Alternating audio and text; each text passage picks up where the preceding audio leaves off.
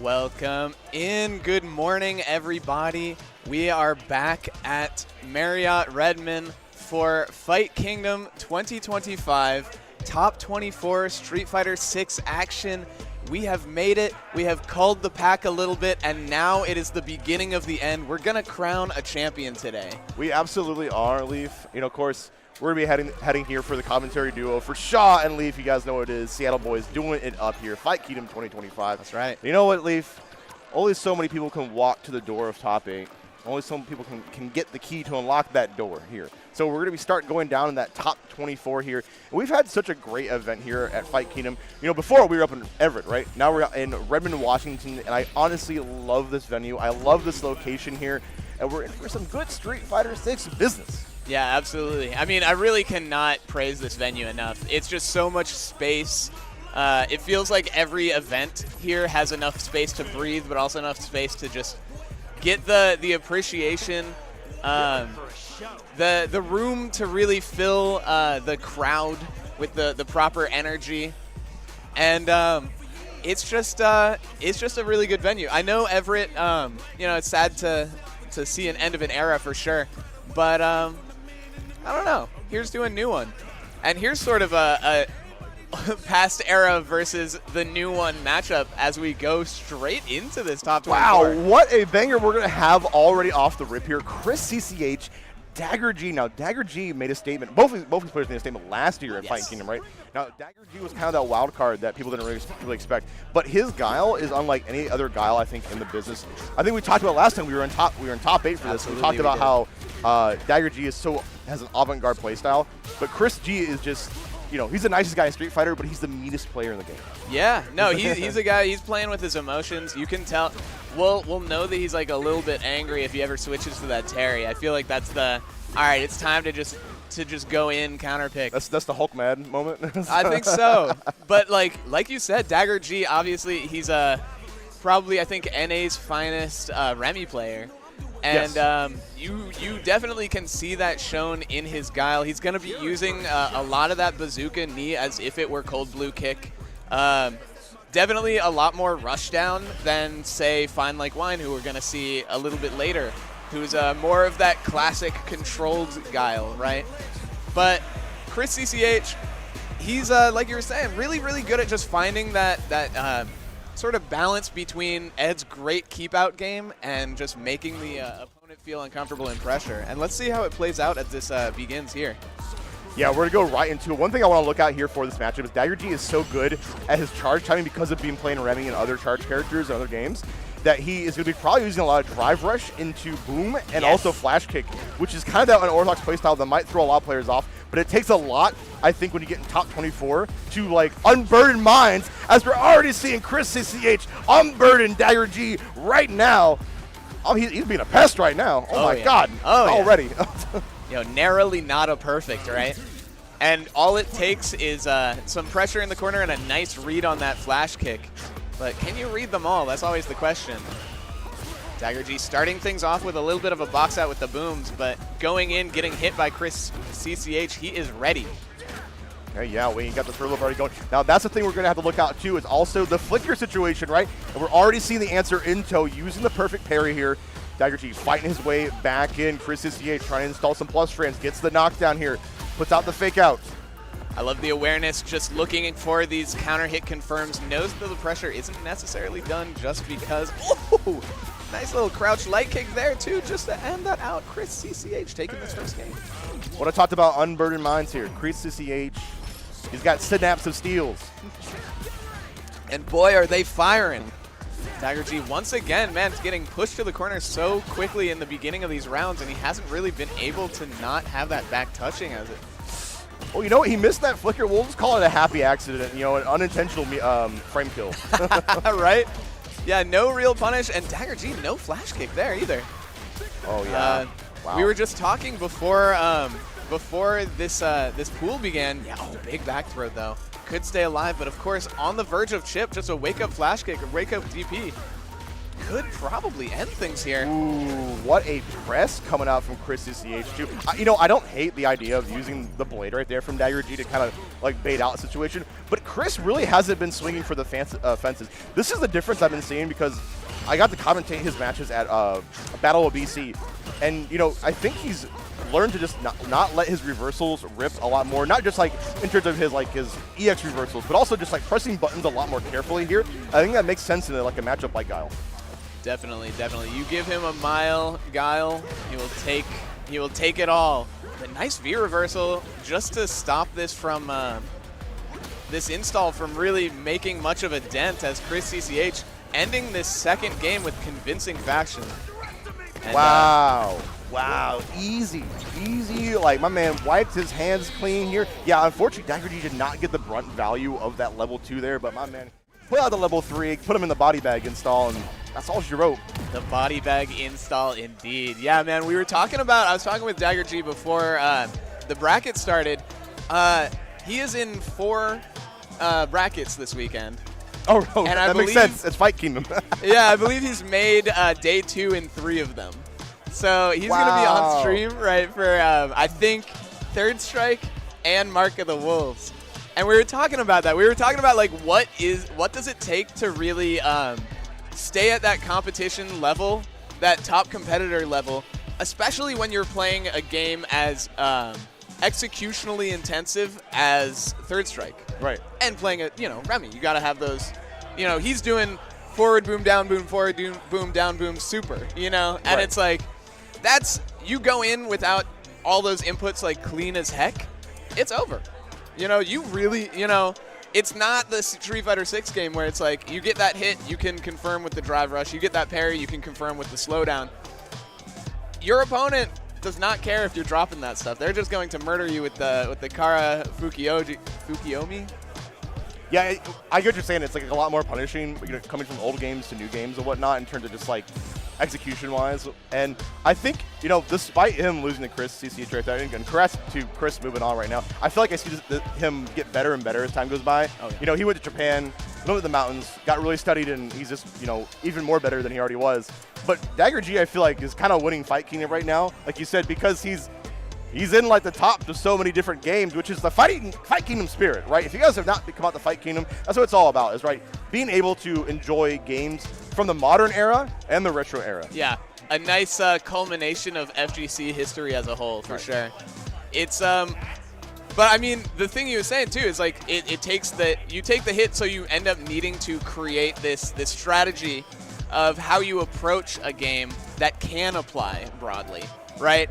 But it's like those sorts of moments where it's like if you're applying it too broadly, you have the Chris CCHs where it's like the specialist comes into play. This man is so comfortable with every situation that like your generalist game plan might be overbroad, right? Like there are these blind spots that of the players like the Chris CCHs or the elements as we're seeing coming up here have thought of like years ago. You know what I mean? They've seen that play out in their head, and they know exactly what they need to do to counter it. And there's a big difference, of course, playing multiple games versus being dedicated to one game, right? It's almost like swimming in different substances, right? You can kind of like see it right there. Like you might be a little more viscous than the other one here, and if you're not used to like constantly switching up that environment, it can kind of trip you up, right? So, but where Chris CCH, he's been breaststroke, he's been backstroking pretty freely here. But we got new players on deck here, Element and Crucial. Now, Crucial bringing out the Akuma. Element, another player that is so good in a multiple of games here, has his character Bison here, a character that is, I gotta say, consistent, right? Yeah. And I really wanted to chime in saying that I feel like Element is one of those players where he's just very, very stable, especially for just like how emotionally he tends to play. Like the stability still ends up shining, and maybe not really showing here though, because Crucial starting things off with that really beautiful cross. What happened? What happened? We blinked, and I guess we missed a crucial moment there because our Akuma.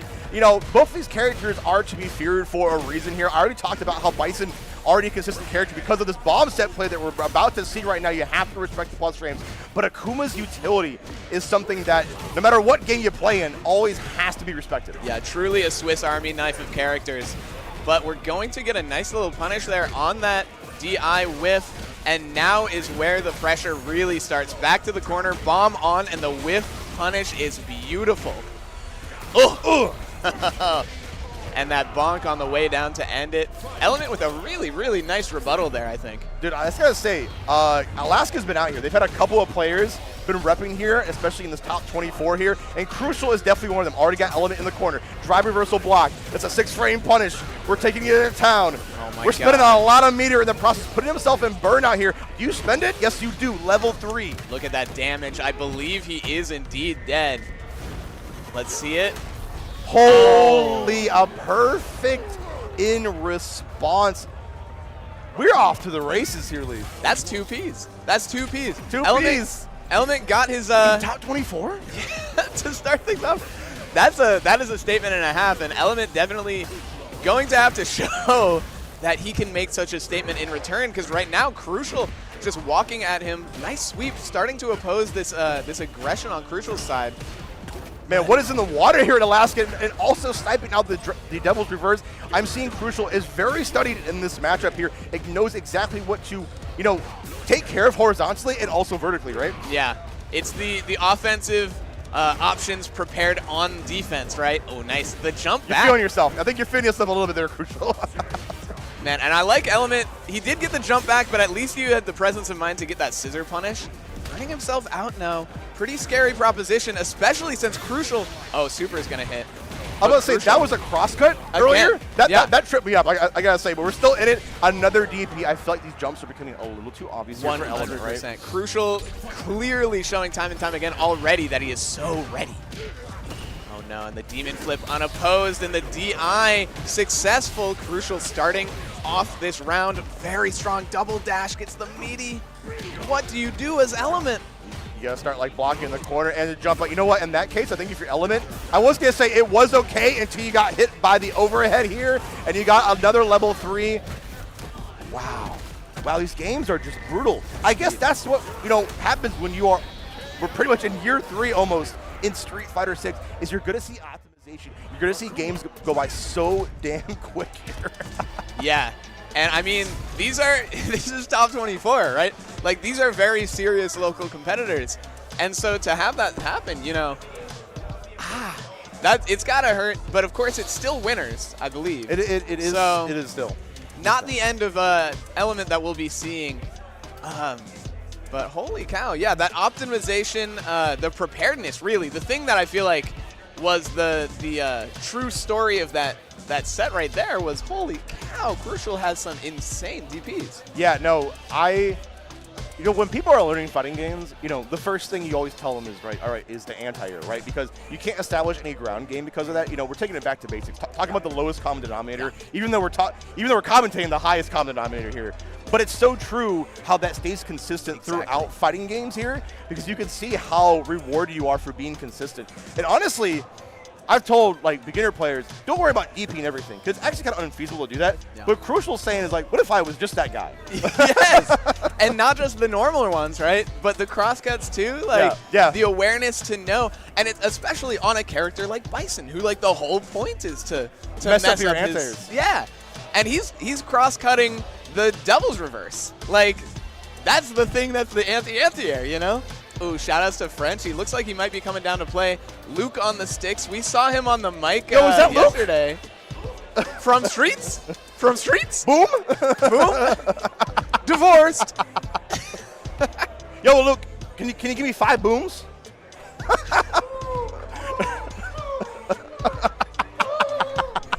Let's go. Yo, shouts to Frenchie, man. Coming all the way from Alaska. Like I said, Alaska is showing up big time here in all facets of Fight Kingdom. Man, what an event.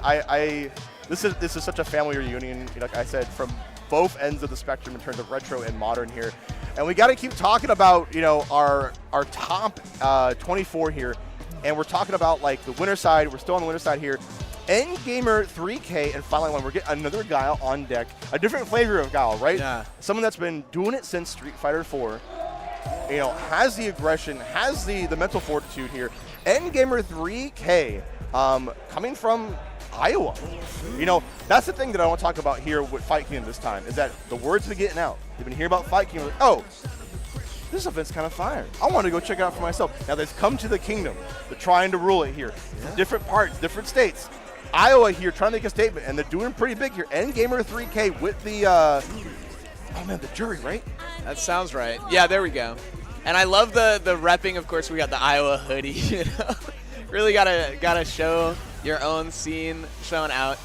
But yeah, this is one of those, right? The jury versus Guile, where like you said, different flavor of Guile. We're gonna see more of that wall, more of that boom, forcing these really uncomfortable risks out of Endgamer with a jump here. But of course, Jury, another one of those characters with a decent couple options to alter their means of getting in the air. We got the dive kick, we got the stomp.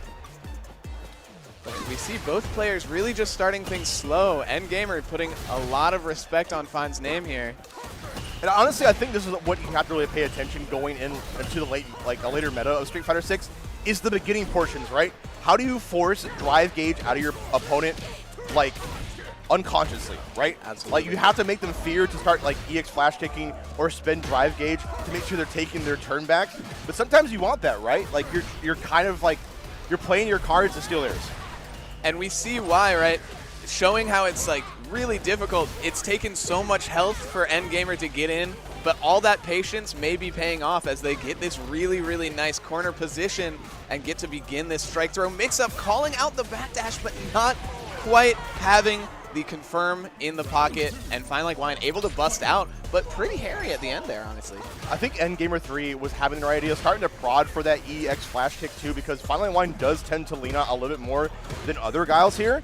So we'll see if that kind of develops over the span of the whole entire set here. Okay, nice little check with that light kick, right? Right at that range where it's really uncomfortable to throw a boom. She can just stick out that little toe, that medium kick, right? Oh, but Fine Like Wine, the crouch heavy punch. This is not Street Fighter 5. That is a pretty nice normal to anti-air with. Yeah, it might be a little bit dubious, I feel, against how good Jury's jump-in buttons are because of the hurt box trade on the anti-air. But speaking of conversions here, Endgamer 3K jumping in on the boom, making these great call-outs, and that's what you have to do. Yeah, either have to make these great call-outs because it's so hard to react to a lot of things that Guile is doing here. But once you get the handle of it, you know, you're sitting pretty. Yeah. And Fine Like Wine rotating some options defensively in the corner, but we haven't really seen a jump out yet. I wonder if that'll be coming soon now that he's been punished for those booms. Okay. But no back yet, and nice flash kick. The coverage is so clean. But Gamer is not deterred.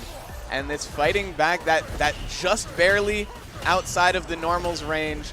Can't get, there it is, the heavy kick to get themselves in. Kind of Jury's own Sobat, if you will.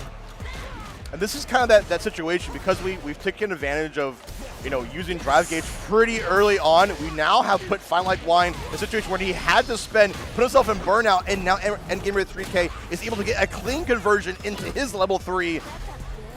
And look how much drive he gets back, where Fine Like Wine just taking the hit, possibly. Was that a counter hit? Yeah, I feel like he kind of face tanked that at the very end. Maybe he was trying to buffer an option to maybe convert into a level 3 there at the end, trying to get a reversal statement, but we're already off to the next game here. Nope, shoulda, coulda, woulda. Now, I did, ooh, nice deep DI. I did recognize the crouch fierce before, but I will note that it does trade a lot. So we're seeing a lot of that the Jury heavy kick, right? Just trading already. Fine Like Wine sitting on this massive life deficit and not quite plus enough off the cancel to be able to get his own DI back. He's burning himself out for that ultimately. And real quick one right there. No level 1, kind of not really worth it. Kind of like the Street Fighter equivalent of a hero burst, perhaps. Hey man, and shouts to Ringe here. He talks about like the 3-bar threshold, and usually when you get past that 3-bar threshold, that's when like characters become a lot more stronger. They can start like, I think, employing more of the mental stack here. I think Endgamer 3K is starting to do that with a lot more DIs later until the set here. Gets another fantastic jump in here. Has a level 2 on deck. I'm curious if they're the kind of Jury to let the feng shui rock. Yeah, we haven't seen it yet. They do have the level 2, but it might not even come up as they take that second round of the second game and send Fine Like Wine down to losers. What is up with all these 2-0s, man? Man, what a dominant performance from people all over the globe here. all over the nation. And Gamer 3K repping Iowa, taking out Fine Light Wine. No easy feat. Like I said, that player has been around for a long time. Has, you know, that's something people that in our scene wish they could take out, right? So, shouts to them. They'll be moving on into our top 8.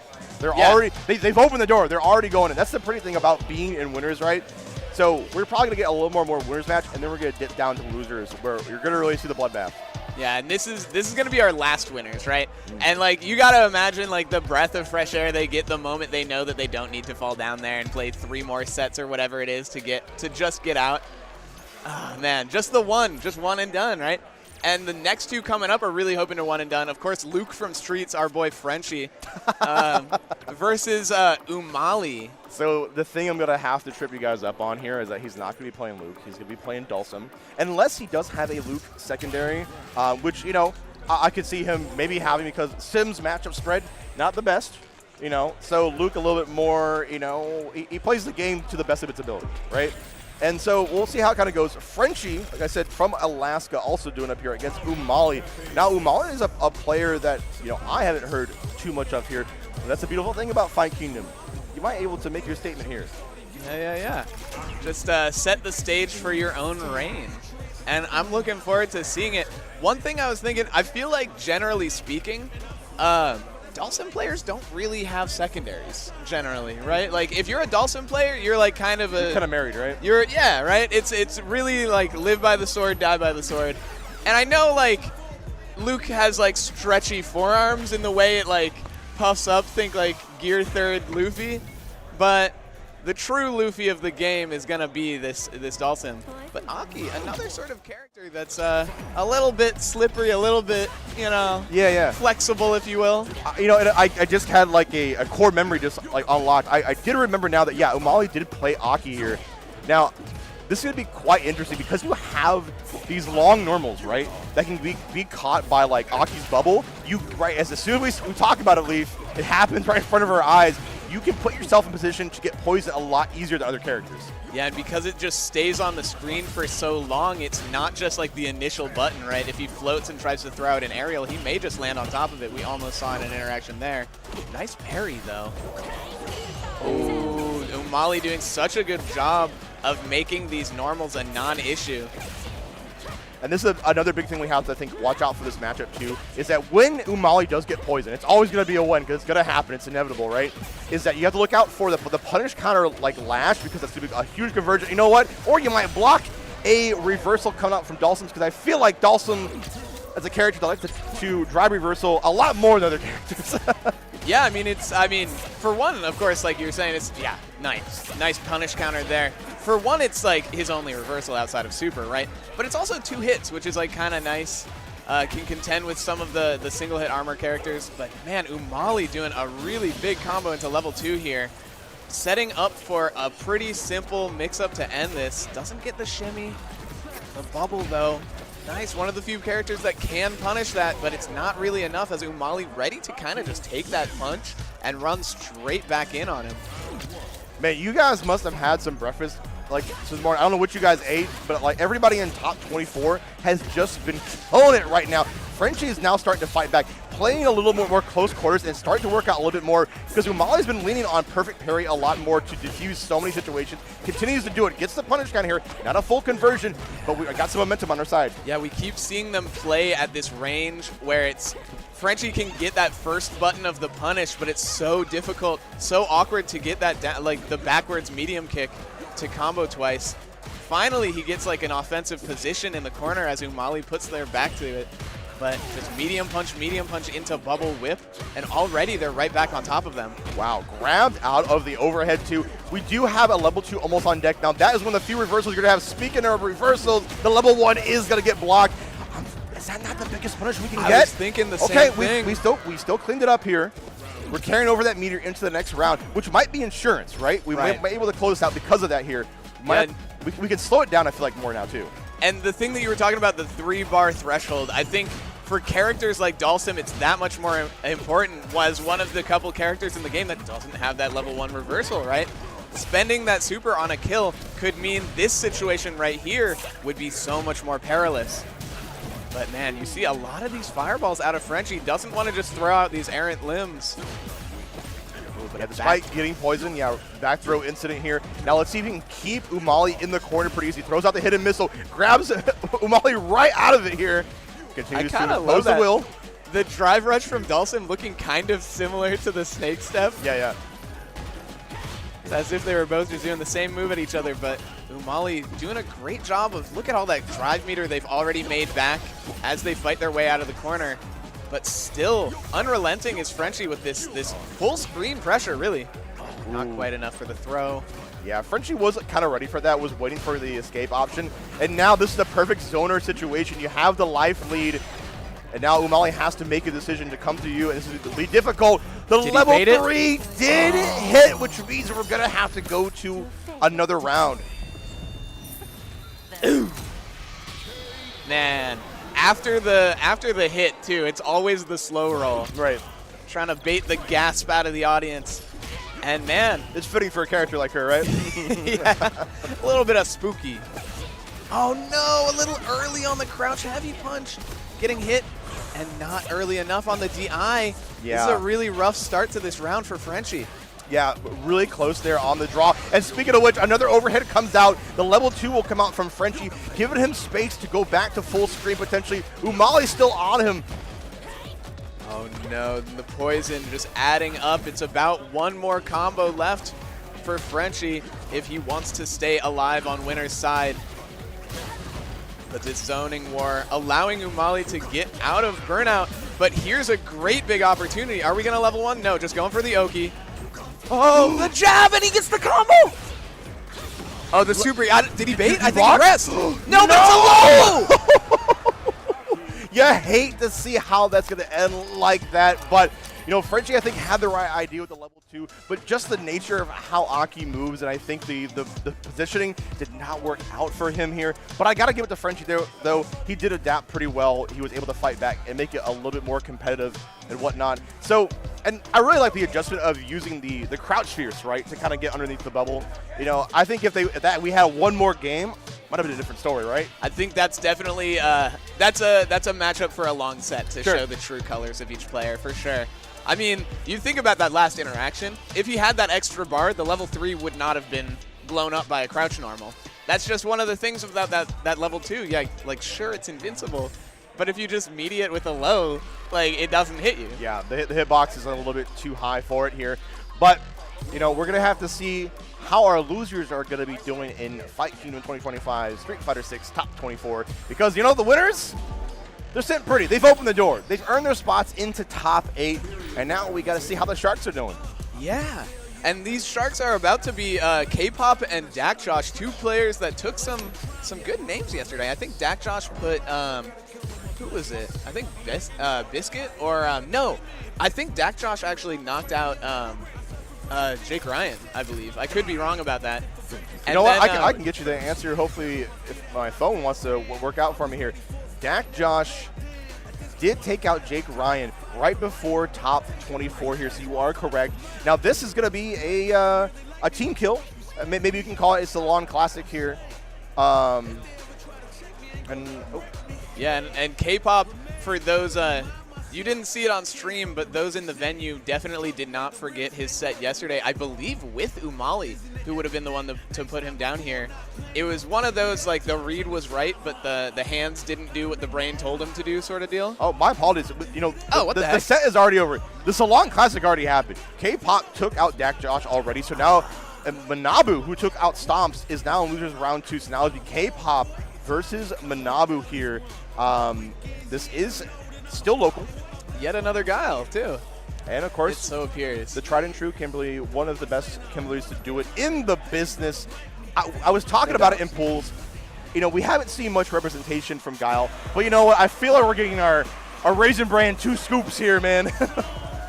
Your daily dose. That's right. That's right. But, of course, the Kimberly, right? Easily one of the fastest characters in the game. One of the characters that can kind of make Guile, like, one of the big disadvantages that people don't usually talk about for flash kick characters is to be ready defensively, you don't get to walk. And against, I feel like these mobile, hyper-mobile characters, that's where you see that disadvantage come into play the most. So are we going to see, yeah, these waiting for the movements, because that's giving K-pop initiative, right? Allowing for K-pop to set the pace. Yeah, someone has to be the aggressor, especially in a zoning matchup like this, right? And I think you make a really good point. If you're being hyper-aggressive and you're able to make a charge character lose charge, you know, it's easier said than done. As we're already seeing Manabu win that first round here. And, you know, K-pop has a lot of experience against Guile, but it takes a different kind of player to set you off your rhythm. Yeah. And like the kind of player K-pop, you're going to see a lot of him using that walk speed to its fullest extent, just dancing around in Manabu's face. Ooh, just calling out no plus frames for you as he fights his way out of that corner, though. Yeah, I think maybe Manabu kind of showing a little bit of their hand in terms of just, okay, I'm going to flash kick every time you try to install plus frames. So I'm curious to see if K-pop gets in that situation again and baits out the reversal. Prescient, you knew. And man, is he about to get a nice pickup here. Are we gonna? No, a little drop. That was supposed to be an elbow, I believe. Okay, we still have a CA on deck here. I don't think we're gonna spend it here. K-pop is just so on point with the crouch fierces here. She, you know, despite her having not the longest normals in the game, she has good hitboxes, right? Absolutely. I think people forget about that. Yeah, the priority on that elbow. And of course, if it's the punish counter, you get like the really nice conversion with the EX air throw. But yeah, and I mean, the preparedness I think sticks out to me as Manabu wasn't really like jumping that much to just know that that was going to come. And here comes the bomb. No super to kill, I believe. Oh, never mind. Never mind. The EX, more than enough. And taking round one. Game one is K-pop. Dude, K-pop, you know, I've been seeing him on Twitter start posting these clips about how to optimize Kimberly. And I think we just saw evidence of it right there. Didn't really have to spend much to get the kill, even though he won the set, right? You know, I think he's like, all right, I don't want to show you the movie. I want to get on to the next set here. I think we're taking a little bit of a breather here, chilling out. The first time we're seeing this, I think, in the top 24. Yeah. I think for good reason. You don't want to like mash, quickly go in, and you want to be a little bit more level-headed. You know, I want to see what kind of the answers are here from Manabu. I think you really have to be careful about, we haven't seen too many runs from K-pop here, but you still have to be conscious of it. You might see it start to be represented here later in the set. That's right. But as we're seeing Manabu, on the other hand, a lot more turtley at the very outset of this. You see just like the down back, the almost like menacing, the ominous classic crouching Guile, all right? He has hardly moved from this round start position, and already K-pop almost on burnout, and with only a half of his health left. Okay, Manabu putting themselves in burnout there. K-pop was able to get the reset here. What a punish counter. Stand fierce. Now put you in the corner. Now you have how many options. You were hit by the bomb. Not a full conversion. K-pop usually doesn't drop those here. K-pop has to be very careful. The life lead was not theirs anymore, but Manabu able to swing their way back into victory. The awareness to drop the attempt to gain charge to instead do the walk under. So clean. And the punish to boot. Manabu looking really good that round. Let's see if K-pop has like a nice response. One can down, right? So he only has like one of these setups. I think the surprises keep coming here from Manabu too, starting to jump in on K-pop. Kind of like fighting fire with fire. I kind of like that, something you don't really expect from a character, but another EX flash kick is baited. So consistent, these reads, right? He's just got Manabu's number twice. No, but had to do it early. I think he was worried the can was going to mess it up, but it really didn't matter. Man, Manabu just sort of like, I mean, K-pop got his teeth in and really never let go.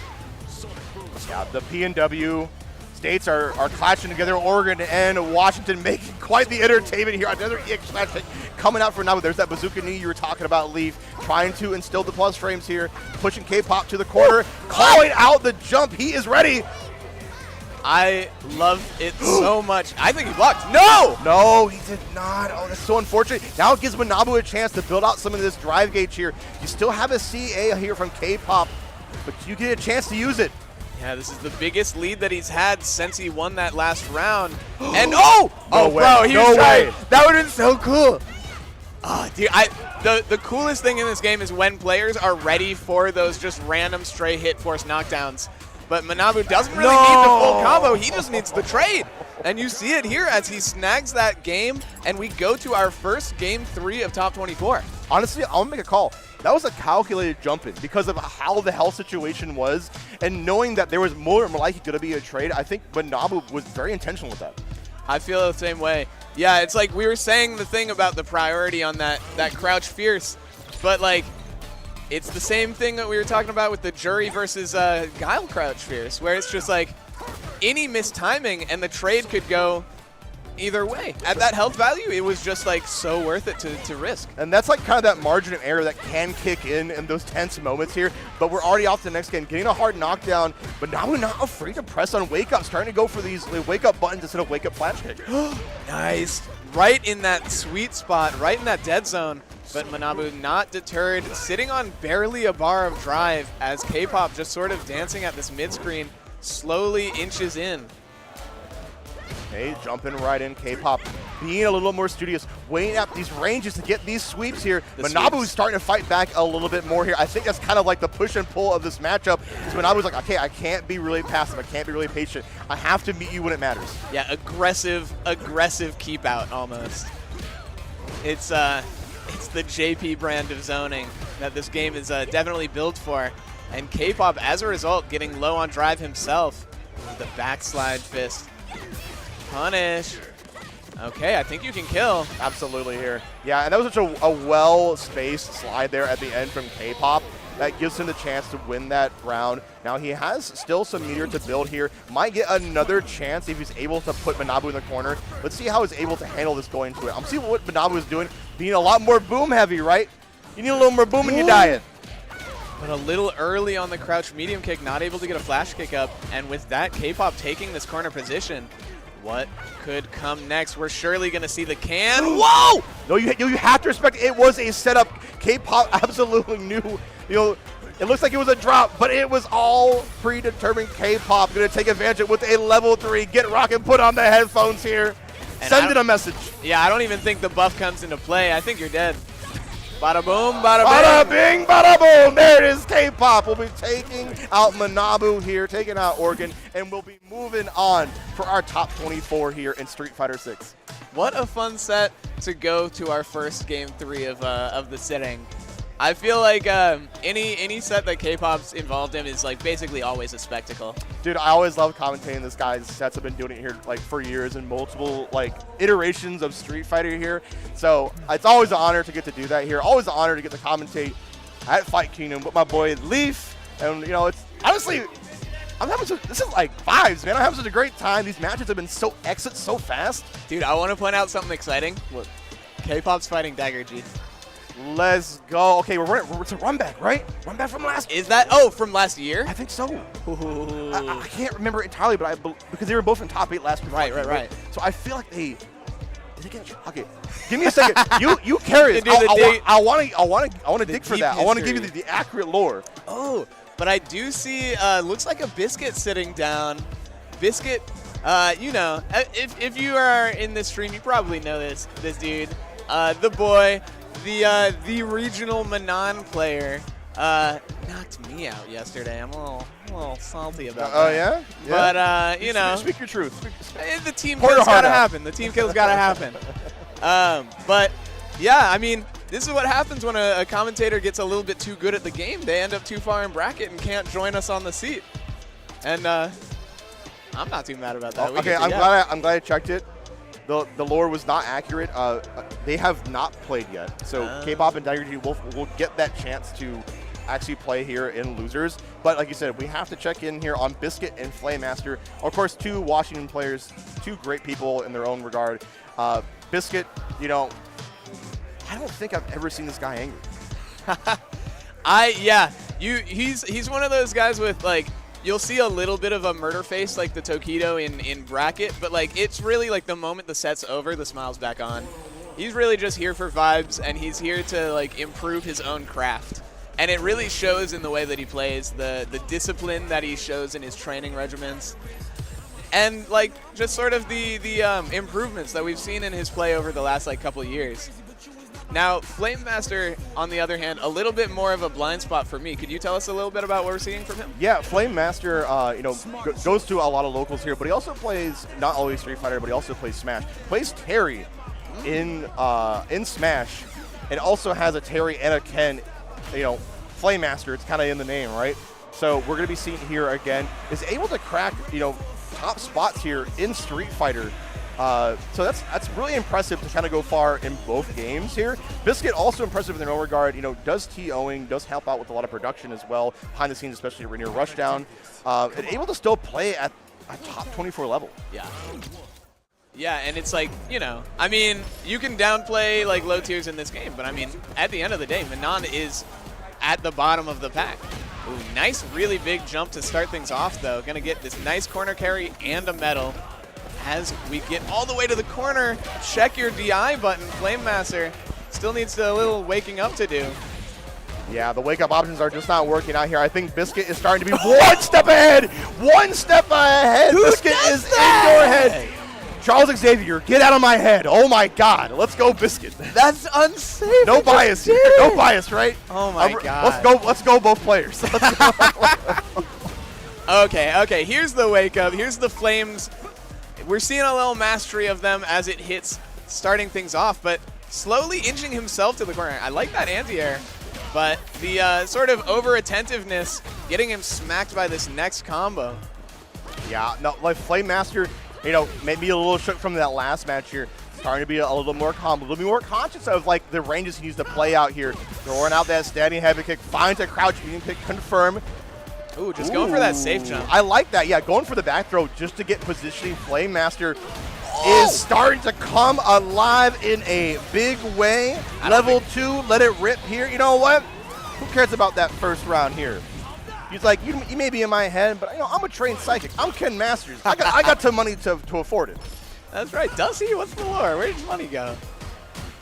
Where does the money go? It gets spent into this drive gauge here, into this conversion, into this corner carry, man. I'll tell you what it's not spent on is laundry on that jacket. Holy cow. Oh, but a drive reversal going to earn Biscuit some of that stage back. And Flame Master looking pretty content to give up a lot of space, but maybe too content as Biscuit. This is our first 5. God. Oh my God, you are not about to survive another one of those. Or just any hit, really, as Biscuit shores it up to take that first game. 5 metal Manon, you don't see like the 5 metal grab come out too often here, but I think that's just the nature of how Biscuit likes to play. He knows exactly when to let that rip. He can kind of smell blood in the water exactly when you're being passive enough to let it happen. Exactly. Yeah, he'll say it himself. It's he'll throw when they're blocking, but not actively thinking about blocking. Yeah, it's that active defense that you can really kind of sniff out. Yeah.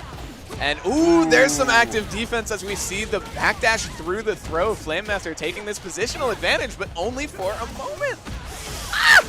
Oh, Biscuit, come on. We were just giving the praises here, but I'm giving more praises to Flame Master. Starting to make these call-outs against Biscuit and taking a round. Yeah, very, very clean. Basically, it looked like he hit that DI like the moment that heavy kick came out, too. Definitely was like, made that read for sure. Ooh. That's one of those things where it's like, you don't want to like react in neutral to stuff because you'll be like to those normals that you want to DI because that'll be too slow. They can DI back. It's those zero hesitation DIs that get you the real money hits. No, that puts into question, how Twitch reactive are both of these players, and can he take advantage of that? Yeah, that's a good question. And I mean, Biscuit, at least maybe I'm too predictable, but I always think about, when I think about him, he's got like really, really nice anti-airs. Ooh, speaking of which though, Flame with his own. And that's a hit. Yeah, caught in between the buffered special there from Flame Master. You got to go dancing here for a little bit. I believe a burnout too. Boom. This is the moment, the infinite. He's looking up aces here for Biscuit. Oh! Yes, the burnout pressure was a little bit too much for Flame Master. Going to be putting him down on the ground. You do have 3 medals on deck. You have to look out for the strike throw. Oh, look out for the DI. Boom. Now I want to address that reversal light Tatsu. It is actually 4 frames, and it does beat throws. It is a great option there. I think he might have been a little bit too slow on the pull here. But, definitely signs of brilliance that you do point out for sure. Oh, but nice low check. Catching Biscuit at the end of his pressure, but in that scary range. But here we go, drive rush throw, and pretty early on the 5 metals. 2 grabs is all it's going to take already. Oh, but checking the lows, knows that Flame's looking for him, right? Went for the 3 lows and kind of just backed off. I mean, I kind of like that. Wasn't too confident in his conversion, so he just kind of reset the whole situation. Yeah. I mean, one of those throws get blown up. You're eating that level 3. Oh, but it could be here. Yeah, you see him just conditioning those lows, making sure Flame Master is going to be blocking when he needs him to. It's getting to that point where Flame, a couple more taps. What a huge spin there through the fireball. Despite Biscuit being in burnout, Flame Master, I feel like, has not taken advantage of it. A little bit too much respect on the ranges of the non here. But all these hits are the wrong ones. There it is, the throw! No game 3, denying the game 3. Biscuit scooping him up. I love the grapplers, right? So it's like, there's always the thought of like when you're in that threshold of health where the throw will kill, right? It's like, oh, we just entered it. Players will often be very, very aware of, players will always be very aware of like, oh, now it will kill me, right? But as you move a little bit closer to that sliver of health, the strike becomes just as threatening, right? Right. It starts to equalize. Suddenly the throw option is so much scarier, and you see it's like the throw that he did 3 times the amount of health he had. And we also had level 3 on deck from Biscuit as well. So I feel like Fear was put up to like DEFCON 3, you know, and I think Flame Master had to be so much on defense that like I think he was his mind was just too clouded in the situation, and Biscuit took advantage of that here. But we gotta take advantage of a little bit of a break here. We'll come back for some more Street Fighter 6 action here at Fight Kingdom 2025. And for Shaw, at least got you. Don't worry about it.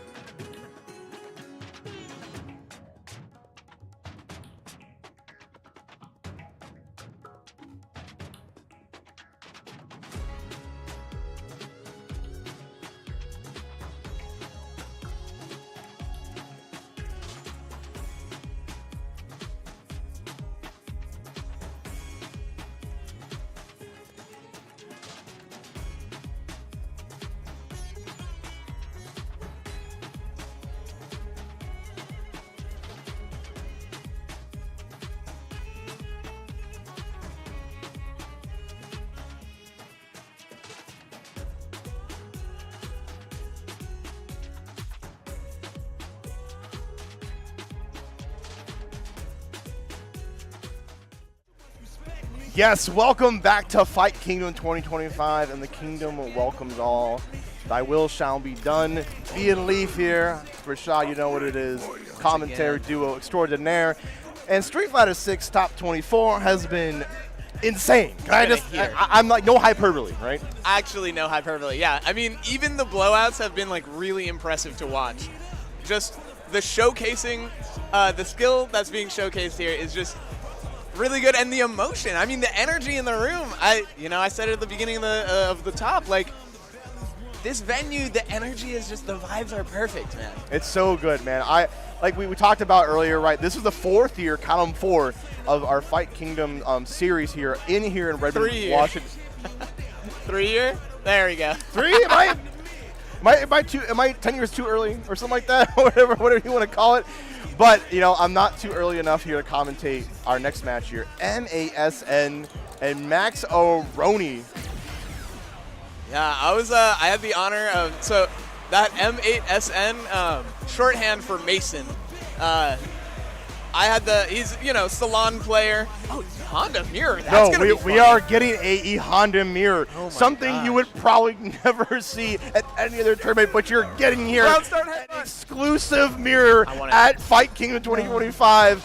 Do you like the score? I want to hear it, everybody. That's good. Here's some beef. Holy.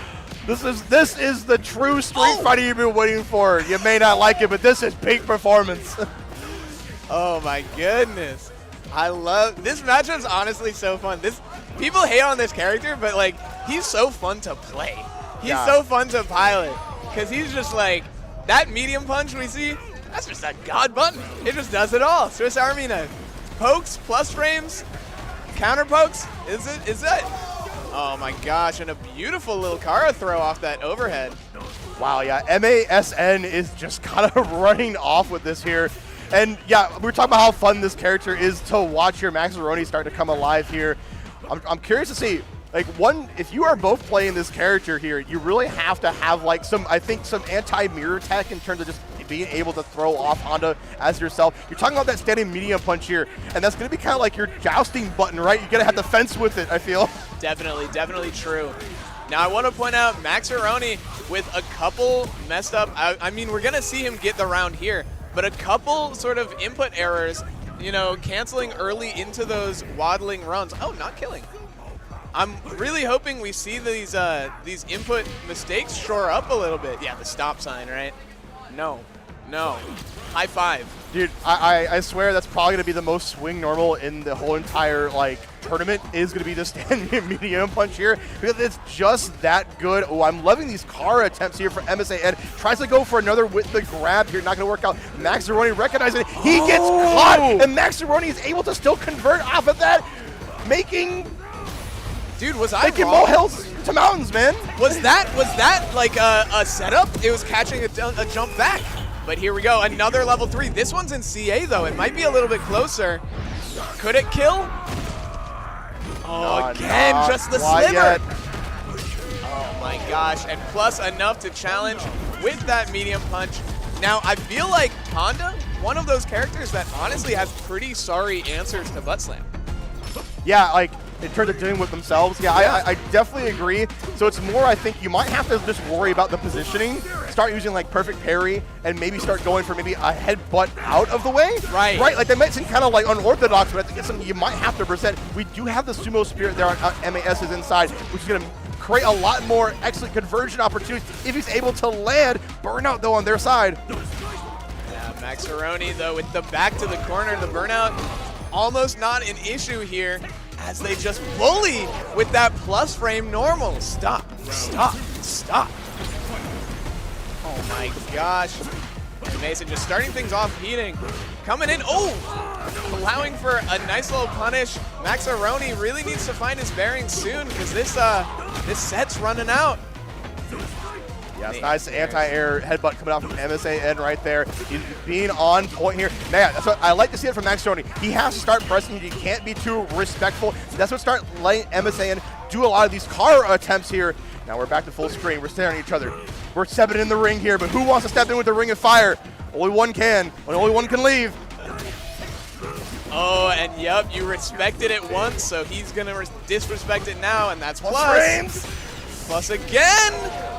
And that's all she wrote. You know, the fun can only last so long. There it is. MSA putting his autograph all over the place. And, man, what entertainment. I don't know. If you are entertained, I don't know what it is, man. Yeah, and I mean, that's like such a swingy sort of character. Like, dude hits like a truck, you know, when he's having his way.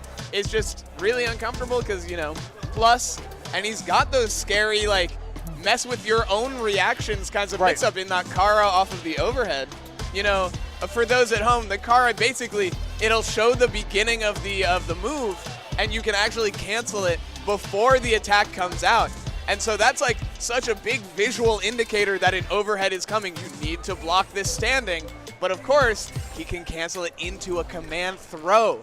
So if you're reacting, oh, I need to block, and he knows that, you're getting scooped. I feel like what we kind of just saw was like a poetry battle, you know, between those two Hondas, right?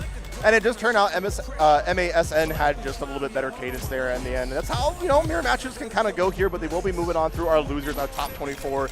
And of course, ooh, we have a, you know what? This is kind of a throwback for me in terms of just seeing, I got to commentate Bucktooth yesterday, and I get the pleasure of doing it once again. Bucktooth, a legend here in Washington State here. I talked about it earlier, but he wrote a Bible for CBS2. Yes, he goes back that far on GameFAQs, mind you. And Banksters coming from Alaska, you know, I think might be the last bastion here in terms for our Alaska representation. Don't quote me on that quite yet, but has been playing the Mai. Our only Mai representation, from what I understand, I talked about it, about how this character, stocks have been rising, right? And they're just, she's able to lock you down, able to control game states pretty easily. Bucktooth, going to be playing probably the most fundamental Ryu you've ever seen. Yeah, if you were watching some of the streams yesterday, you would have seen him really cooking on third strike. That Ken in that game, just playing super clean, super, just like you said, the short up execution. But I really want to emphasize Mai, right? I've been joking this weekend that you can tell how much somebody plays Street Fighter 6 based on how much they despise fighting Mai. This character is really just turning the pressure up a notch compared to her contemporaries. That bouncing fan, really difficult for a lot of characters to deal with. Yeah, there are certain characters I feel in fighting games that have kind of like a two-way kind of like dichotomy. You get to play your game, or you get to play a character that shuts down your opponent's game. I feel like Mai is kind of like that character, right? And Bucktooth is such a character that wants to rely on DPing, going for crouch beam kicks, and also is probably the most sweep-heavy Ryu I've ever seen. And he's going to be on point with anti-air, so you have to look out for your jumps. Even though Mai's jump art is pretty good, Bucktooth is just a little bit better right now. Right. And he's got to be better because, like, even when you got the jump art, she still has that dive kick, right? You're not going to see it a lot, but it is kind of like Jury where it's like you can blow up an anti-air or two. Yeah, but a nice low check, but a mess up. We were just talking about the execution. Don't make us a liar, Bucktooth. Oh, but look at that spacing and the patience. He's not going to make any errant move from here out, but it doesn't matter as Bankster clears things up with the level 3. Slash, slash, slash. Ooh, and the cinematic there, Nippon Ichi. Dude, she's not even looking at him. It's like, I don't want to look at a dead body. Bankster stacking up another one. One win on the board. Nice call out there from the DI on Bankster's end here. Kind of setting the tone. And then, we got to talk about this corner carry, man. I think it's honestly the best in the game. I mean, it's how kind of little crazy, right? You do? It does it does hardly any damage, but the Oki and the corner carry together are so good. And I feel like that matters maybe a little bit more in a game like Street Fighter 6. Yeah, the rolling offense is such a big problem. If you get your back to that wall, if you get on the back foot, your opponent just has so many different options to make you uncomfortable. And nice, you see a little shimmy catching that parry attempt, and already Bankster's getting shown the power of Bucktooth as he goes and takes this first round of game 2. Yeah, absolute clean round there from Bucktooth here. I'm kind of see what he kind of like does going to the next one. They both had pretty even like super gauges here too, so Bucktooth will get there a lot quicker. What a trade on the DP? Excuse me? Yeah, but Bankster's too ready. We're already seeing the mix-ups on the fan pressure too, as we saw earlier, using it as like a tick throw. And a nice read. You don't get to do that for free. Not going to kill, but man, is it going to be very difficult for Bucktooth to make this comeback here. Yeah, gonna scale, of course, here. Bankster's gonna probably, like, move in. No, be a little bit patient. I like that. Puts down the fan and goes for the overhead here. Bucktooth, what do you got? You walk forward. Grab it. Okay. Ah, caught jumping. Man, Bankster's, like, he was so calm and collected in there. I would have got by the walk-up throw. And finally, just not dealing with the fan. Just DP through that follow-up. But man, Banksters, I'm sure, has seen that before, as Bucktooth is risking more and more on these jumps, trying desperately to claw this health deficit back into their favor. Oh, there's that sweep that you were talking about, though. Yeah, right there. Bucktooth trying to risk life and limb. And speaking of limbs, Bankster lands one of their own. Bucktooth retaliating in kind is going to go right to the shin. Sure you can! And behind it, the burnout as well. Best position Bucktooth has had this set thus far. Gonna force some action out of Banksters. It's a perfect situation right here for Bucktooth. He's able to get the Denjin install on the Hadouken here. Goes for another DP. Yeah, because you're so scared of the burnout game from the fireballs here. You know what? It sets up all the place. The puzzle pieces are aligning here. 1-1 apiece. Yeah, I love just like the throws that Bucktooth is going for. I just want to point out the fearlessness. He's doing these walk-ups on very, very scary moments, especially in the corner. It's a nice bust out. Really, really interesting to see where he decides to go for it. But uh-oh. Oh my gosh. Look, we got the flame stocks, so now that fireball is especially scary. He's got 4 more of them. But Bucktooth taking this offensive opportunity. It's not enough. Another splat into the corner, and that's all she wrote for this round. Bankster's going up. I can't hate what Bucktooth did there either. Like, he was in burnout, and he was like, all right, I have the confidence to have to fight back in the situation. I don't want to die laying down. But now we go right back into the next round here. Bucktooth playing a little more aggressive. The sweep goes unpunished. Yeah, right. You saw Banksters try to go for it, but at that perfect range. Oh, but he's ready. Wow, Banksters was absolutely ready for the neutral drop. I think he might have seen it a little bit too much here. Gets a throw in the corner, going for a throw loop situation. Yes, we are. Now, maybe a third situation, a shimmy. Oh, goes for a greedy one, was able to call the neutral jump with her own anti-air. Yeah, the coverage, again, like you said, Banksters so ready for these moments where they think the only escape is that jump, but that's going to be a punish for sure. And oh, maybe a mistake drop combo? Only getting a DP as a punish though. Whoa, that's grounded! You are dead! Landed right on the perfect spot here to land this level 3 here, which means we get another round. We are going to the very last round between these two. Only one can move on here in losers. We do have almost a level 3 here on Bankster's side here. So as soon as Bucktooth starts spending here on EXDPs, he might start spending that on his level 3 to make sure that we can chip Bucktooth below that 3-bar threshold we were talking about. That's so true. Oh no, but the heavy kick whiffing. And the DP working out as Bankster starts running away with a lead here. That level 3 not even really coming to the play early. Maybe we're just going to see it as a closeout? Because any hit right now, any hit, level 3, Yes. Well, it's a little bit of a short one. This is not going to kill. It's going to be very close here. And of course, Bucktooth still has some drive gauge, almost about to get level 1 as well. So he does still have potentially options, but he does have an EXDP to jailbreak himself out. He's going to play this very perfectly here. No sudden movements, but the trade with the fireball game means Banksters will be taking it over Bucktooth, setting him out of the tournament. Banksters will continue to rip Alaska here at Fight Kingdom 2025. Yeah, and the my representation continuing as well in that same kind. I'm really curious to see one of the more like salon, more regular faces of our region for this game. See how they contend with this character, because we were seeing Bucktooth sort of, it felt like almost experiment with the options he had. Yes, yes. You know, newest character on the roster, right? So it's like a lot of unfamiliarity, especially for players like Bucktooth, who has his attention split through, like you were saying, CVS 2, Third Strike. Like, he's got his hands in a lot of cookie jars this weekend. No, most definitely. And we kind of saw the representation of the EXDP. And, you know, that can't be a catch-all, right? You have to be able to rotate your options here. So mine is going to be a litmus test, I think, this weekend for a lot of players in terms of just, can you deal with a lot of the situations that she puts you in here? Or will, you know, Banksters be able to go, you know, rise to the cream of the crop? But, let's kind of take a look more at the bracket here. Banks is, of course, going to be moving on against Frenchie, which means Alaska team kill before the top 8. You hate to see it. Heartbreaker for sure. But I'm going to shout our last couple matches here. We have Element and Biscuit, right? Also a team kill. Dagger G and K-Pop Hawani, the one we've been kind of looking forward, right? And of course, last but not least, Fine Light Wine versus MASN. Now, we've already seen a lot of these players already come up here, so we already have a good idea what we're in store for. But it's about how we adjust, right? Like, how we adjust our placement and how we adjust our timings and whatnot, because, not every player is the same. Yeah, and it's going to be interesting because, like you were saying, 2 or 3 of those 4 sets are team kills. So these are going to be players that are very familiar with the others' play. I'm curious to see the Mason versus Fine Like Wine, because I think that's probably going to be the most difficult one for one of the two. Honda into Only time Guile. will tell on that one, right? Sure.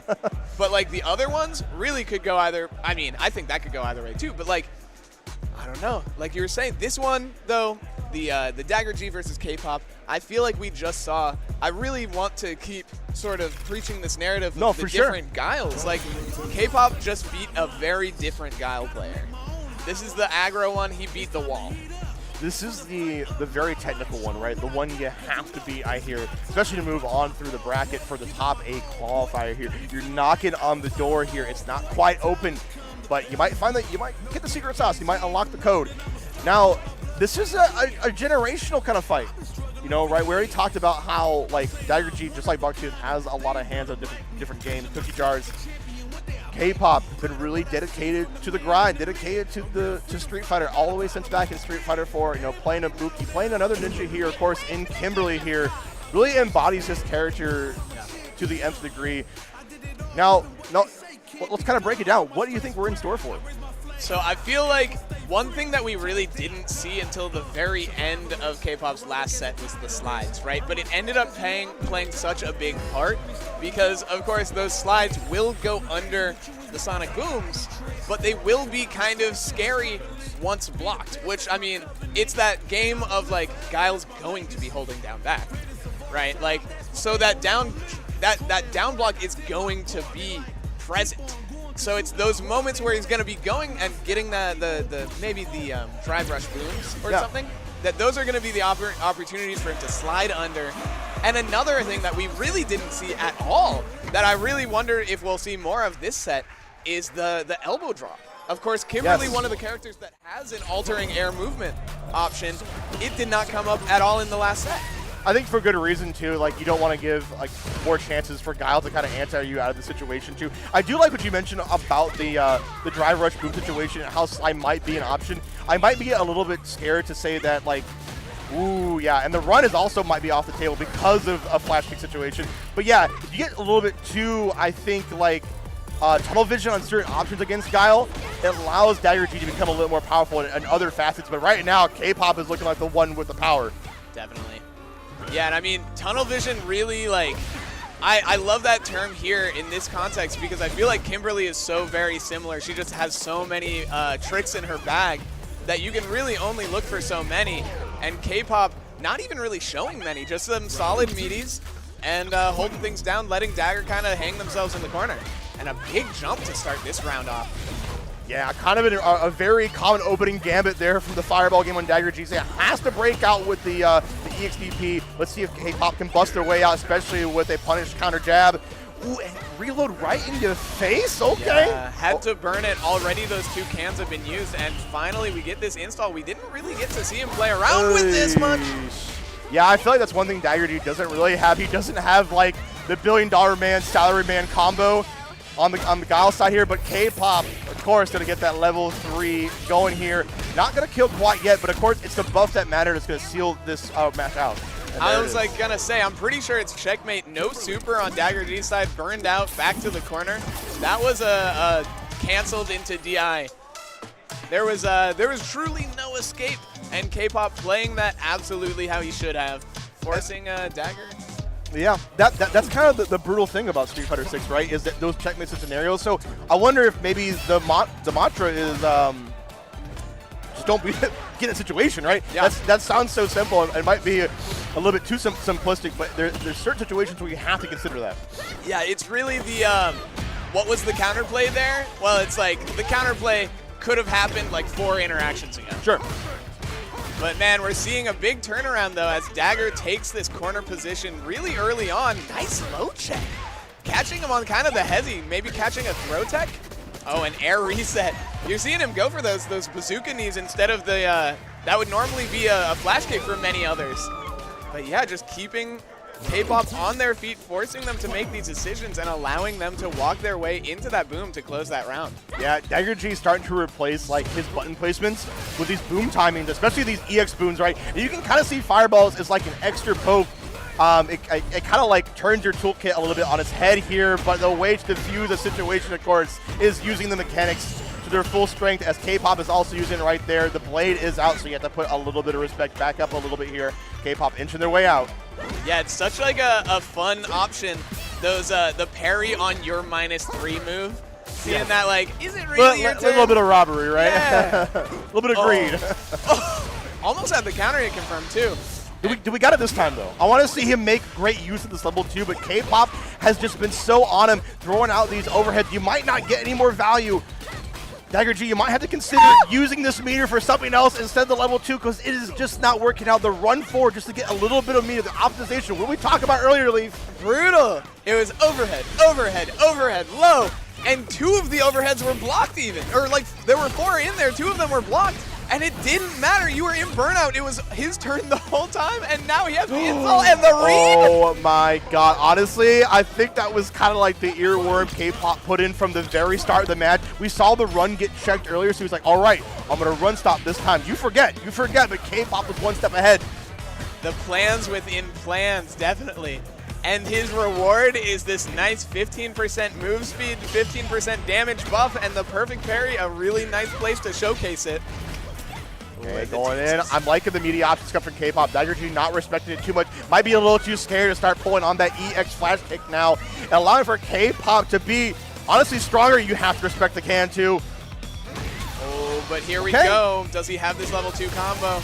Just gonna burn it and activate with that full screen pressure. The boom's starting to run out though. Finally, he's back to 1 bar.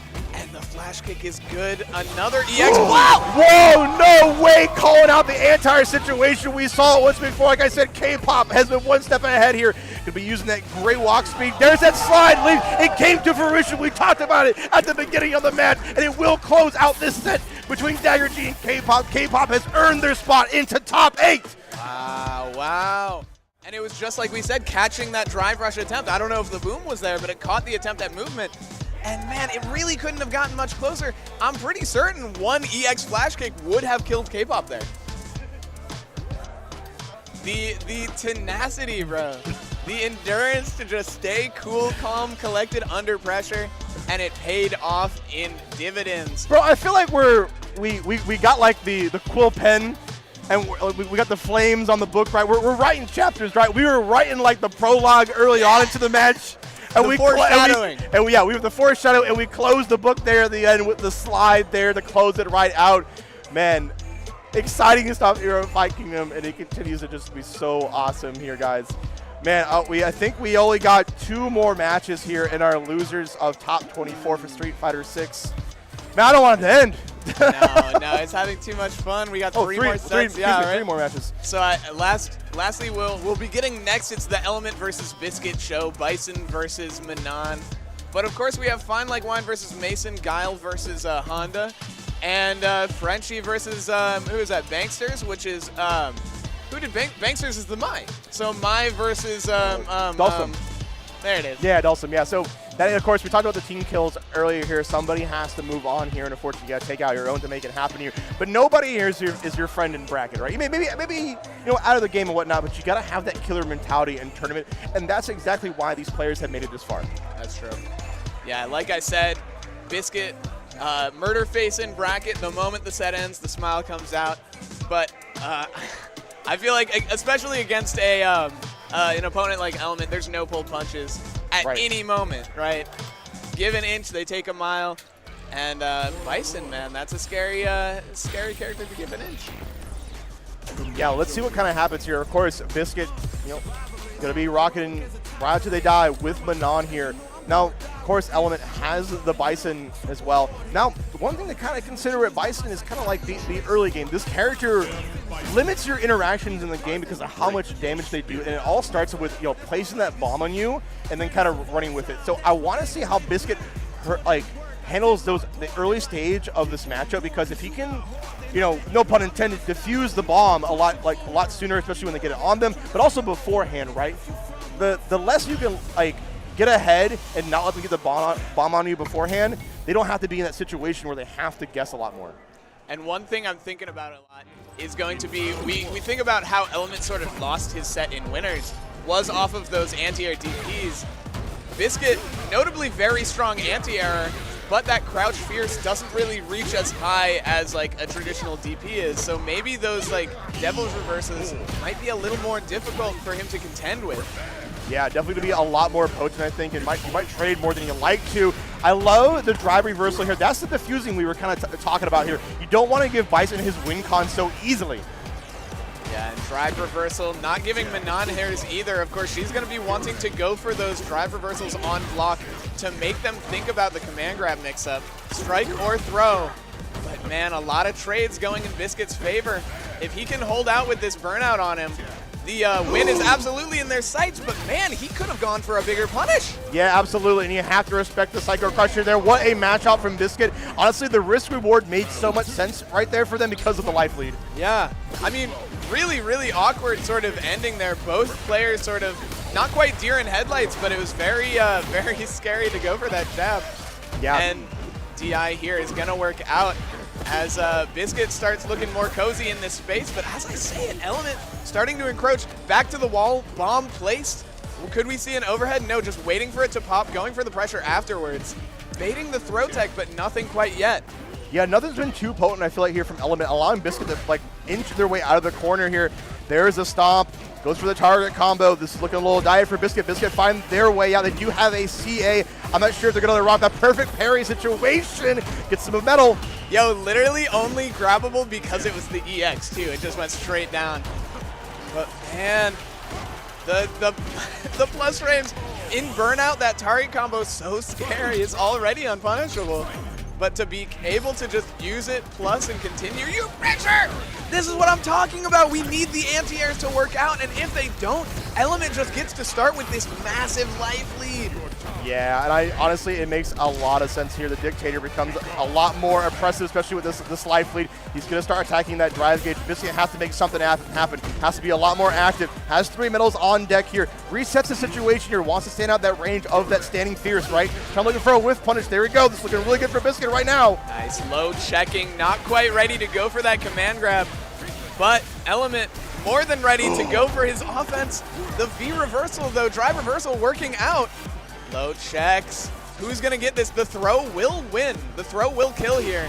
But of course, he doesn't want to just show that card quite yet. The low not confirmed off him. And the DI jump. You are dead. That's game 1 going to Biscuit. Doesn't even have to spend the level 3 there. Biscuit spacing was so immaculate. He knew exactly what the options were present at that corner of the stage here. Biscuit will be taking 1 over Element. Element was so close so many times. Had great opening games. We saw that early jump in here.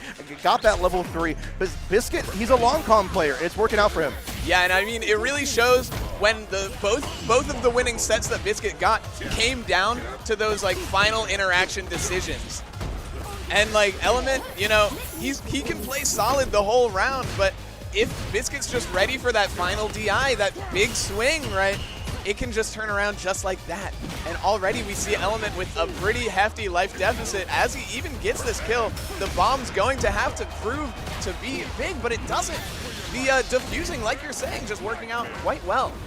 Yeah, the drive reversal has been a great answer here, but Element is starting to scout out, especially on these anti-air situations, and finding a whiff punish there. Going to be taking out Biscuit for this round.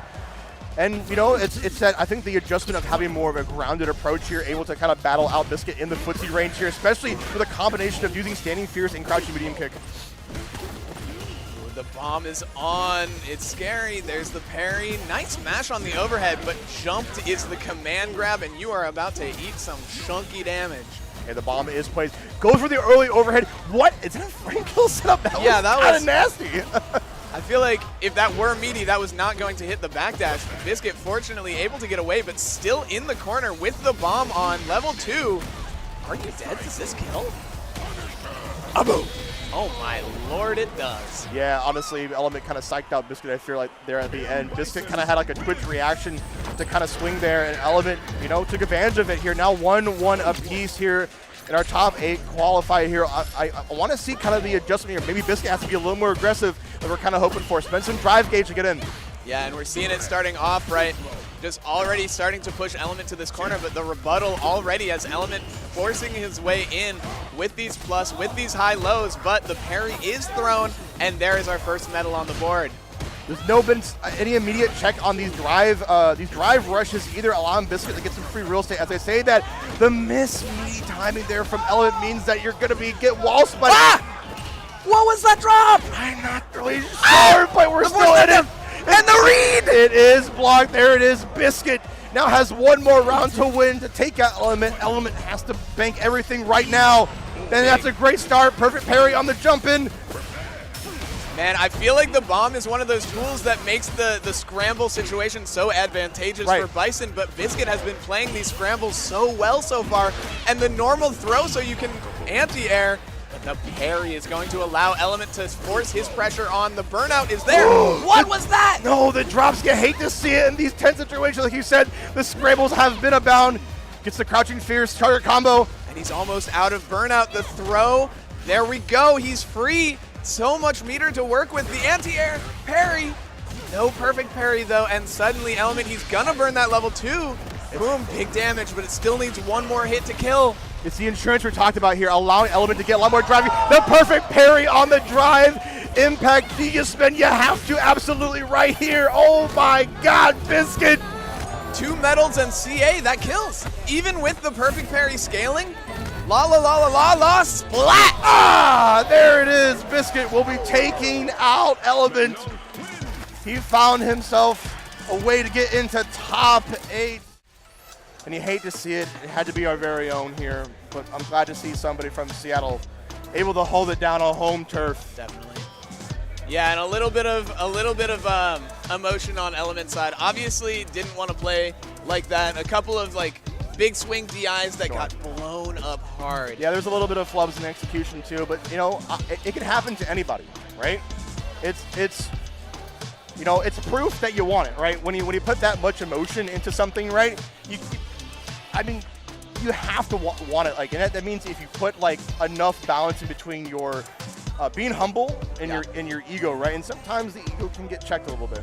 Yeah, I mean, it's been described to me as the other side of the coin of like love is that pain, right? And it's like if you love something enough, like you said, like losing it hurts. Well, losing it hurts viscerally, and you saw, you know, Element not happy with his performance, but hopefully maybe that means for him he can come back stronger next year. And for right now, love is over. We got to get on to the next match here. Fine Like Wine versus Mason. Now, this was the Honda to rise to the cream of the crop earlier between that mirror we saw. Now, Fine Like Wine also on top 8 qualifier here. We've talked about emotion a little bit from Element, but I also feel like Fine Like Wine has his history with emotion. Tell me about that. I feel like he's one of those like robotic players sometimes. I mean, I want to see him put it more in the game. That's all I gotta say. Okay. There used to be a place called GameClux. It has an imprint on it for the rest of its life. We don't need any duct tape here. That's all I gotta say. If you know, you know. You know, actually, that kind of makes sense. I feel like the ones that are like so like emotionally locked in are also the types that like when they're a little bit younger, let it fly a little bit more than they needed to, maybe hurt a knuckle here and there. I think we're at it's part of the maturing process, I think. Right? I think the way I'm going to describe it here is that Mason has to kick Fine Like Wine in a mental and emotional sandcastle, right? We're on the right stage. We got the sand. Maybe he's going to start to try and build his own kingdom here. Fitting again, right, for the Fight Kingdom. But man, starting things off, Fine Like Wine already sort of sitting on a perfect. Sort of what we expected. This is not an easy matchup for Honda to get in on. We're going to see a lot of big parry attempts, and he's really going to need a ton of them. It's going to keep him that drive advantage on Mason's side, but Fine Like Wine slowly building his, and you got to bank it on these armored moves that are definitely death on block. Yeah, I feel like this matchup is just so difficult for Honda, right? Because you get to play at the best optimal range, being like full screen, chucking these booms, covering that horizontal space, and you can't even like EX headbutt because you already see it got blocked, and even butt slam is a little bit too slow. You have to inch your way forward. You have to use perfect parry, but it is not going to be enough. A perfect KO on Fine Like Wine's like side. Oh my God! It's a 50-second perfect. That was a 50-second perfect. The longest so perfect we ever seen. Holy cow! It could happen to you, man. It could happen to anyone. But man, especially because man, look at what he's doing to get in. Just those slow walks, just enough to get that medium punch on block. And the moment it does, Fine Like Wine just drive reversals him right back out. Oh, and the low, a little too early. Didn't get that charge for the flash kick, but it kind of doesn't matter because he's able to just reset, gain a little bit of that screen space back just so he can afford to back up again as he booms. And Mason, all the while, just getting smacked by these little booms. Okay, Mason has a chance here, gets a knockdown, able to get conversion as well. Mason has to take advantage of this really quickly. Fine Like Wine already drive reverse and putting them in the exact same situation that we don't like to be in here. You know what? Not all games can be quick. They can't be all brutal. They have to be slow like this. You have to play to your character's strength. Mason trying to make these things happen. He has to make these conversions hurt a little bit more. Yeah, it's one of the most painful things about fighting the Guile, right?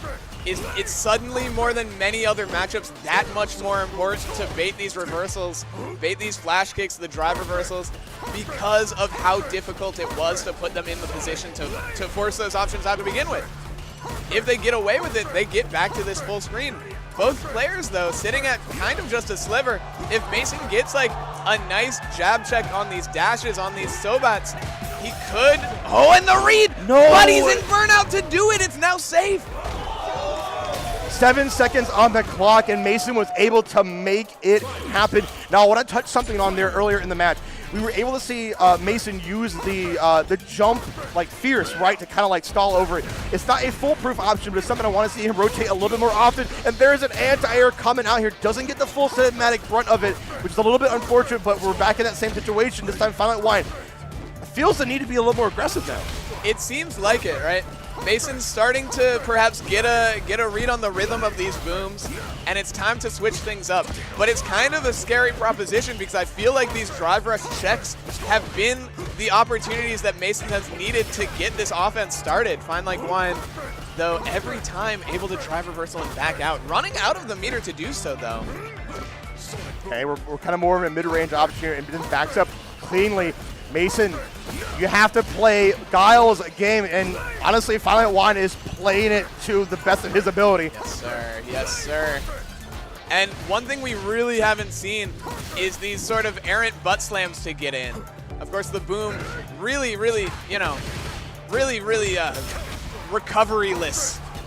Really fast on that recovery. So anytime you go for like a butt slam, it's going to be from that full screen away pretty much, and they will be able to react. But Fine Like Wine not needing to. A level 2, really just hoping and praying that he was going to catch a boom or a blade, and no such luck as Fine Like Wine takes that first game. I do not hate the options that Mason had been throwing out there. There's unfortunately not in the right position. If he's able to get just a smidge closer, I feel like they'll be a little bit more potent here. Yeah, and it just seems so difficult. Fine Like Wine's been so positive on using these drive reversals just to keep him at that perfect spacing. Now, that's exactly what I want to see Mason having his opening game, is to instill their will on these plus frames to your perfect parry, to be putting Mason in the corner here. Now we're in a different position here. Let's see if Fine Like Wine is as strong at this part of the screen as he was at mid-screen. It's not enough. Mason finds a drive impact here, able to make probably the biggest conversion we've seen all day, and the butt slams are starting to be represented. Oh, man, if he gets like 1 or 2 more of these reads on the drive reversals, he could really make the hurt laid on, get the hurt laid on. But Fine Like Wine still back in that comforting situation, and look how much room on the screen he has to back up if he needs to. Hey, we were getting really close to that mid-range situation, but now Fine Like Wine calling out with the anti-airs. Now we're back into the full screen here. And every time I feel like Fine Like Wine gets close to Mason, it gets a little more dire. Fine Like Wine gets a little bit more uncomfortable, but as I say that, yeah, it drops the combo. A little unfortunate. That was a kill for sure. Yeah, absolutely. The level 2 was there, the level 1, any of it. Phasers were always set to stun here. Has to do a little more honestly. One more situation and calls out the tech. There it is. Fine Light Wine gets another round. I've got to be a little worried. That was kind of like Fine Like Wine giving Mason a chance, going for the double sweep instead of the sweep launcher, right? Yeah, I think he has to set his phasers to kill instead of stun this time. Ooh, I like the attempt to go for the EX walk, but Sam, even though Fine Light Wine has been taking it off the table, he still has to represent it. Definitely, yeah, the plus frames, it's kind of the worst dash cancel in the game, but a dash cancel is a dash cancel all the same. Oh, nice, and he's gonna get the flash kick convert. And the health, dude, it's evaporating. I don't know, I think he's dead, actually. Yeah, I think that's all she wrote. Yeah, that's the set. As Fine Like Wine, yeah, the players already standing up, the crowd already clapping, and just like that, we only have one more set in this top 24 as Fine Like Wine moves onward into top 8. I think, honestly, that was a masterclass from Fine Light Wine, playing the matchup to how you're supposed to. It's just unfortunate that, you know, Mason had to run into that wall, right? And, you know, he had some moments of brilliance, was able to make it count where it mattered, but you can't even, like, play Honda, I feel like, to his fullest strengths. You can't even go for, like, the sumo spirit because Guile is just peppering you constantly here. But Fine Light Wine will be moving on through. He has made his top 8 here at Fight Kingdom 2025, leaving us here with one more match. And it is that Alaska team kill like we talked about earlier, Lee. Frenchie and Banksters. And, you know, I got a little bit of love for Frenchie because, like, he's been entering our Rainier Restaurant nice brackets. guy, right? He's really clean with it, which is nice. Got to meet him in person for the first time up at Battle for BC, where he, I think, had a pretty dang good run. I think he made top 8. I can't remember. But I know, like, what is that, clamshell? Are we already getting mixed up from the very get-go here?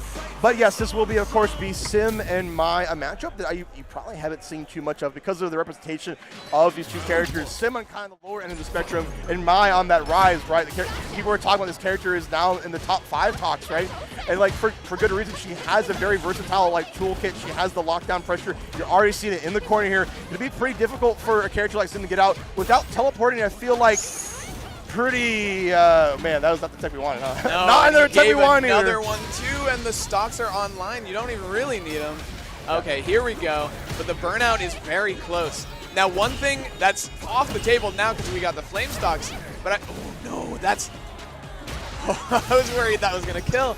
But Frenchie already just starting out, just on the big, finally we get our dive kick. One thing I really want to see in this set is the not off-scene aspect of these fan fireballs is they can be punched out of the air, right? And like they'll lose the fireball ward to other fireballs.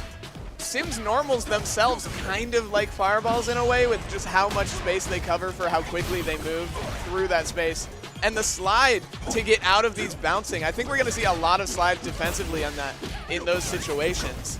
And of course, the dive kick is not like very traditional either. You have to kind of think of it as kind of like a jury kind of like dive kick, right? It's only made to throw off anti-air situations, which Bankster was able to get away from here, putting, ooh, yes, put Frenchie in a very uncomfortable situation, which means Frenchie pulled the trigger on the drive reversal, which we've already seen many times.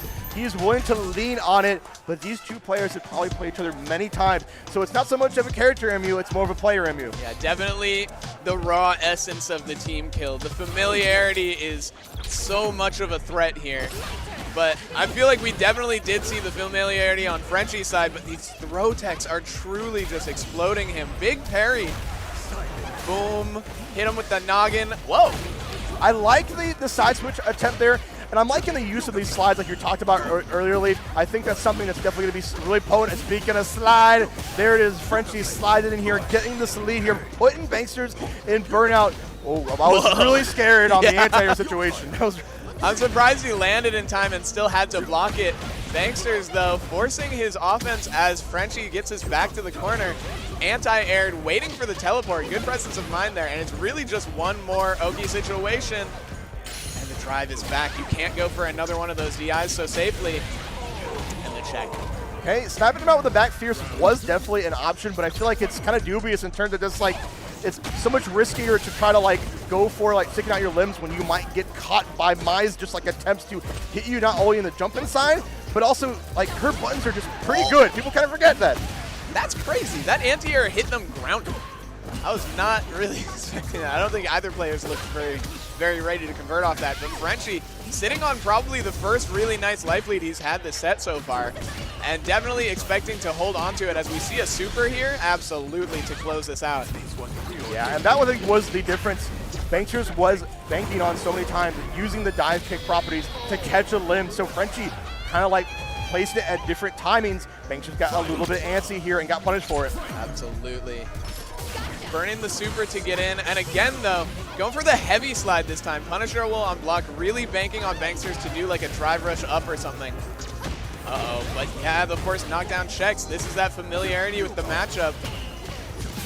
Woo! Yo, the convert off the fireball? That was sick. The anti-situation, back medium punch. Yeah, I think Frenchie got a little bit ahead of himself, trying to put out the hidden missile fireball, allowing Banksters to move in with a level 3 here. This is looking really dire. We got Frenchie in burnout and a lot of drive gauge there on my side here. You can't really press. You're just going to have to handle this door knocker. Yeah, that double hitting low is so scary in burnout. That is going to be safe. And the dive kick, you see him just trading places.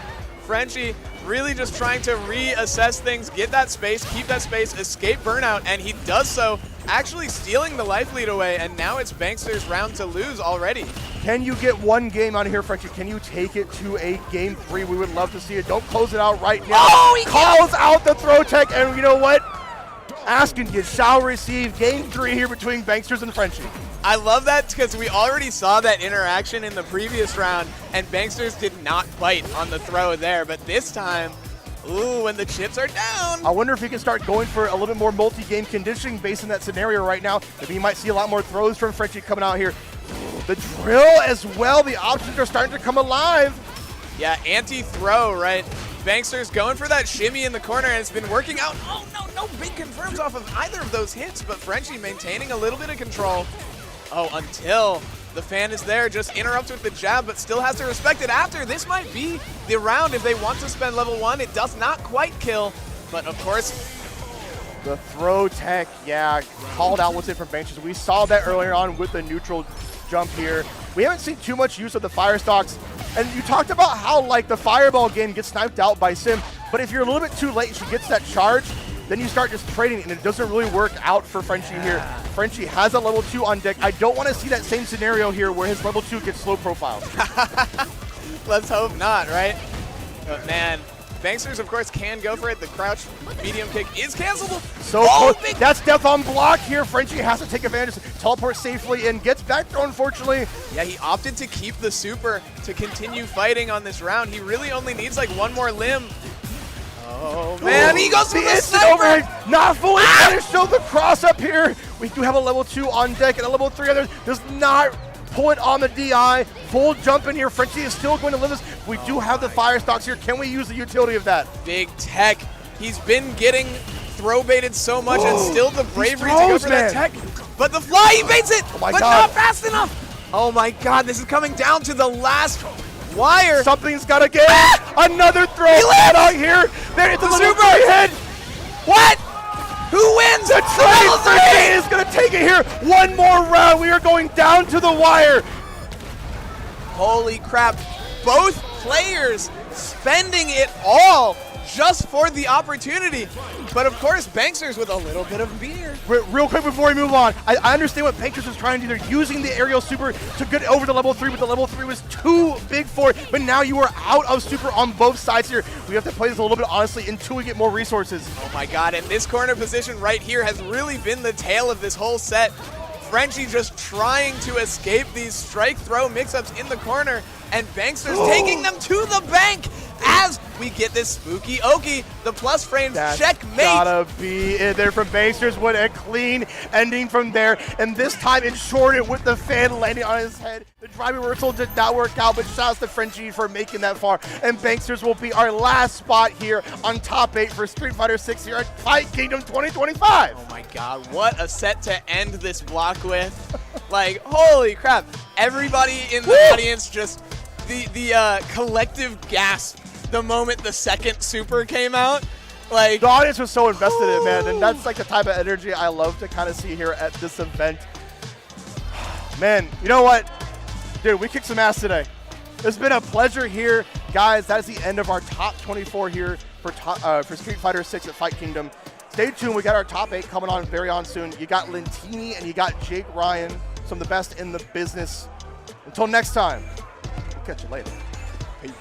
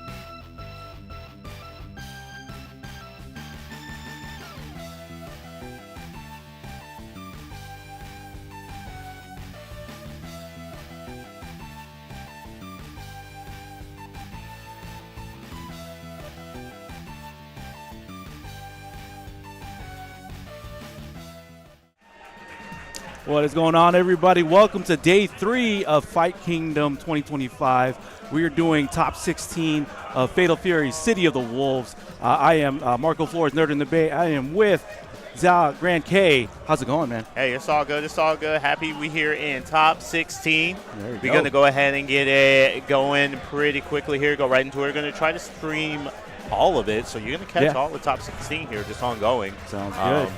We're starting out with Nocturnal and Leaf Blade, so we're starting out in losers bracket. This is going to be our first broadcast. Sounds good. Were you able to enter bracket at all this weekend? No, I kind of been working it this weekend, so yeah. I gotcha. Okay.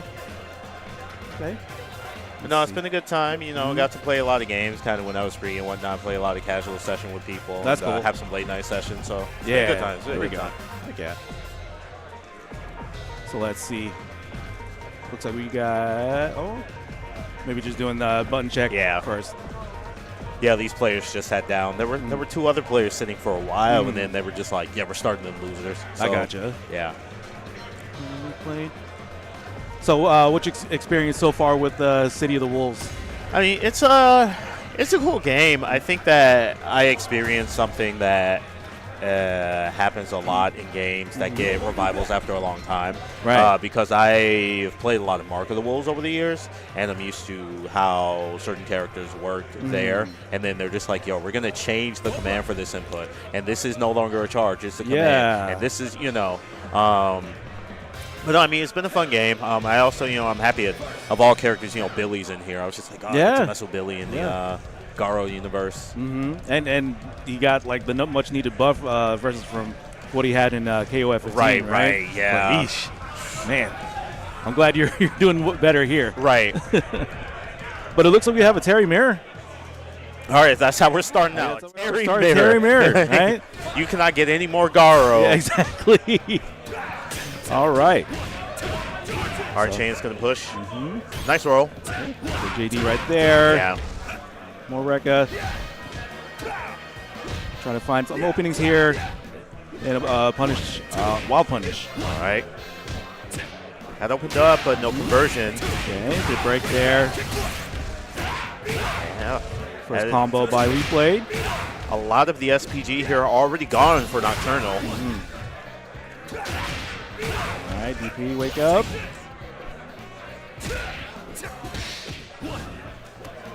There you go. Got that throw. Right. Now SPG range. Yep. Let's see. Keeping the health within reason on both sides here. Nocturnal kind of finding their pressure for a moment. Yep, there it goes. There we go. Yeah, level 1. Just like that. Yeah.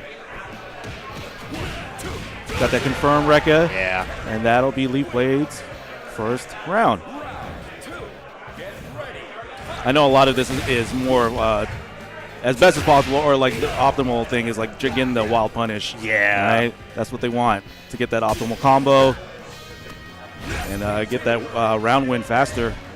All right, Nocturnal with a little bit more aggression. There we go. Quite the life lead this time. Gonna push. Drops the power geyser. Now on overheat. He's gonna have to suffer a little bit, but no, he's going on offense. Good confirm there. Oh, one more touch. Goes for it. Good stand block. Oh, okay. All right, one round apiece. This is some high quality tarrying. Terry is a tarrying. Yeah. All right, good push here in the corner. What's it going to be? Good JD. Okay. Small hopping. Both players doing good on just pressing the offense right now. Yeah. Trying to find openings.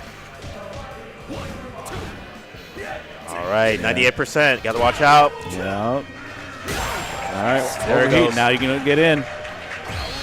Oh, okay. Good bait there. Can't convert much since the overheat. And Nocturnal gets that first set. Yeah. All right, we'll see if we get the Terry run back here. Same character. Yeah. Same stage.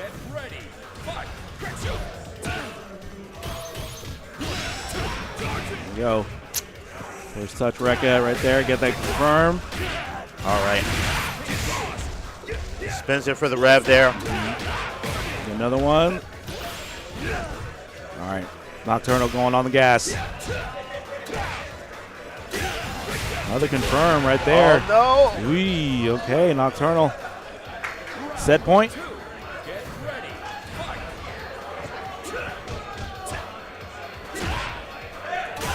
All right. Another one. Yep. Spins it again. Big damage, 63% the rev. There we go. That's another one. Overheat now. Spend it. Yep. Oh, again, drops to level 1. All right, one more of those will do it. Yep. There you go. Nocturnal moves on. Finding their spots there and knowing when to spend their meter to go ahead and get that big damage. And yeah, It's that's all a wrap. Yeah. A lot of it was just getting that HP confirm and just pulling out the Terry combo. Yeah. So, yeah, good stuff there by Nocturnal, being able to move on. And so, yeah, we'll move on to our next bet. But I hope you guys are enjoying this top 16 here for Fatal Fury City, the Wolves here at Fight Kingdom 2025. Yep. Yeah. Day 3. Day 3. We are. Yeah. You get a lot of finals wherever you're watching your streams. There are a bunch of streams that are out there, but I appreciate you guys hanging out here Thanks for to tuning in. watch Fatal Fury. So let's Up next, see. I think we're going to stay in the losers bracket. Right. We may be throwing that first one on. I think we might be going a little bit out of order if you're looking at the bracket in particular, but yeah. Yeah, that was the second on the lineup here. We are running a few, just kind of top 16s, top whatnots here. Yeah. And, 3 simultaneous streams. I know a couple people are in multiple brackets right now. Yeah, so, no, for sure. Yeah. For sure. Who you running for Fatal Fury? Billy, T-Zoc, and Nice. Hokudamaru. Oh, It you depends. got- Yeah. Depends on the match, the character I'm facing. Okay, you got a 3-team. Okay, cool. Nice. It's mostly, the same thing came from the original Garo. If it were up to me, I would just be a T-Zoc player all the time. But there are some matchups that just suck. Yeah. Yeah. No, that's a good thing. That's a good choice. Just going through your rotation and like you said, depending on the matchup, rather than picking like just Hizok and just fighting through that bad matchup. Just pick the right character for that particular. Right. Work smarter. Exactly. Work smarter, not harder. Right. So I don't want to work, not in fighting games. I'm telling someone that earlier, and they were like, "But you could pick this character and do blah blah blah." We're talking about something else. I'm like, "But that sounds like extra work. Why would you do extra work when you could just not?" Yeah. No, I agree with you. You're like, dude, man. Okay. Looks like we got our characters. Oh, okay, we got a Billy Kane. Yep. Right there. A Billy. And Hotaru, that seems to be the meta. Yeah. As far as I've been seeing for the first set of Garo tournament, City of the Wolves tournaments. All right, here I go. All right, so Manabu and Mr. Spooky here. Any particular feelings about this matchup? I mean, just on paper, Billy is gonna have to stick to the range, his premium range. Hotaru has ways to get in, has that command grab that can catch some folks. Caught me in my loser's side, a few times, which got me out of the bracket. It's real. Yeah. But has good buns. Got that dive right there, as you can see. Start things off. So Hotaru is just gonna get into Billy's face. For this matchup. Close there, and as you were saying, it's going to be important to create that space, maintain the place that you have, and that sort of advantage if you're Billy here. But easier said than done. I mean, for sure. Hotaru wants to get in, and she's so fast. Okay, good solid combo there. Hey, nice. Manabu. Try to go for that rev blow. Oh, knocked Spooky out of that one. Jump in, no conversion. Side switch. Again, trying to find their ways in for that confirm to give you a full combo. Just like that, Manabu gets that first round. I say both players here are kind of finding their footing, but there's a lot of poking here. I don't think you should try to outpoke someone who's holding a giant stick. I agree with that. You try to outfootsie the pole stick? All right, reset spacing, jump in. The trade, throw. Anti-air.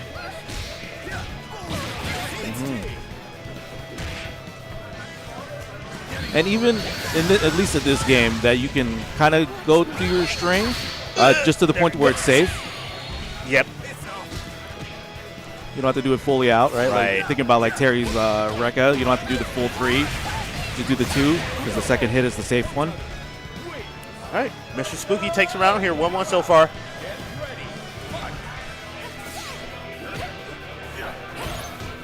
Yeah, that's going to be a lot of Hotaru's game plan there. Just in and out. Yeah. More in than out, but like just be mobile. Bam! Billy can catch you like so.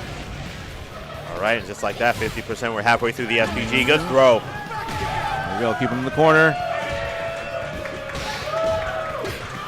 Yeah, there goes the SPG. Good jump in right there. Wake up super. That's almost it. Yeah.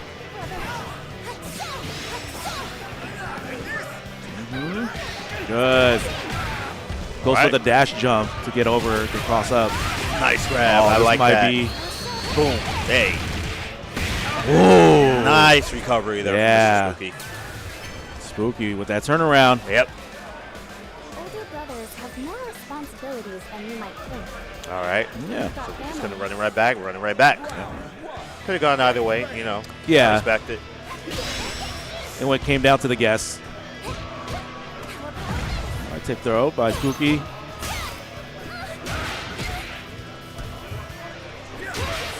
Okay. All right. SPG range now. There goes a command grab. Yeah, Mr. Spooky finding their footing, playing a little more aggressively here with punish. Nice. Hey, hop on the whiff throw. Spooky saw the SPG. He's like, no, you're not using it. Yeah. Constant pressure. Nice. Yep. All right. Match point to move on for Mr. Spooky. hit Billy in the stick. Yeah, no, that I saw yeah. like that was a Dalsum Right. hit, right? Yeah. Like they throw the HP, you just hit a jab. Like, oh, what the heck? Why did Dalsum take the damage? All right. Pull him in. But I don't know if that's where you want Hotaru. Try to go for that wake up again. Not work this time. Ooh. Good jump. Boom. You're going to need to fully convert this as best as possible. There we go. Super. Nice. All right. Wake up reversal returns the favor. Good JDs there. Hey, Manabu. All right. Command normal. Let's go. Jump in. Land short. There we go. Cross cut. Just cross cut. Poke. Wow. Where do you think you're going? All right. There. Baited the DP there. Good punish. Nice counter hit. There we go. Ooh. Good reversal DP there. And Oh, wake no! up super. Got caught with tunnel vision. Yep. And then throw. A little bit of an uphill battle, but we have seen Mr. Spooky turn nothing into something. Yeah. Spooky has that, or had that level 2 super, but was not able to use it. So now it's 1-1 here. Nabu turning that around. It looks like we're going on a character switch. Okay. Yo, All right. we're gonna go for the Salvatore. Yeah.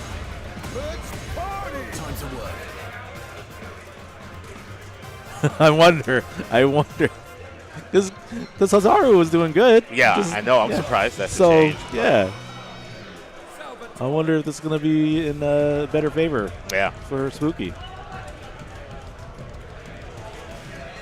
I think at the least, the way that Spooky approaches characters, I could see Salvatore working. But I don't see anything right now that I'm like, oh, yeah, definitely this character is that Hotaru. Yeah. Yep. Okay, we're just gonna go small hop, bicycle kicks. Hey. Go. Yanked out of the sky, cut down the size. All right. Got caught in the air. Wow. Nabu brought. All right, Spooky just using that rev blow. Gotta watch out for the overheat. So far, not able to make anything really happen. No.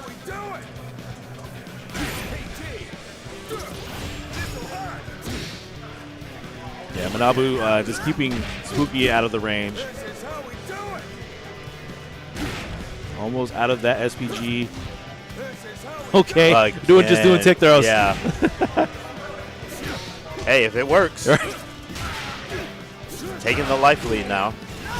All right. There we go. Some damage there. 20 seconds on the clock. Okay. Get that slide. That hit? What? There's no back? Two characters wacky, all right? Jeez. It's round star bicycle kick again. My assumption before this match started was he was going to do like the high jump into bicycle kick, right? No, Just no. to get over. Right. No, he's been doing small hops. Yeah. Okay, that hit Yep. is a super. Nice damage. Oh. All right. Manabu with the life lead. No knockdown, no finish on that conversion there. Manabu goes ahead and presses the button, as he should have. All right, lariat. Does not save. Yeah. This could be it. Oh, no. Oh, no. Oh, Ah, this try it. sucks. Yeah, try to look for the counter super. All right. 1-1. All right. The Yeah. set point for both. No. Tried to catch him pressing the button, does not happen.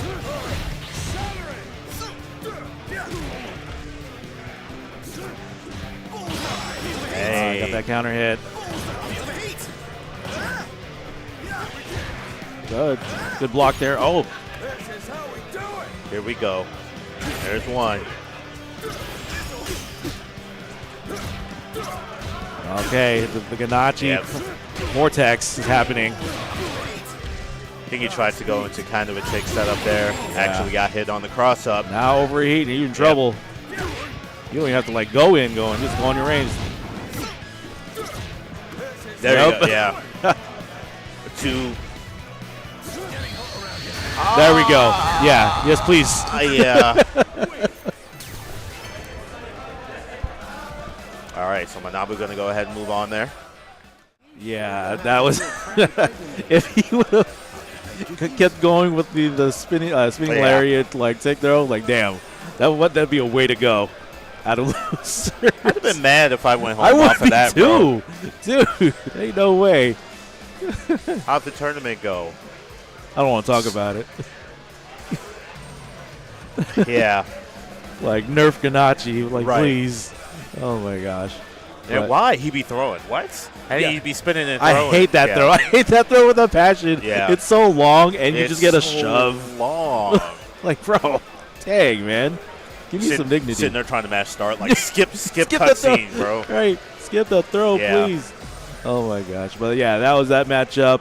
Congratulations to Manabu to moving on the loser side of things. And then, yeah, we're waiting for the next match. We got two more on the loser side. And it looks like we got All right. Sunny D and Biscuit. Yep. That is a food item and a drink. Yeah. And these two somehow found their way to each They other. found a way. Yeah. It's not a very nutritious meal. No. Brunch, maybe. Yeah. Mimosa, you know what I'm saying? Right. Oh, no. The bottomless Sunny Oh, D dude. mimosa. That's no good. All right. And, yeah, these were the two who were originally sitting down. And then I Oh, think, okay, yeah, okay. They told me it's like, oh, yeah, different order. Different Yeah. order. Okay, gotcha. Okay, ready to knuckle down. Otaru again. Character's so popular. I hope you're not tired of Otaru. Right. We got a Rock in the top 16. All right. I appreciate that they made Rock better here. Yeah. Because Rock and Garu was like, ugh, Yeah. not the best.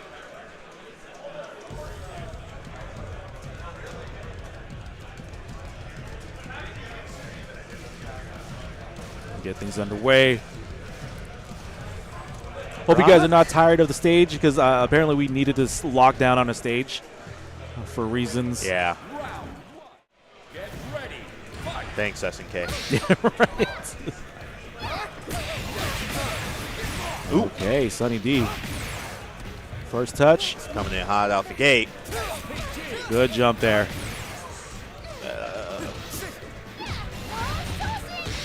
Again. Nice punish.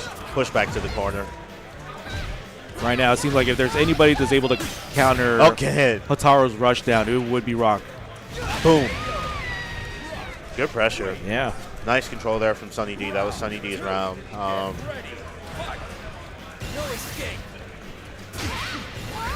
Good reversal. Good break DP there. All right, here it goes.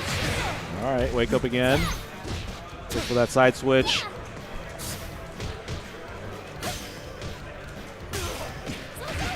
All right, and Sunny D gets walked back to the corner. Yeah. Nice. And Biscuit throws Sunny D out of the corner. Never mind all that corner Right. business. When We you don't give- want those. When you give players credit. Yeah. Like, I can't even say commentator curse. Right. It's something Like, else. Come on. All right, so Biscuit takes the round. Yeah. Sunny D taking the first round. Pretty strong in both directions here, so. Yeah, it can go either way. Let's see who's going to out-pressure who. Good jumping by Biscuit. Hey.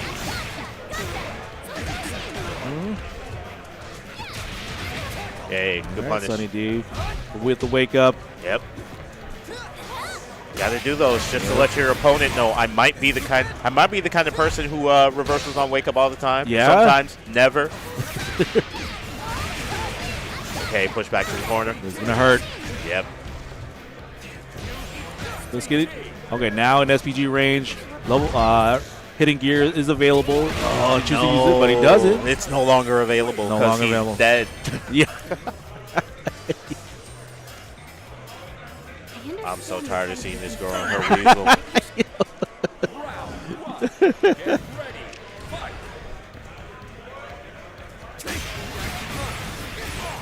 right, Sunny D right off the gate. Right. Back throw. Another one. Autocorrect DP.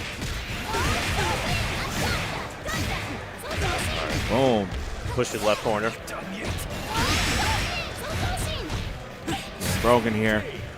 SPG range. Okay. Knockdown. Good air to air.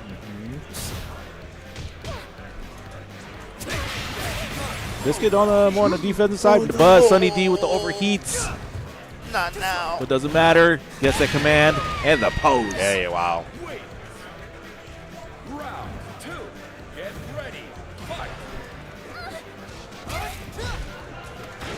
Okay, I like that. I like that to break into just run up throw.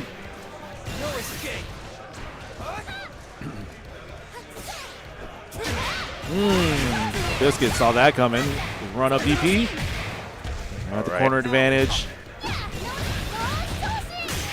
All right. Open up low.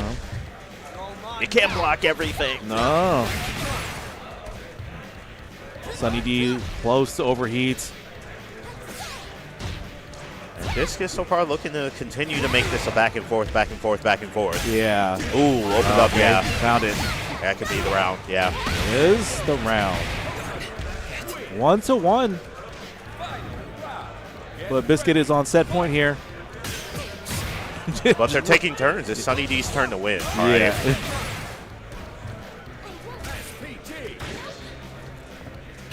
Ooh, got that counter. Ugly. Oh, okay. They got a little bit of it, not all. Yep.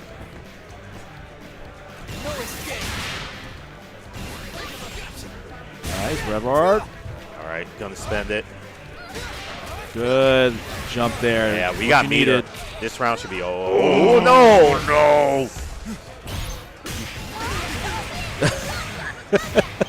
Yes, I wanted to save the meter. I don't know for what. Maybe Mother's Day, but.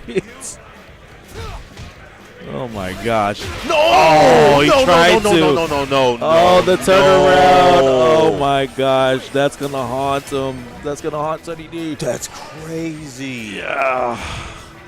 Well, congratulations to Biscuit winning that one.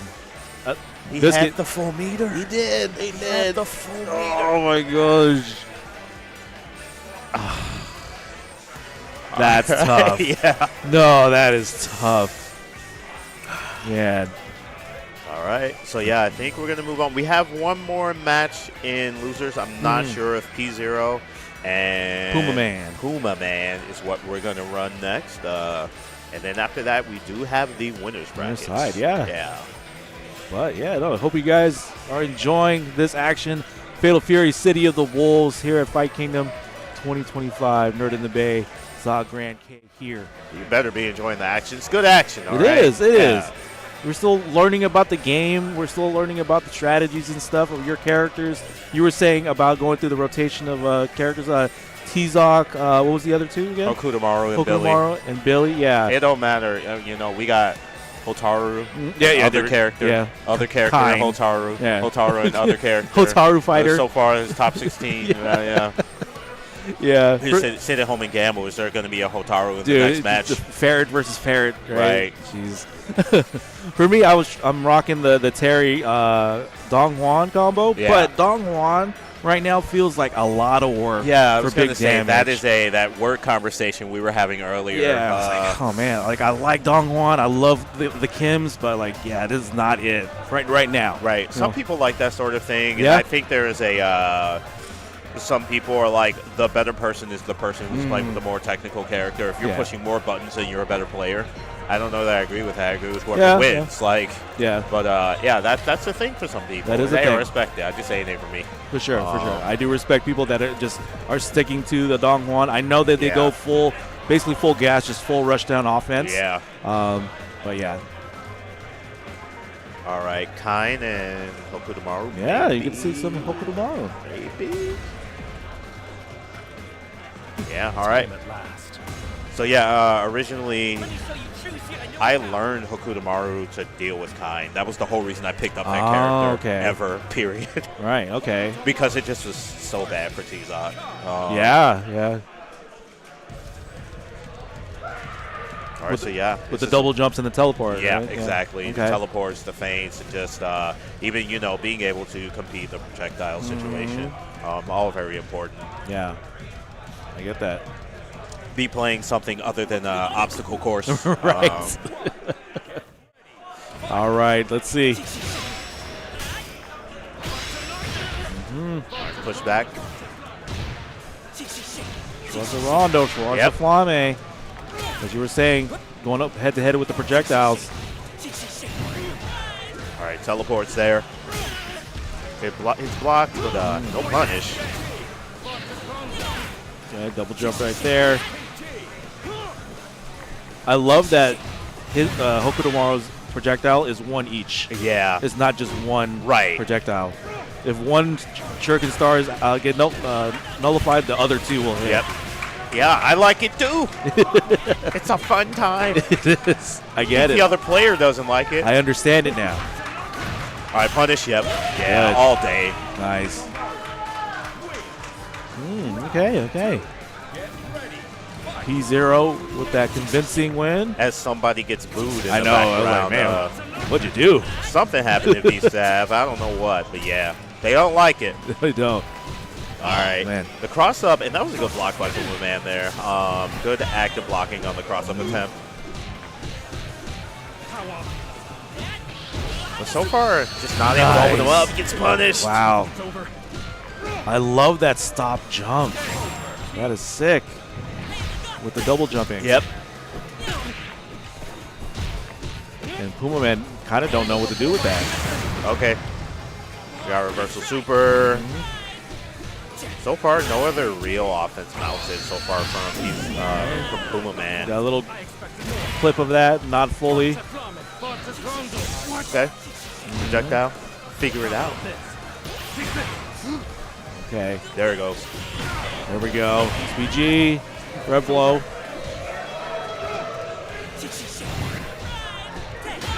Hey. Got caught with the wild punish. Gotta watch the overheat. There it goes. There it is. Both overheat now.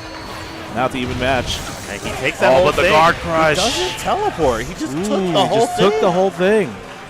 Surprised at Yeah, no, I agree. Like, teleport would have been the way to go. that. Yeah. That run. Nice. Red bar teleport there. Zero keeping the pressure. Yes. Nice break. Nice corner combo. Good bait on the DP. Right? Quadon right there. Get that super. Yeah, there you go. Oh, the punish it starts. No. Back in the corner. Got caught. Oh, but misses that other part of that combo. Does get himself out of that corner though. That is going to be There big. we Yeah, go. There we The go. teleport. There we go. Counter to that super. Oh, the double jump. Yeah, he doesn't have to sit there and respect that whole super No. and take chip. Like, you are Hokutomaru. Yeah. You're a ninja. Exactly. Just leave. Just Hit leave. the bricks. Work thing. Double high jump. line super. Yeah.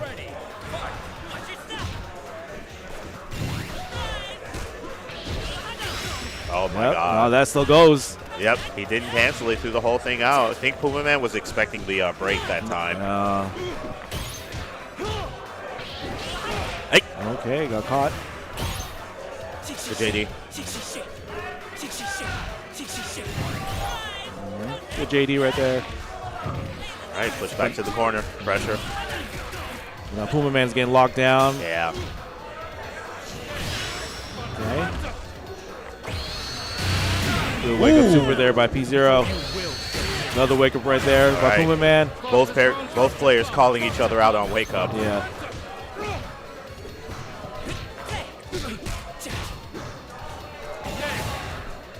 Zero. Half SPG gone already. Hey, good grab.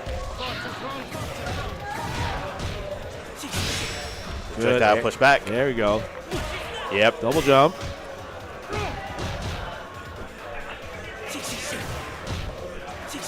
Oh, missed that jump. Yeah, spend that meter in this round. Yep. Yeah. Oh, no. Okay, good way to counter. but Yeah. Committed to the jump action. He was stuck there. That was good. Can you JD on a double jump? You could. Okay. Yeah. So P0 was just not able to do it there to counter that air fireball.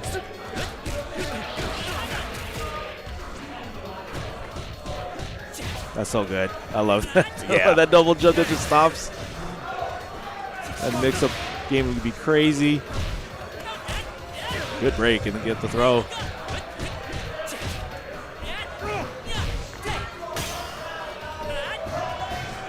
All right. Out and in. Good shimmies. Former man on overheat. Gets that right. back throw. Nice Switches back sides. Oh, that's a lot of damage there. And a throw. Hey. Oh, my God. Ooh. Okay, the overhead. With the Koadon.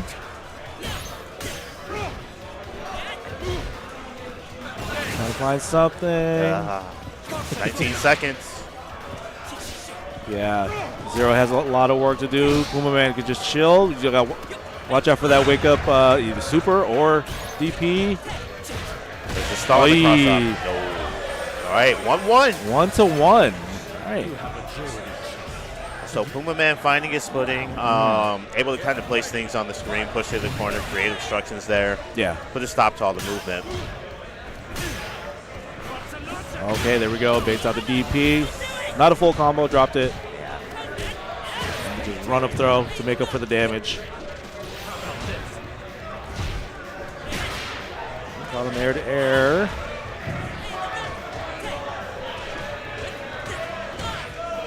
Okay. All right. Watches him place the object on the screen. Yeah. Hey, mister, don't do that.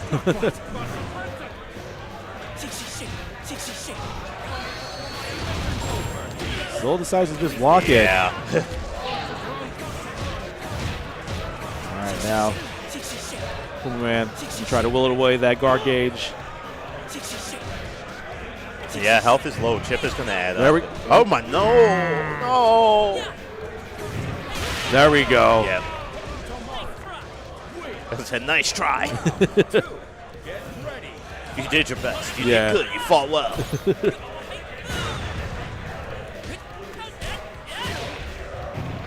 There you teleport there. Continue to put the pressure. Ooh, Hey. Damn, that's going to be a punish. good punish Can't there. just be doing that. All right. Good cross up Yo. there by Zero. Nice double to the cross up. Oh, God, got caught. Thought he jumped over it. Yeah. So did he, I'm sure. That's it. There Yeah. you go. P0 moves on. All right. Puma Man is out from the top 16. That is all of our losers now. Now we're going to be looking at your winner's side here. Right. And yeah. And then, everybody is going to be there for the top 8. Congratulations to those who moved on from the loser side. Now in top 8. Now we're going to go for the winners. But yeah, good Hokudomaru action. Like, what'd you think of the movement, I everything liked that he was it. doing? Some really good movement there. Some good conversions. Just, all around. Like I said, I think that matchup is exactly, it's the kind of matchup Hokudomaru likes. Yeah. Versus some characters who might pressure Hokudomaru more. Yeah. I think he solves the kind problem. He does. It looked like it in that matchup, right? Just having those key moments with the teleports, right? He did, again, like you were saying, he didn't have to take the super. He could just teleport Right. when he had the spacing. Yep. Right? But yeah, projectiles were on point. Again, three projectiles, not just one. And yeah. And he had his combos. I mean, Had the that's, combos. the last part of the piece is that when you are going to go in, go ahead and rush, go ahead for those cross-ups, get your big damage, take your opportunities, don't leave anything on the table. Yeah, And that was some good work, so that is going to bring him here further. But yeah, meanwhile, we are going to run the winners matches. We have Dagger G and Yo Johnson, Fu and Easy Going, Dave O and Bucktooth, and we have Azulito Dust and Slam Town. Slam Town. Yep. All right, there we go. And it looks like we're going to start there. It's going to be Slamtown and Azulito Dust. There we go. Okay. Let's see who they're going to pick. Slamtown's probably going to pick T. He likes big bodies. You like the big body, you like the grabbers Yeah. and graps. Shout out to Slamtown. I know Slamtown won the Alpha 3 tournament. Oh, okay. Nice. That was Congratulations. unofficial, but a lot of people, they gathered for it. That was Friday night. Oh, okay. Yeah, it was a fun time. That's cool. I got dragged into it. Oh, you did? Yeah. I was top 3, but I didn't plan to play. They were just like, we signed you up. I was like, what? What? I was like, I know the Start GG lets you do that, but why does it let you do that? Like, it's not even like you get a confirmation that's like, do you want to be in this tournament? It's Exactly. just They like, just you've been you signed up for Alpha 3. Oh, all right. Guess I better report. Yeah. So it looks like they went random stage. I was are told they allowed to do that? Let's let it rock. We're going to let it rock. You get to see a new stage. Just give both of them -1, all right? Overlay, yeah. I want to see someone go on a 2-lane stage. Right, yeah. Or at least challenge someone like, absolutely. I challenge you to a 2-lane stage. All right, so is he going to run Rock Howard? And Looks like it. All right. Yes. So, yeah, we were talking about Billy. That's right. So, yeah, he's running Billy in the new one here.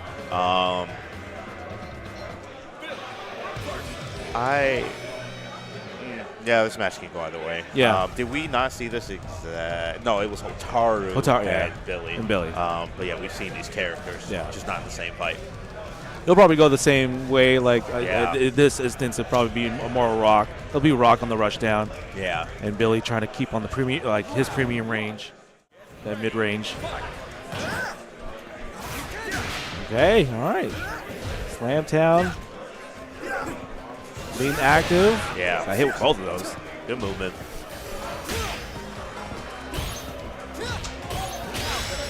And get that counter hit. Ooh, okay. Got a little bit of that. Jump in, no butt. So that projectile just goes. Yeah. Hey, Slamtown being very, very active as a Billy Kane. Yep.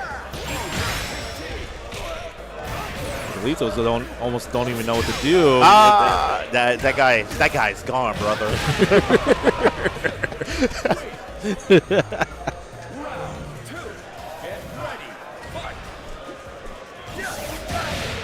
Got clipped by both again.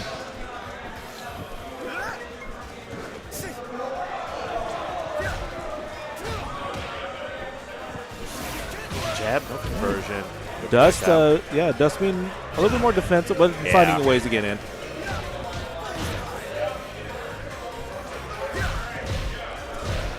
Good breaks. Not trying to leave any sort of openings. Okay, good air dare here. Standing up. Another one. Good. Good. Pressing the button. Neutral jump there to miss out on the rep low. Yep. Storm, that was a level 2. What a dash back. A lot of ground to make up. I don't know if this is going to happen, but hey, never give up. All right. Okay. Slamtown's rev going down, but doesn't matter because Dust got that cross up for the round win. So it's 1-1. Man, Dust is getting mileage off that air fireball. Call this guy Akuma. Right. Oh my God. There a good jump in there. There it goes. Nice pressure push to the corner. Doesn't hit with a meaty.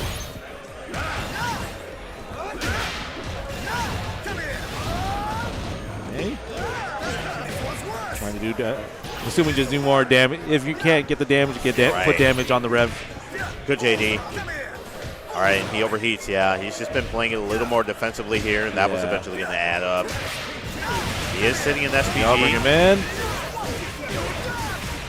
Goodbye. He's got meter. Oh, man. Yeah. Oh, there. I was like, that should be it. There we Right. go. I don't ever want to live what happened earlier. Yeah. If you got meter, Use it. especially to finish the thing, Yeah. please just use it. Let's never witness that anymore. For the love of Geese Howard, Yeah. please use that meter. You can't take it with you. There's no No game rollover. Right. There's no game. It's not an HSA. You can't take it with you.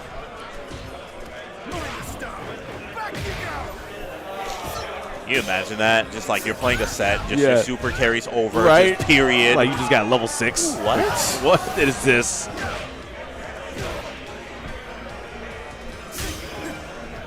All right, catch them with the jump in again. And a lot of Azulito does success is coming from air actions. Okay. Yeah, he's been winning a lot of more of the air-to-air Yeah. exchanges. But now Slamtown is just pressing buttons. Okay, anti-air there. All right. Good JD. Yeah, he's been JDing a few of those now, so I think he's just kind of found his timing. Yeah. Can't count on that as a thing anymore. Nope. Got to adjust. Agreed. Slamtown takes that one. He's on set point here on the winner side.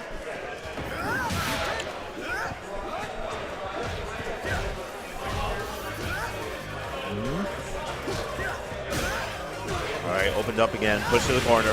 Big pressure there from Slamtown. Oh, some solid damage here. Yeah. Go ahead. Might as well take a chip there. Yeah. Push back into the corner. You thought you were going somewhere. Sorry, Rock. Nope. You go watch that show back there with the kids. Exactly. All right? You're not ready.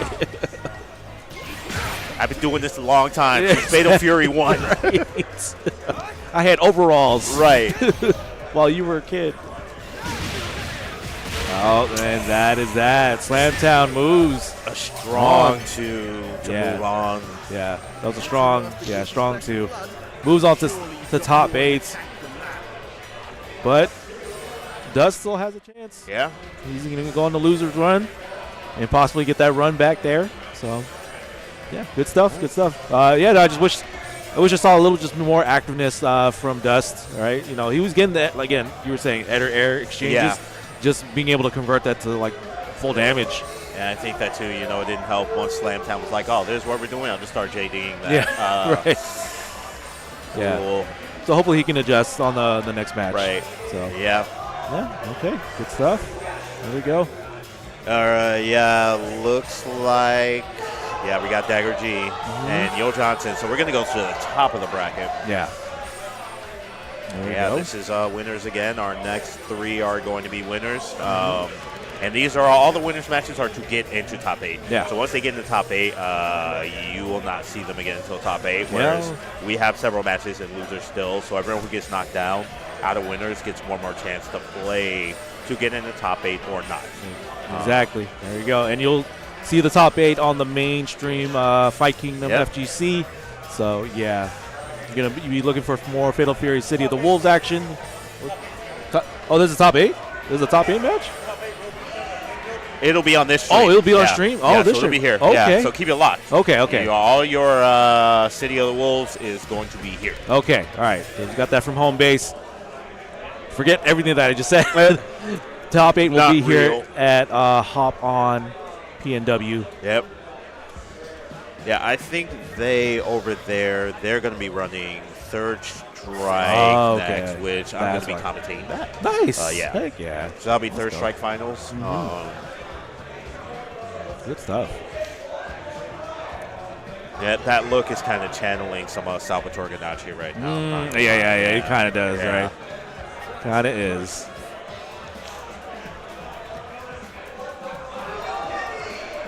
He just needs a tracksuit. Right. That's all he needs. Yeah, someone get this player. Maybe do a handstand while you were picking a stage.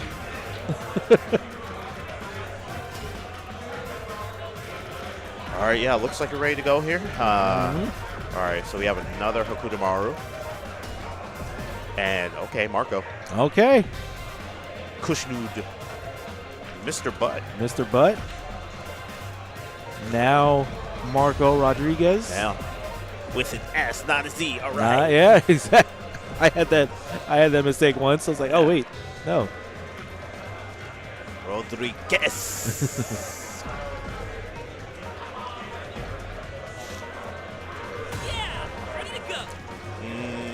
All right, Hokumaru there. Do you have any particular feelings about this match? It feels pretty straightforward, right? I mean, Marco's gonna be chucking the fireball, right? Doing what Shoto does, basically. Yeah. I guess more of the key for Hokumaru is gonna be finding those key points of teleporting, and the double jumping is gonna especially be coming into play. Yeah. Trying to just out cross up or just bait something.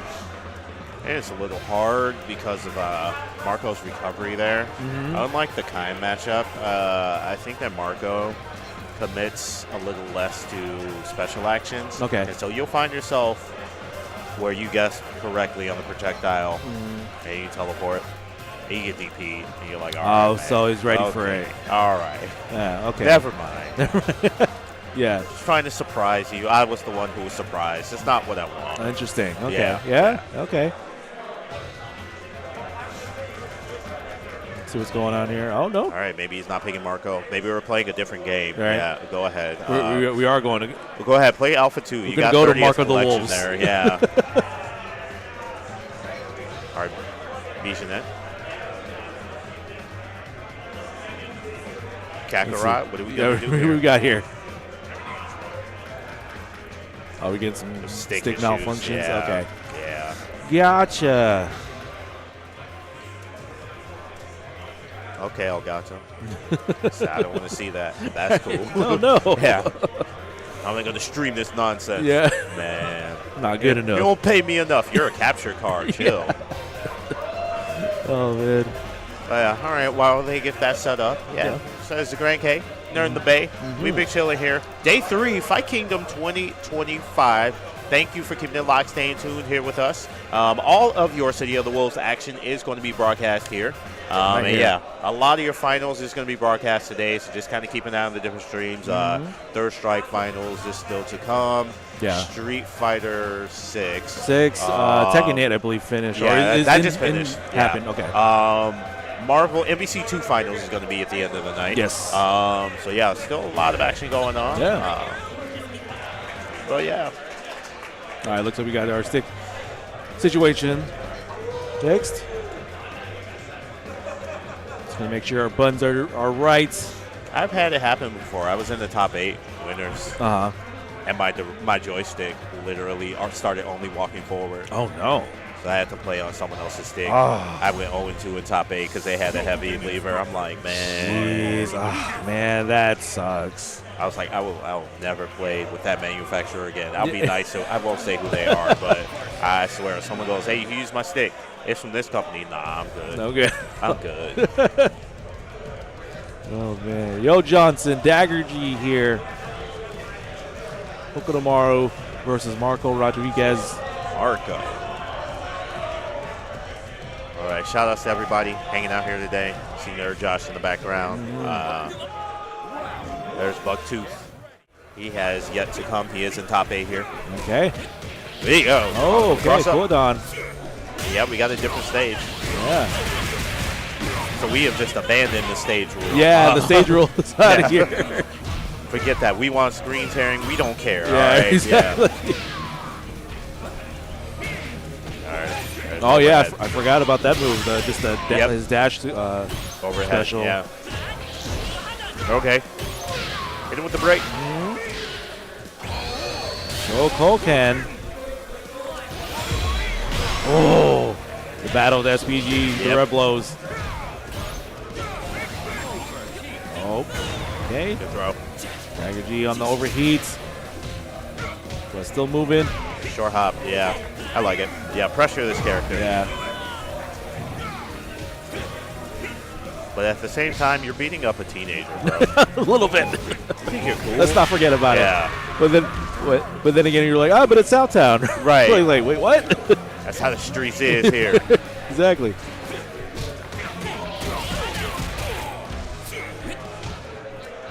I love that in Hokumaru's story. He's like, oh man, I like the city. I'm going to move here. Yeah. And is Terry helping them out?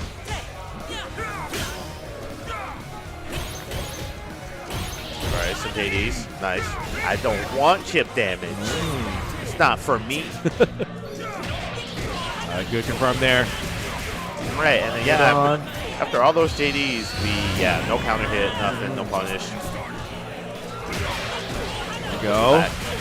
Another conversion. And Yo Close Johnson, it out. the aggressor here with Hokudamaru, not even finding a need to be very elusive here. No. Just able to go ahead, mount their offense, pressure, push, Yeah. strongly take that second round. Okay. Dagger G's got to find something. He's being active. Yeah. It's just wrong guesses. The break. Good break there. Ooh. Okay. Hey. Sick. Ow. Ow. Good overhead. I'm not done. Boom. Dude, that close C cancel, that is sick. I mean, I'm glad, don't get me wrong, I'm glad the infinite is gone, but Yeah. it's still sick. And say, you're the one that wanted to move to the city, kid. See, I'm not trying to get Shao-Hide over here. Yeah. That's how we operate in front of the Diner Excellent. With Lee Pai Long just looking Right. at about his window. All right, Yo Johnson finding footing again. Super, Yeah. almost there. Nice One more use of the touch. meter. Yeah. You want to finish the round. I respect that. Yeah. Go ahead and spin that meter. Close this out. All right, match point. Match point here.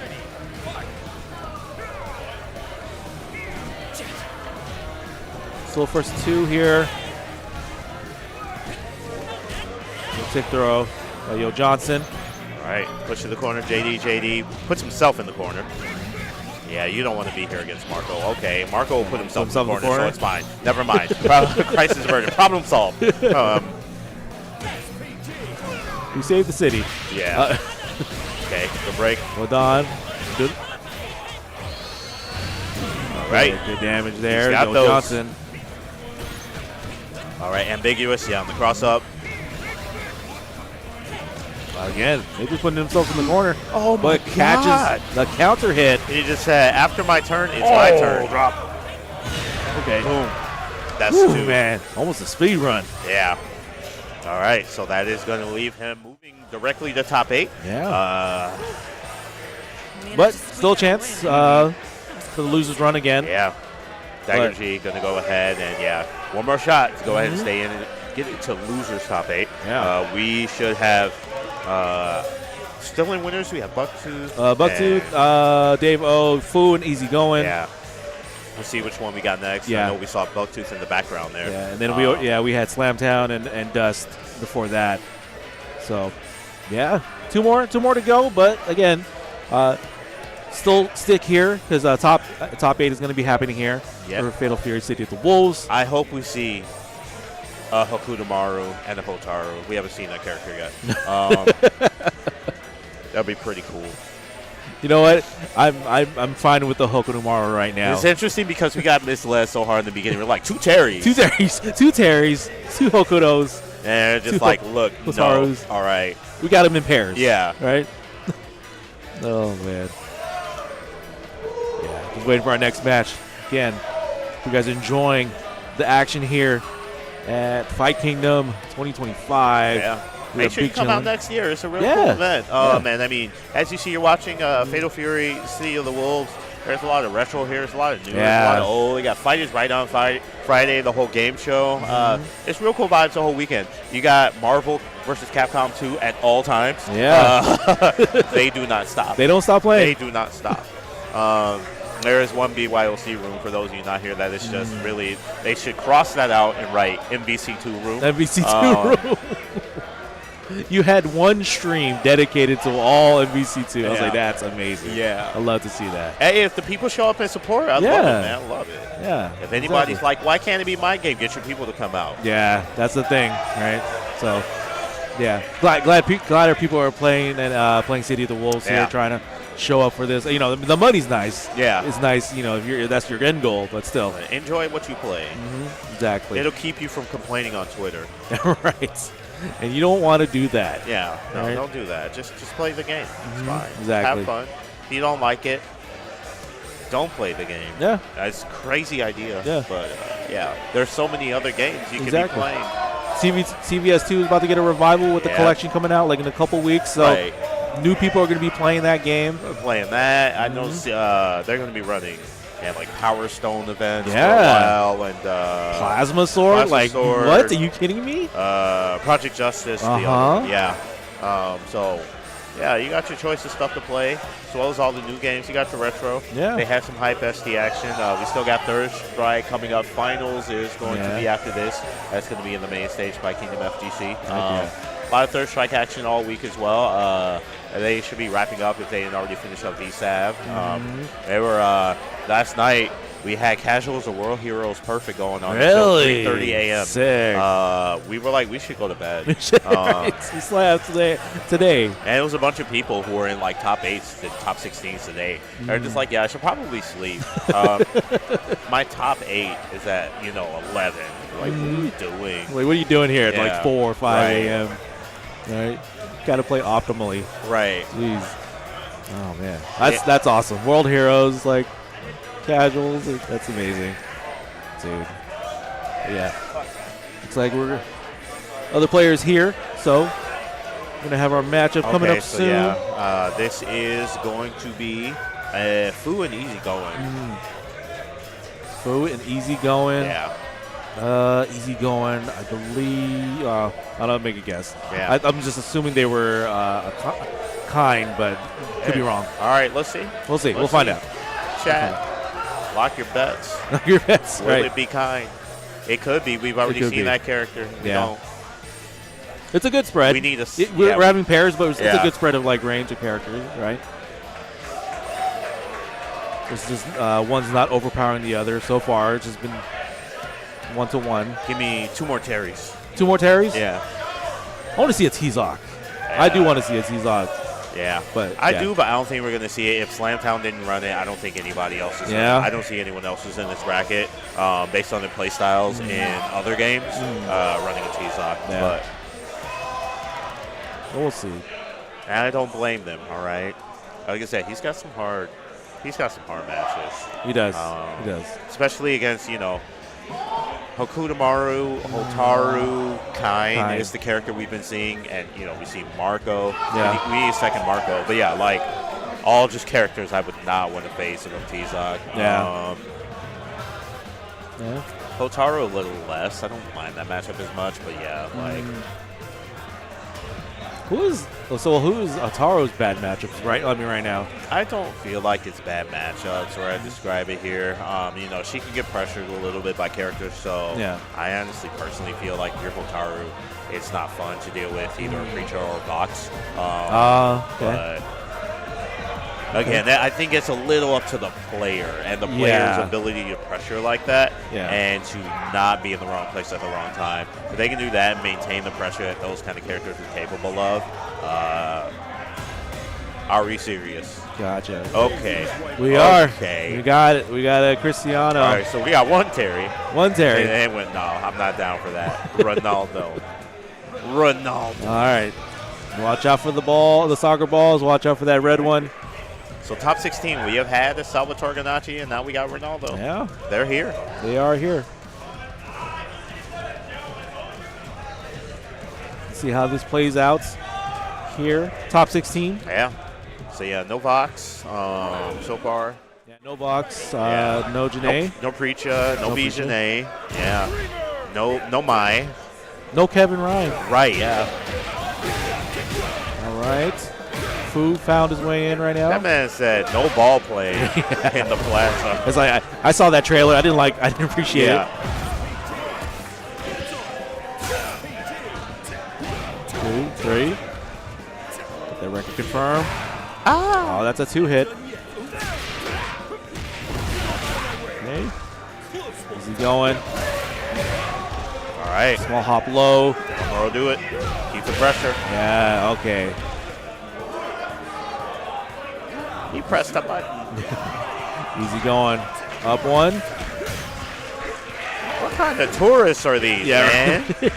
Yeah. Beat up. Do it, Ronaldo. They just Look at the old man right there just chilling. Bro, yeah. Like, what are we doing? What happened? We used to be a proper country. But then again, it's like, oh, but we're in Southtown. Yeah. All right, now, easy going on overheats.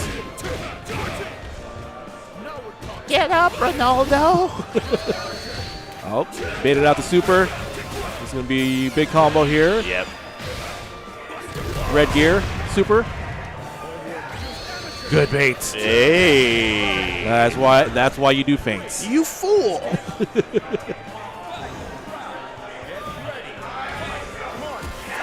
Okay. Oh, okay. I like that setup of Yeah. just throwing the soccer ball into jump low. Red. That's kind of risky doing the power wave up close. Yeah, we're just kind of taking turns right now. All right, you didn't open me up. Now it's your turn. Your You turn? try it. My turn? No, my turn. Yeah. All right, there we go. We got something going. Spend it. Two. Oh, Okay. Don't drops the spend rest. Had that second hit. Could have done the third. it. He's going to. Oh. Okay. Good tech. Oh, the slide, though. So easy going with one. Yeah, the meter not a factor there. No, It looks like he has the Fight Kingdom logo in his jersey. it kind of does, Yeah. actually.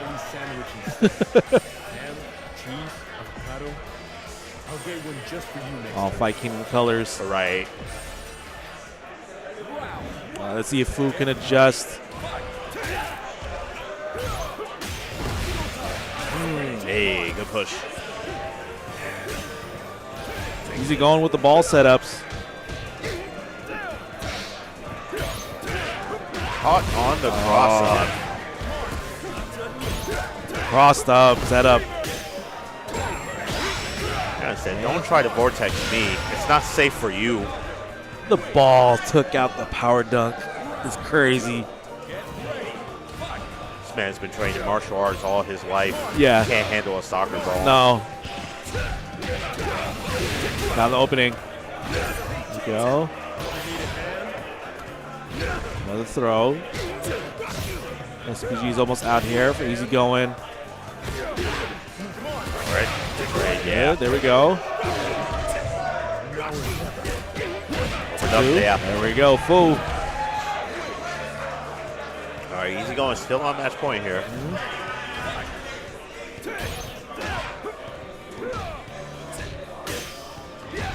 So we're trying to find something. Found the opening.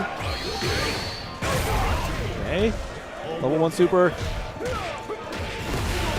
Okay, easy going. Clapping back. Fu keeping the defense.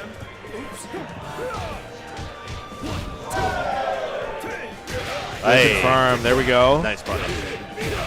Yeah. But decides not to spend it. Yeah. No exchange here. We'll go. Yeah, there goes. There we yeah. go. Gets the Rekka. 1-1. And the victory there is 1-1.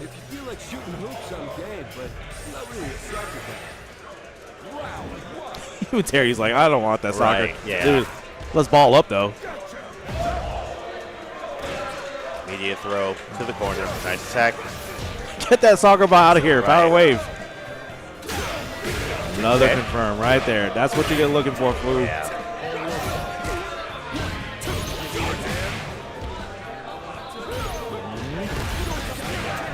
Hit with that overhead.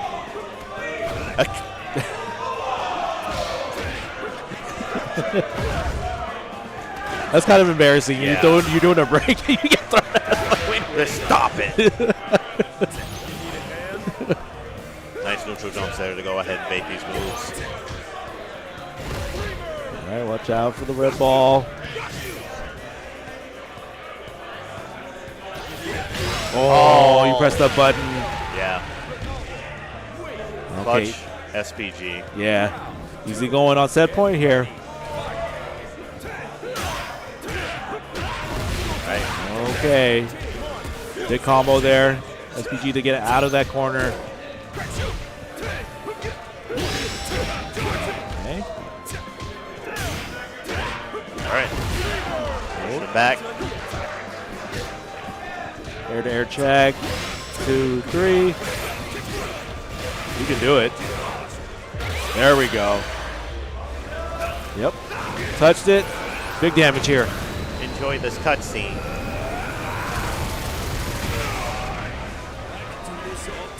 And just like that, pretty even fight. Rev meters reset. 2. Oh, Yeah. there we go. Match point, Match both point for directions. both. Some people cheering for easy going. Fu trying to deter that.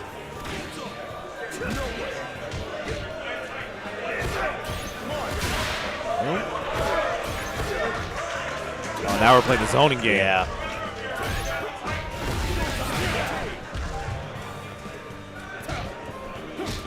Cross up. Hey.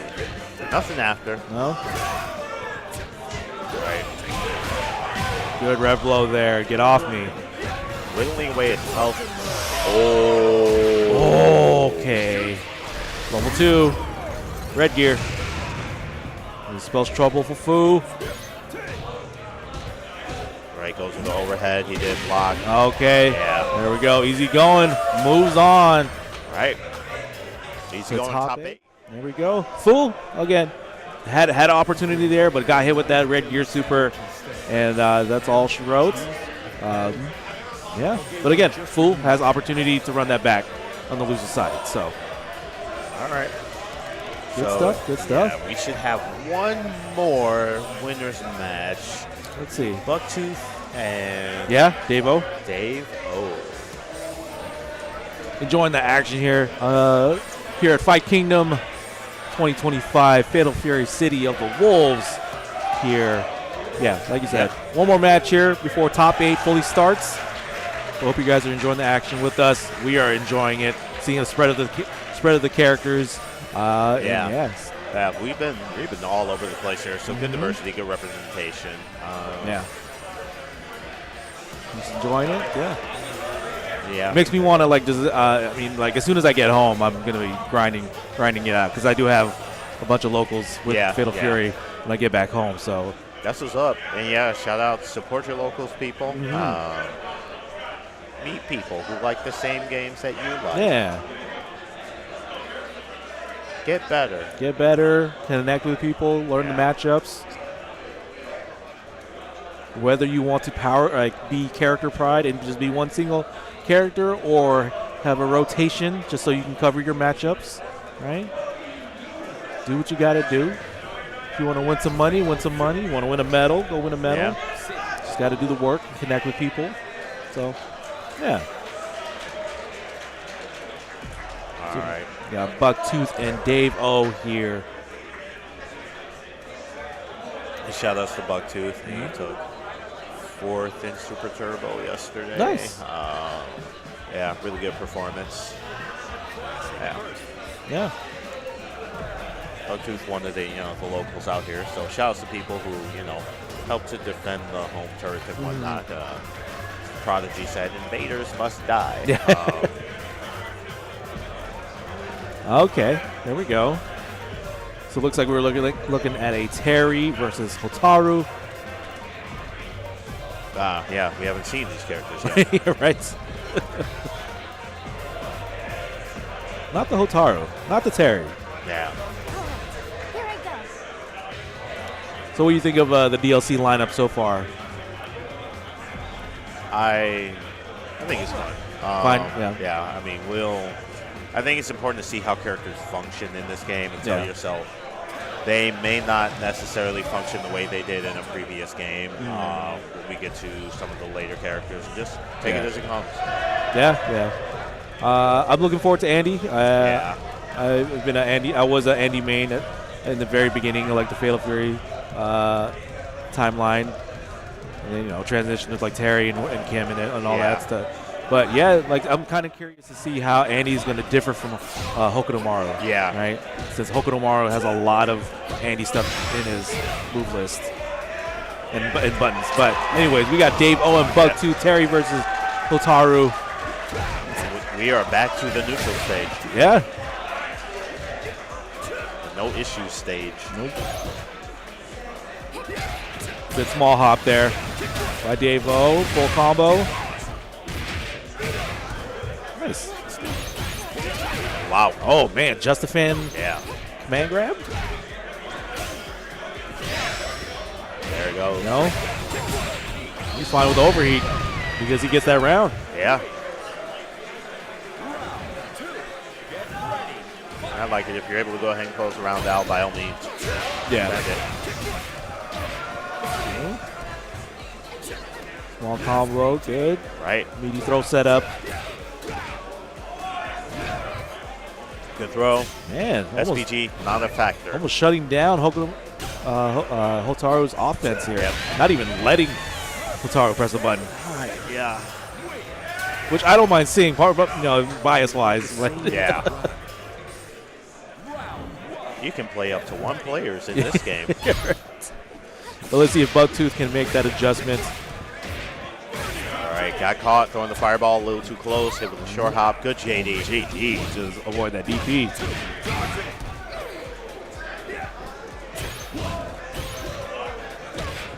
All right, got the jump in. Full combo here. Just needs one more touch on Dave O's end, Wow. and then gets it. He gets it. Well, perfect. Ooh. Dave, match point. To move on to top 8. Okay, run up throw, Bucktooth.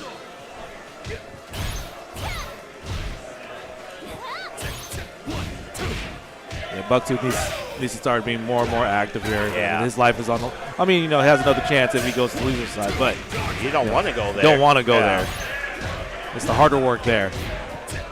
All right. Oh, My geez, turn. Dave, oh. My turn. My turn. My turn. All right. Drops it, it's fine. No air to air. Check. There we go. Some damage here. Small damage. Man, got it. The trade. All right, he's going to take the 2, damage. 3. Off the super.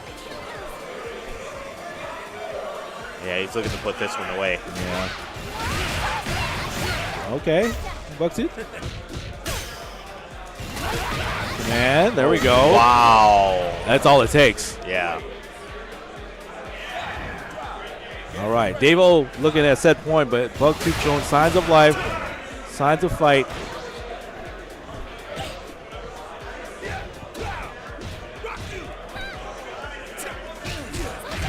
Good confirm.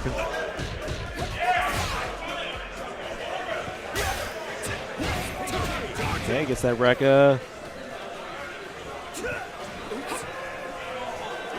Yeah, Bucktooth is trying to be as patient as possible, finding that opportune time to strike.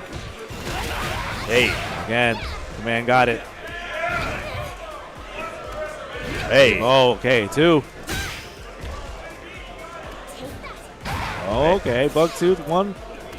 Another. Oh, okay. Okay, that's one for Bucktooth. One for Bucktooth. You throw me, I throw you. After getting perfected, he manages to take that one.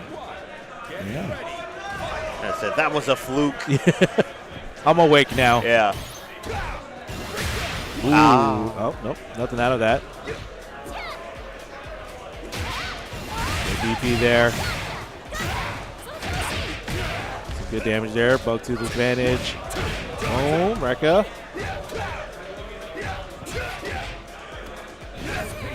Good feint there. All right. All right, okay. Even round. He got caught running. Yeah. This man's a hall monitor. He said no to that. No running.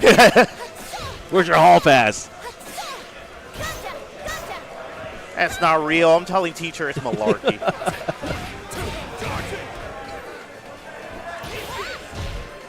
Okay. All right, the foot. Nothing else So after it. nothing to convert. What do you... Man. All right, here we go. Oh, no. Okay. Drops that. 19 seconds. That is the round. Oh my God. Never mind. All right. I think these guys want to play more. Yeah. That's why. They love this game. Good for them. They do. Love of the game. Yeah. Boom. Baktu gets Okay. that. Damage super. All right. And Super already back on the table. Again. The command is Nice. doing mileage here. Now Dave O kind of on the trouble side of things, Yep. but good JD.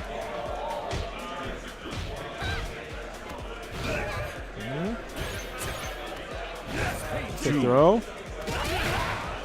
Man, grab again. Now Dave O's in trouble, and it turns it around.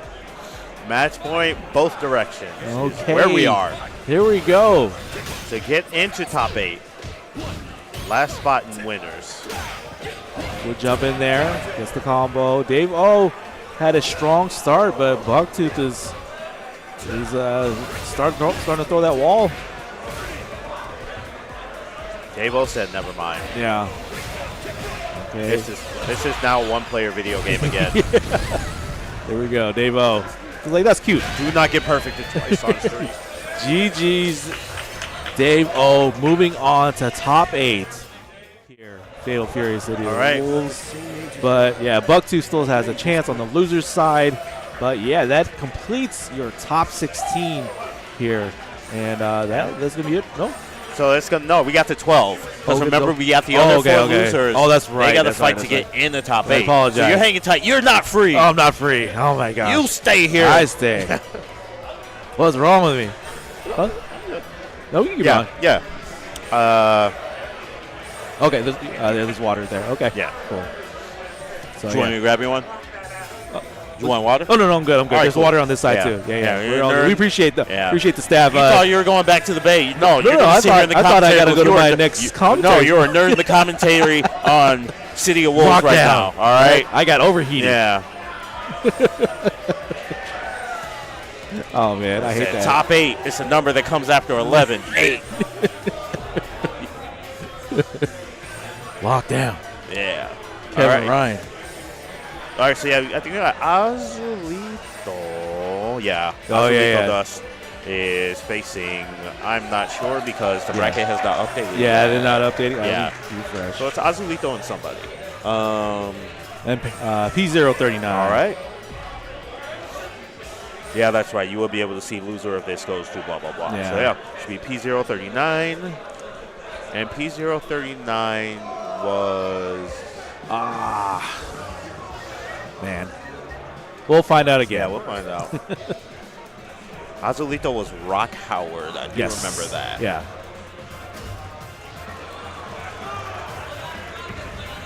Hokuto. Yeah, that sounds right. All Hokuto. right, yeah.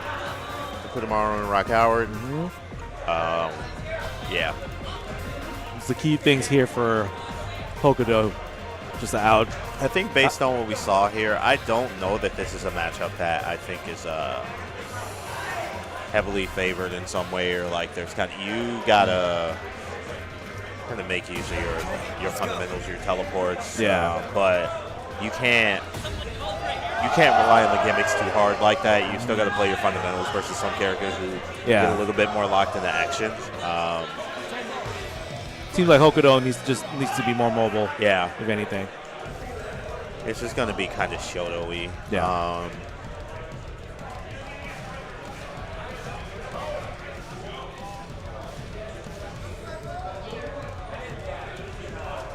All right. Loading.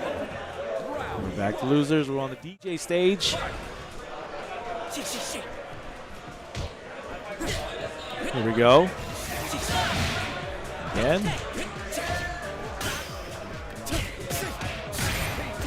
Dust gets those air-to-air exchanges. There we go. Put on. Okay, good jump in, good corner pressure there. Nice. Good air throw. And, you know, I do think that is the thing with Hokutomaru here. You don't want to get rushed down if you can help it. Yeah. You can't let Rock be the aggressor. Yeah. I think in a lot of Hokutomaru's matches, you don't want someone just kind of stomping you. Yeah. You got the mobility tools to stay away, but different players make use of those or don't. Oh my gosh. A double slowdown? Yo. That's sick. Yeah. How Ooh.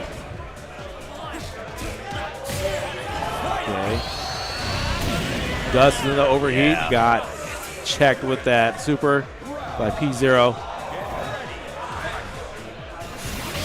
Ooh.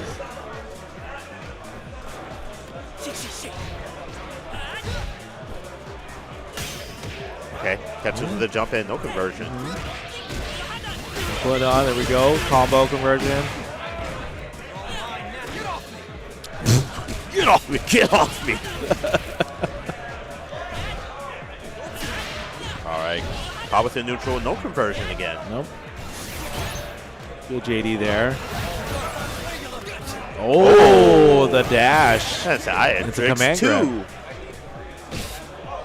I like that. Okay, the hit. Ooh. Again, Dustin the overheat.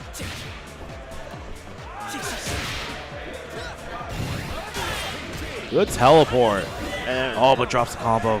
what's interesting about P0's teleports, you know, he does have the option to feint and bait things, but he's just been kind of going for it every time, you know, Yeah. committing to the hitting teleports.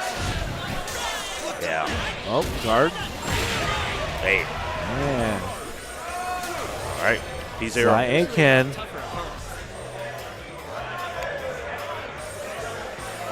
I expect we're going to see Rock Howard again. Yeah.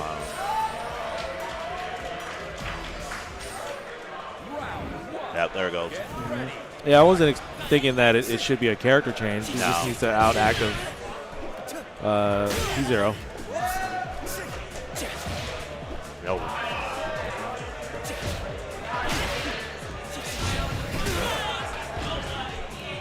Yeah, P0. I'm on the driving the pace, being a little more aggressive here.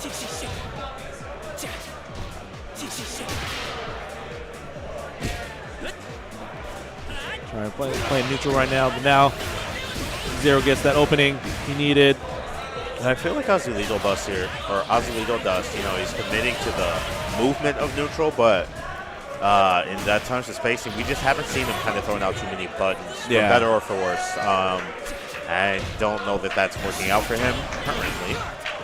Okay. Yeah. Nice sweep. Yeah, there we go. Found the rev blow there. 20 seconds, now overheat. Yo! It wasn't his turn. P0's fine with the chip. Good stuff. All right, match point.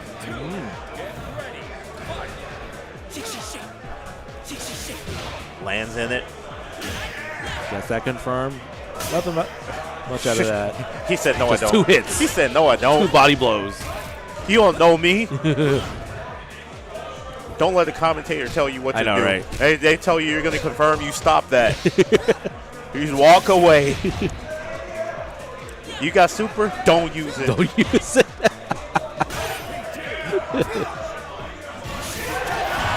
Oh, man. Hey. Run up, rev blow. All right, cancel. Nice. Got that. Azulito, let's go. Double jump just to get out of the corner. All right, the run in, no button, and P0 presses it. Dealing with the overheat situation. He's chilling now. So P0 using those shurikens just to damage that guard meter. And he closes the distance there. 19 seconds. No, he broke guard him. break, but what else after that? Low, watch out. Watch out. One hit will do it. Yeah. Good teleport. Not able to open them up. Man, double jump. This is happening longer than I was expecting. There we go, the Wow. jump back. Yeah. The longest 14 seconds ever. Nice sweep. Grab, nobody home. I got hit with that. Double jumping. He's been catching him with that kick, but we just aren't seeing any sort of conversions. Yeah. It's like a love tap. Yeah. Okay. Wild punch, but nothing after that. It's just single hits. We over here playing virtual Yeah, fighter. exactly. Playing Street Fighter 2 over here. Right. Up. Stop running. Trying to trick him. Overheat. Dust has been living in the overheat. Yes. Poking. No. All right. The kick. Oh, could have caught with something else. Yeah. All right. Opens him up that time. No knockdown. All right. Gets a kick again. Here we go. Hey. Okay. Some damage there for Dust. Meter, Another one. Meter. Oh, good right. use. The Shipuken. That's 1-1.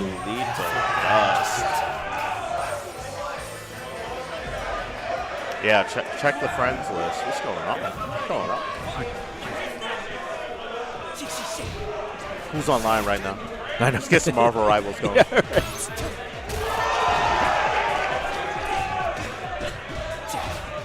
All right, P0. All right, they both traded. Good throw. Under 50% there. SPG, yeah. GG.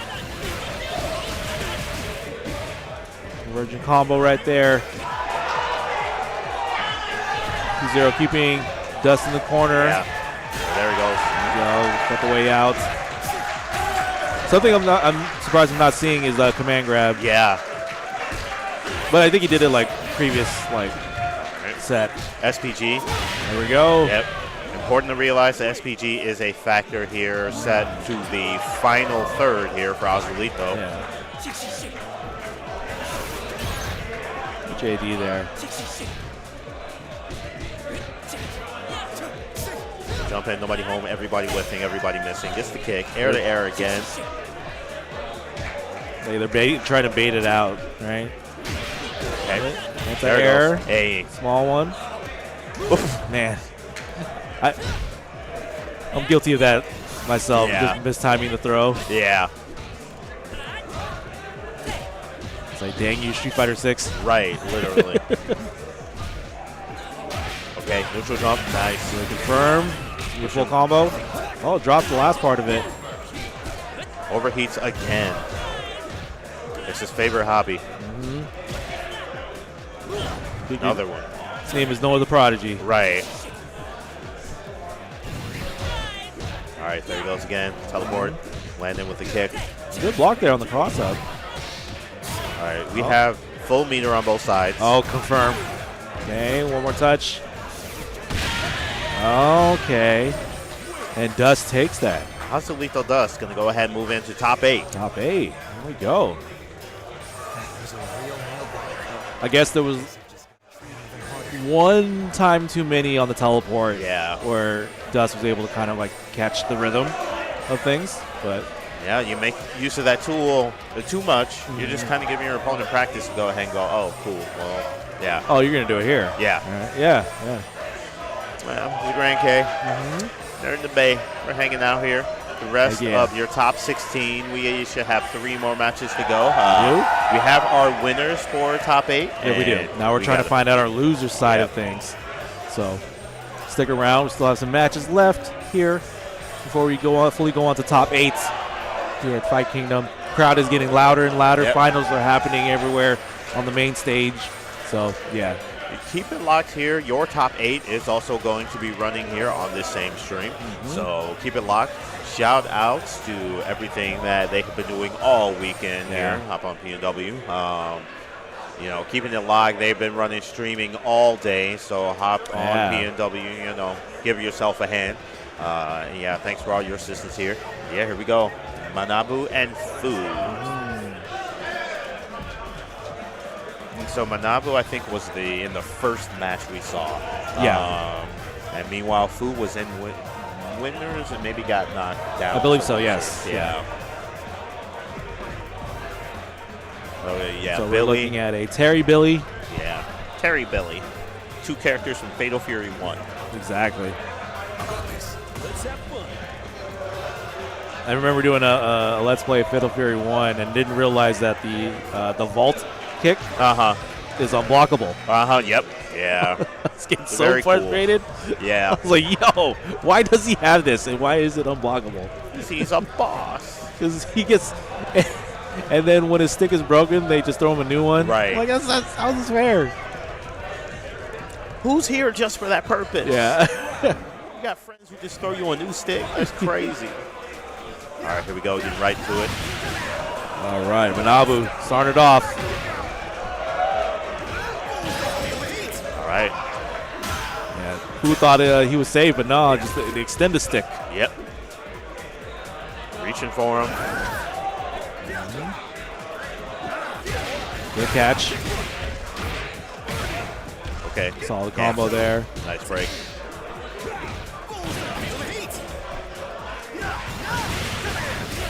Good catch again. Oh, but didn't get the last part. Well, Manabu's at like one more touch. He's going to keep the range. All right. Gets out of the way of the burnt knuckle there. And he takes that one. First round, Manabu.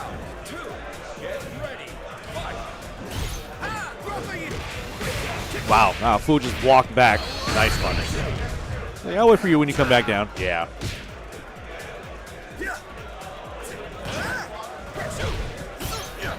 Good JD there. Fu, I'm starting to see he's being a little more careful with the power waves. Wow. Okay. 2-3. Nice target. You're in the corner. Life is not fun. Put himself in the corner. Wow. It's shady. Good confirm there. He did the hard rekka and like no, just got thrown out of that. No, he was so close. He did so much work. Yeah. All right, one round apiece so far. Got caught.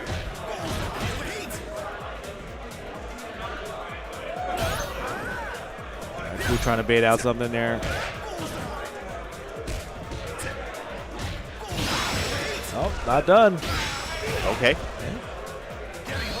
Good bait. Nice. Hybrid defense. Boom. He got into the overheat and then he utilized the level 2 super. It was a good decision there. But Manabu, it's like you can make you regret that decision. Yep. Low HP, also got to watch the guard. Yeah. Oh Good. my God. Red Mart, but okay. Yeah. Got out of the overheat. Okay. There goes Fu. First one to put a match on the board. First to 2 here to get into top 8. Yeah.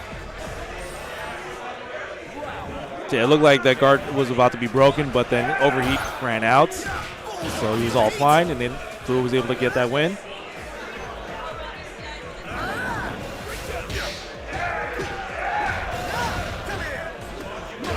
All right, good throw. Hey. Yeah.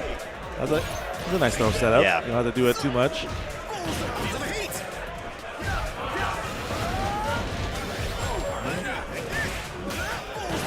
Nice. All right, now Manabu pressing the gas. All right, close this round. Ruthless aggression. And does. Ruthless aggression. All right.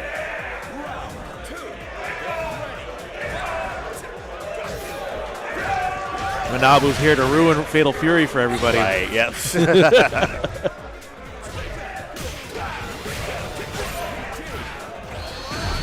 Good super there. Solid damage.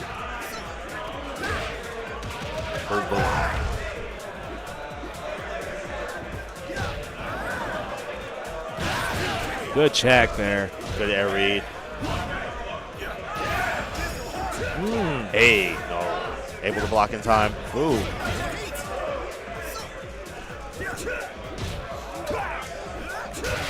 Wild punishment. Nothing after that. There we go. We get the Rekkas to the corner. Oh, caught him. Yeah. Blast. did. Caught him on the crumple. Yeah. And then closed it out. Match point. Yep. For Fu. Oh, a lot of just defending happening from Fu's side.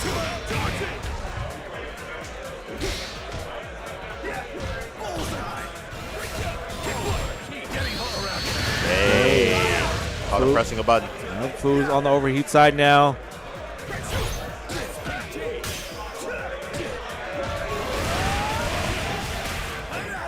Big damage here. Super. Side suspended. Big damage. Overheat is almost done. So Manabu needs to push in the offense. Maybe try to break that guard, but doesn't look like it.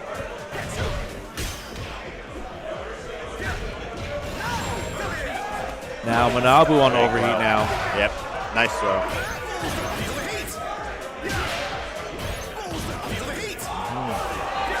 Good jump. Oh, no. Okay. Yeah. And Manabu takes one. So we're evened out.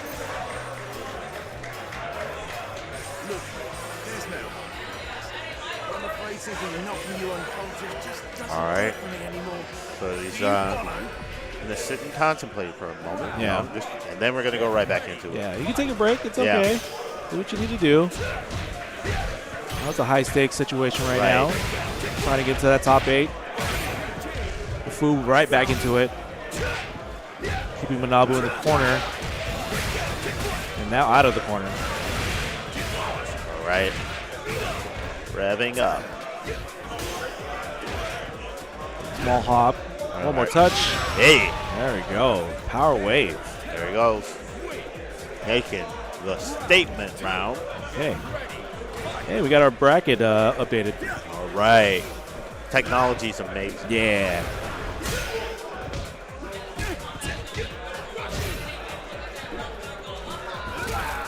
Nice knockdown. Wake up super by Manabu. Right. Yep. Gonna have to take that whole thing. Fu is trying to just defend an entire thing. I mean, he has the freedom of that choice as an American. He does. Manabu now on the overheat side of things. It's a choice that comes with great difficulty. Yeah, it does. You can do that. All right, JD. Okay, I appreciate that. Ow, But he got hit with that wake up super. Okay, we're down to the last round. Who's going to take it here?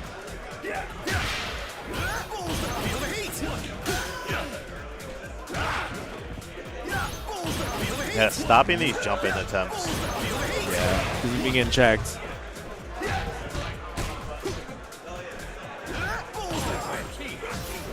Now on the overheat side of things, but Fu's still pressing the offense. Number 2. All right.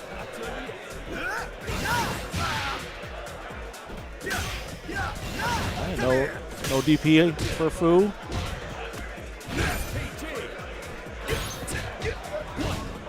Overheat's about to run out. There we go. Now you're all set.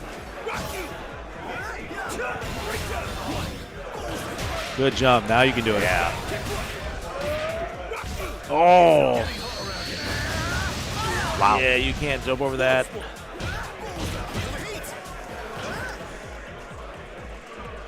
Almost overheat already.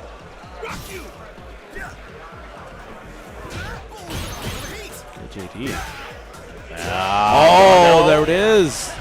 Small hop. Yeah. Was the difference maker here. Fu moves on from that matchup. Good stuff by Manabu. Just got caught in that last exchange. Yeah. It was a one guess situation, and yeah, he didn't guess right today. Yeah. It happens to all of us. It does. Yeah. It does. But congratulations to Fu. Moving on the loser side of things. Yeah.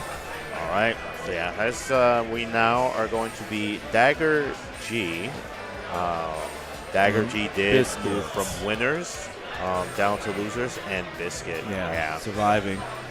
So, yeah. Again, this is to get into top 8. Exactly. We got this, followed by Bucktooth and Nocturnal, and that will be the last of top 16. We'll immediately broadcast top 8 right after. Yep.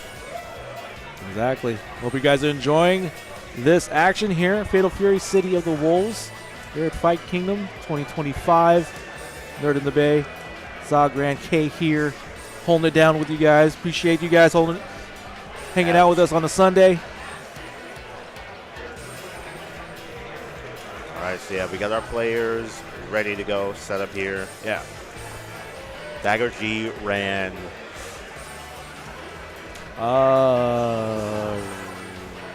not Ganachi. That's all I know. Yeah. The Nakanachi over here. Yeah. Yeah, this is one of our earlier matches. They ran, also. they ran Marco. Yeah, okay, it's the Marco. Yeah. And again, with the sticks issue, maybe just a cable, but Wonder what's going on with that. yeah. Well, do what you need to do. Get to make sure everything's working. You don't want any disconnects happening mid-round. I feel like it would have definitely run across PS5 this weekend, so I'm surprised that we're having surprise stick problems here Yeah. now. Yeah. But it be what it be. You know, Yeah. It's not on purpose. And technology, trying to match up so many things here. Exactly. Especially with like legacy sticks and all that Yeah. stuff, right? So, but yeah. Who are you wanting to come back? So you already had the DLC Season 1 like listed. Who do you want to come back out of the entire Fatal Fury legacy? Because they said like, oh yeah, we'll bring back the majority of everybody. Well, Like, it's damn. You know, I think I got the characters, the Garo characters I wanted. Okay. As far as Fatal Fury, you know, I have Billy Kane. Yes. So further, I mean, Duck King could be cool, but they could Yeah. also, he could come out extremely gimmicky and weird. I don't know. They don't want my man to succeed. Otherwise, I mean, my pick will be really obscure. We're going back to Fatal Fury 2 with Jubei. Jubei Yamada. You want the demon? Yeah. Oh, okay. Yeah. You want the judo demon, Jubei Yamada. You want to throw cookies. I want to throw cookies, all right? I want command grabs. You want exploding command grabs. Dude. Crazy. I remember, again, I did a Let's Play of 2, and I'm just remember like, man, he has no range on his buttons. Right. You just have to like find a way to get in, slide your way in kind of. Right. A little crouch walk. Yeah, crouch walk in, right? Charging your throw. Because he was the only one, he wasn't the command like thrower. He was a charge thrower. Yep. That was weird back in those days, but he was doing it. Yeah, and they were definitely experimental with some movements. And then they quickly found out, hey, maybe this ain't a good idea. Yeah. Selecting characters used to have quarter circle and half circle forward motions. Yeah. Like, I used to hate that. I was like, why would you do this? His sim works that way in Street Fighter. It's like down forward, yoga fire. Right. Half circle forward, yoga flame. Yeah. Oh, this sucks. Okay, nobody likes this. This is never convenient. It's never gonna work out. Yeah. But yeah, no, Jubei, I like that. That's a solid choice. Yeah. I know people have been waiting for their boxer. And you have a choice, right? There's Michael Max. There's I'm forgetting the Butterbean guy. My God, I'm forgetting that guy's name. And he was the boss. Yeah. But I know people are like wanting that Rick Stroud. So yeah, that's one from the archive. You know, I'm a Kim fan and main myself, so I do want the father there. I mean, I would love Jae-hoon to be in here eventually, but yeah, I'm waiting for Kim to jump in here as well. So I think the bosses from Fatal Fury 2 would be funny. I don't want to play him. I just think that would be funny. You got a little hint of the story, like in the beginning, right? Yeah. With the invitation, like Stroheim was like, wait, Krauser or like a new Stroheim character, like like a family person legacy. Give me blood. Yeah. Bring back Mr. Blood.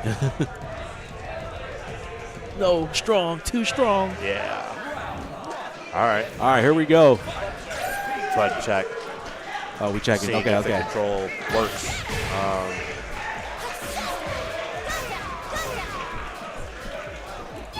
Yeah, we have not seen this matchup yet. No, not at all. Pretty a funky one. Yeah.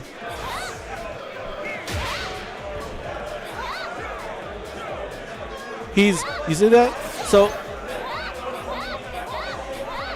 he was saying he was like just flicking his like knee and DPs are coming out. Yeah. Like, he's like, dude, look, no hands. No hands. Like, yeah. wait, what?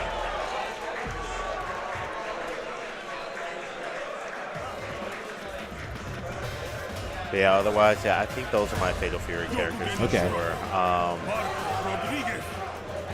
Throwback would definitely be like Richard Meyer. Tung Fu. Tung Fu? Yeah. Love that. Bring the. I sound like I just want senior citizens. There's not Shut enough up, old man. people. How many times do we have to teach you this lesson, old man? I want elderly Geese Howard. Okay. And walks around with a walking stick Yeah. the whole fight.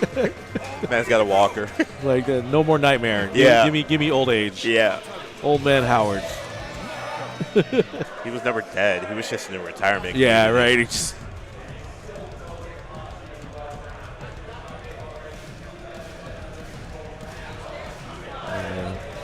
Franco Bash, another one, right? Yeah. People just big body. We can go down the list. They said that everybody basically is coming back. Yeah. So.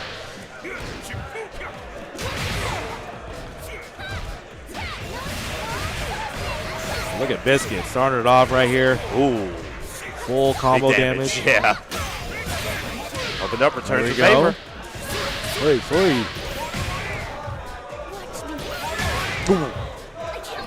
Shut down. Yeah. Back in the corner. You ain't going No. nowhere. Punch. Dash punch. I appreciate color edit mode because somebody made Black Dynamite with Marco. Yeah. But Black Dynamite, I sell drugs in the community. Who the hell is interrupting my kung fu? I do that shit before I walk into the room.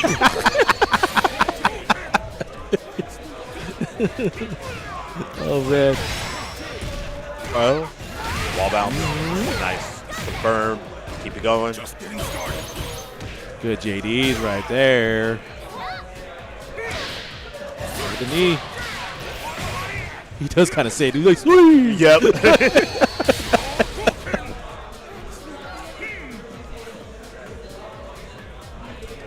All right, keeping it patient now. Hotaru knows he got to go in, but Oh! After all that. That's headbutt. Interesting that we don't see a Gato Yeah, anywhere yeah. in this top 8. But Yeah. anyways, you got that, Marco. Getting that win. Yep. All right. Strong one so far from Dagger G. That's the thing, yeah. If this character can catch you, this character hurts. Yeah. Woo.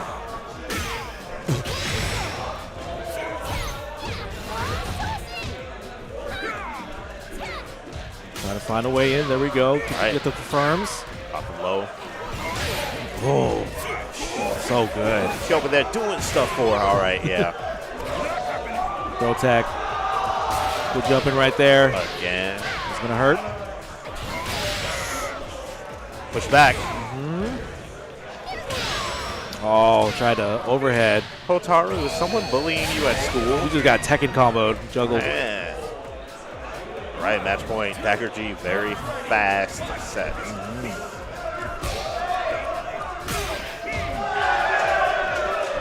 Go.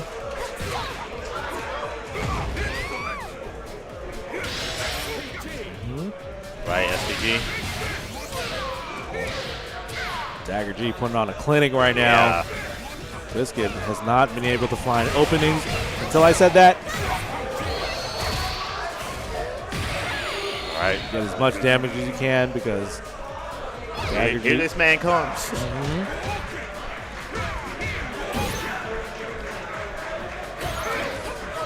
There we Ow. go. Oh. Hey, this could be it. Yeah. Yeah. Oof. All right. Dagger G taking that. Thank you, Dagger G, for not making me a liar. If it were like 8 other people in this top 16, they would have just not used the super meter. Exactly.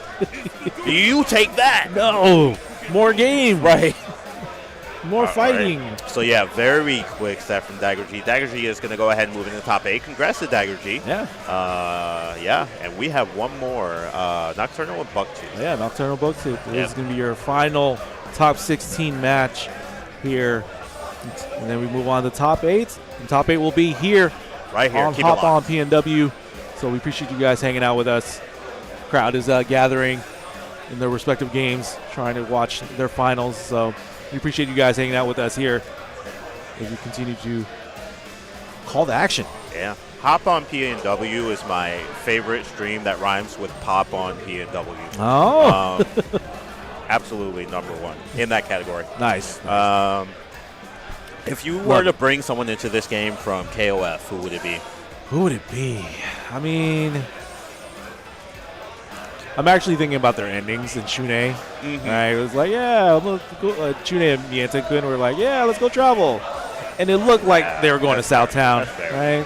So that looks like a thing.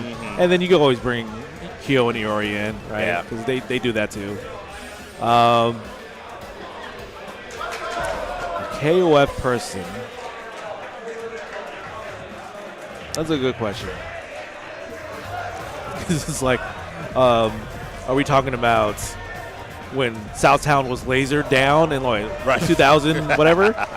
So it's like, oh yeah, then you bring in the agents, right? Or bring in Nest. But yeah, no, I think I would go like Mienten and Shune. Yeah. Right? Because they're grown up and all that stuff. Yeah.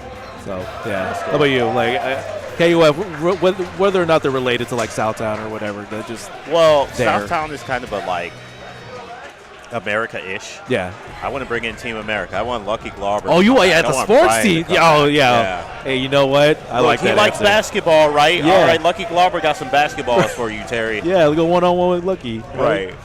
Oh, my gosh. And another boxer, Yeah. right? With Heavy D. So, oh, man, yeah, that's such a good answer. I hate that they always get their invitation get taken from Right. other teams. Like, come on, guys. All right, but now Bucktooth and Nocturnal here. Boom. Hey. Terry Hotaru. All right, Nocturnal keeping that safe, waiting for that confirm. A good combo there. Bucktooth on the SPG range. Stay Nice knocked sweep. down.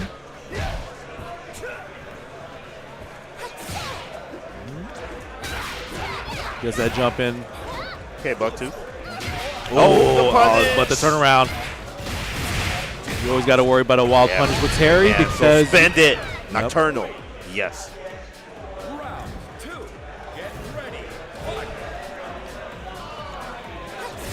as simple as Terry's buttons is, like just getting a wild punish with Terry, that could be a wrap. Yeah.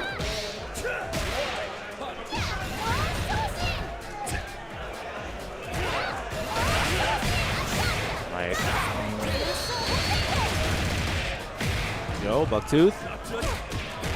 Good empty jump low. Yeah. I like it. Strong round so far. 83%. Yeah. All correct guesses by Bucktooth. Yep. 1-1. Mix them up. Yeah. Wow. Got caught in the middle of that action there.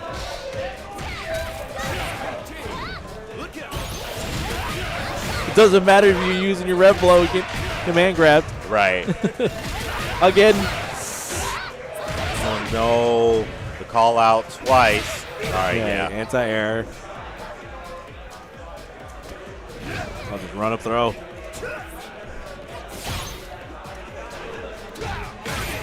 Okay. And this is that throw, knockdown. You can OTG if you do a wild punish knockdown. Yep.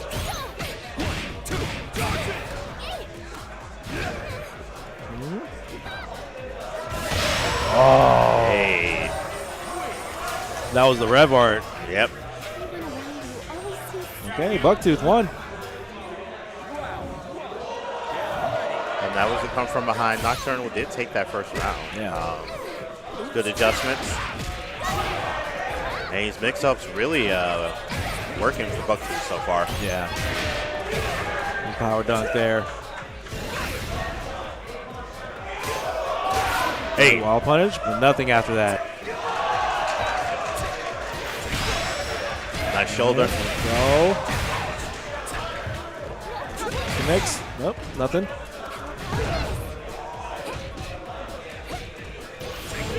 Okay.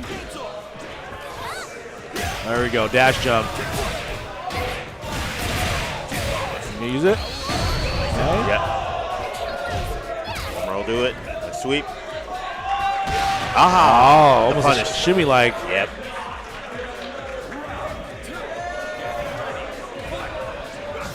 A dash jump of Bucktooth's own. Twice. Good All neutral right, jump. yeah. Like wake up neutral jump. Right.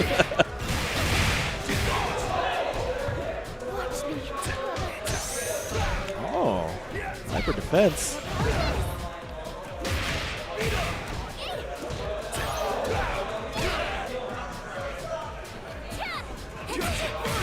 Wow, use the upper. Yep. Okay. Oh. Oh, confirm. Yes.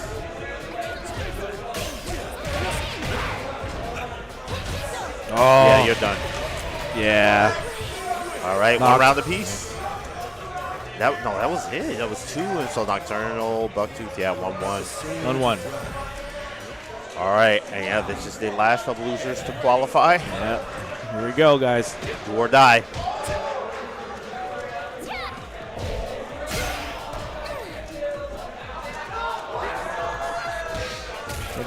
Nothing so far. Got a knockdown from Nocturnal.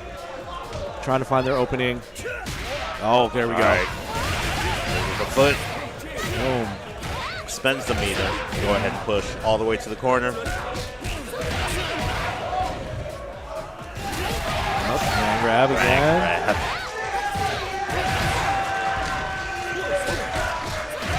Confirms Really good. again on wake up. Caught him pressing a button. Yeah. Says, don't do that. Oh. Run up and throw you. All right, match point Bucktooth. See what Nocturnal does here. Oh. Hey, DP. All right, you're gonna spend it. This is the last round for either one. Oh, no. No. Nocturnal has. Yeah, Nocturnal needs to win one. but Nocturnal is kind of needing to come from behind. Yeah. Oh, never mind. He No. is winning. Right. That is City of the Wolves for you, ladies and gentlemen, boys and girls.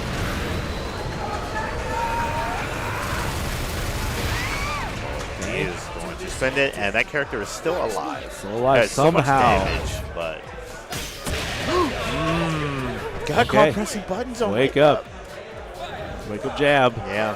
All right, here we go. Match point for both. So Bucktooth sitting on a lot of meter, Nocturnal sitting on none. Nothing. Yeah. Use a bunch of confirms, solid combos, and as less rev meter as much as possible just so you Yeah. can get full damage. Ooh, the counter hit. Keep it going, corner. All right, blocking all these mix-ups so far, got opened up there. Yeah. Well, it's not your turn yet. I'm sorry. The penalty is all of that damage. Yeah. Oh, good wake up there. Oh, the trade though. Wait, this time. Oh, Hey. man, they're trying to throw Yep. each other. Nocturnal. Oh, You're done, yeah. try to gamble. So that meter was never a factor, but Bucktooth takes it anyway. Going to go ahead and move on. Nocturnal, thanks for playing. He is going to be within top 12. Yeah. But yeah, that's all of our top 16. So we're in 8. We're in top 8. I think we're going to take a quick break, and then we will be right back with the action here on this same stream. So if you're like, I want to see more City of the Wolves, keep it locked. Don't go anywhere. So Grand K, I'm going to be out. Like I said, that will be over on the main stage on Third Strike. So if you're looking for Third Strike, that is on the Fight Kingdom FGC stream. But yeah, otherwise, keep it tuned to everything going on all weekend here at Fight Kingdom 2025. We still got a lot of action all day. We got some stuff that's starting at like, it's going from 7 to 9. They're still going. Late, so we'll be here all day. So appreciate you guys hanging out with us. That's going to be it for us. You're going to Third Strike. Yep. I will be at Virtual Fighter 5 over at Riz 1. Hey, right now? About to be like in an hour. I got like an hour break. All right, so I get to relax a little bit. Hey. But I appreciate you. Thank you so much. Yeah. Commentating. And that's it for us. So take care, guys. Hang tight. Take a break. Grab a drink, snack, all that stuff. And we'll be right back with the Fatal Fury City of the Wolves Top 8 action. All right.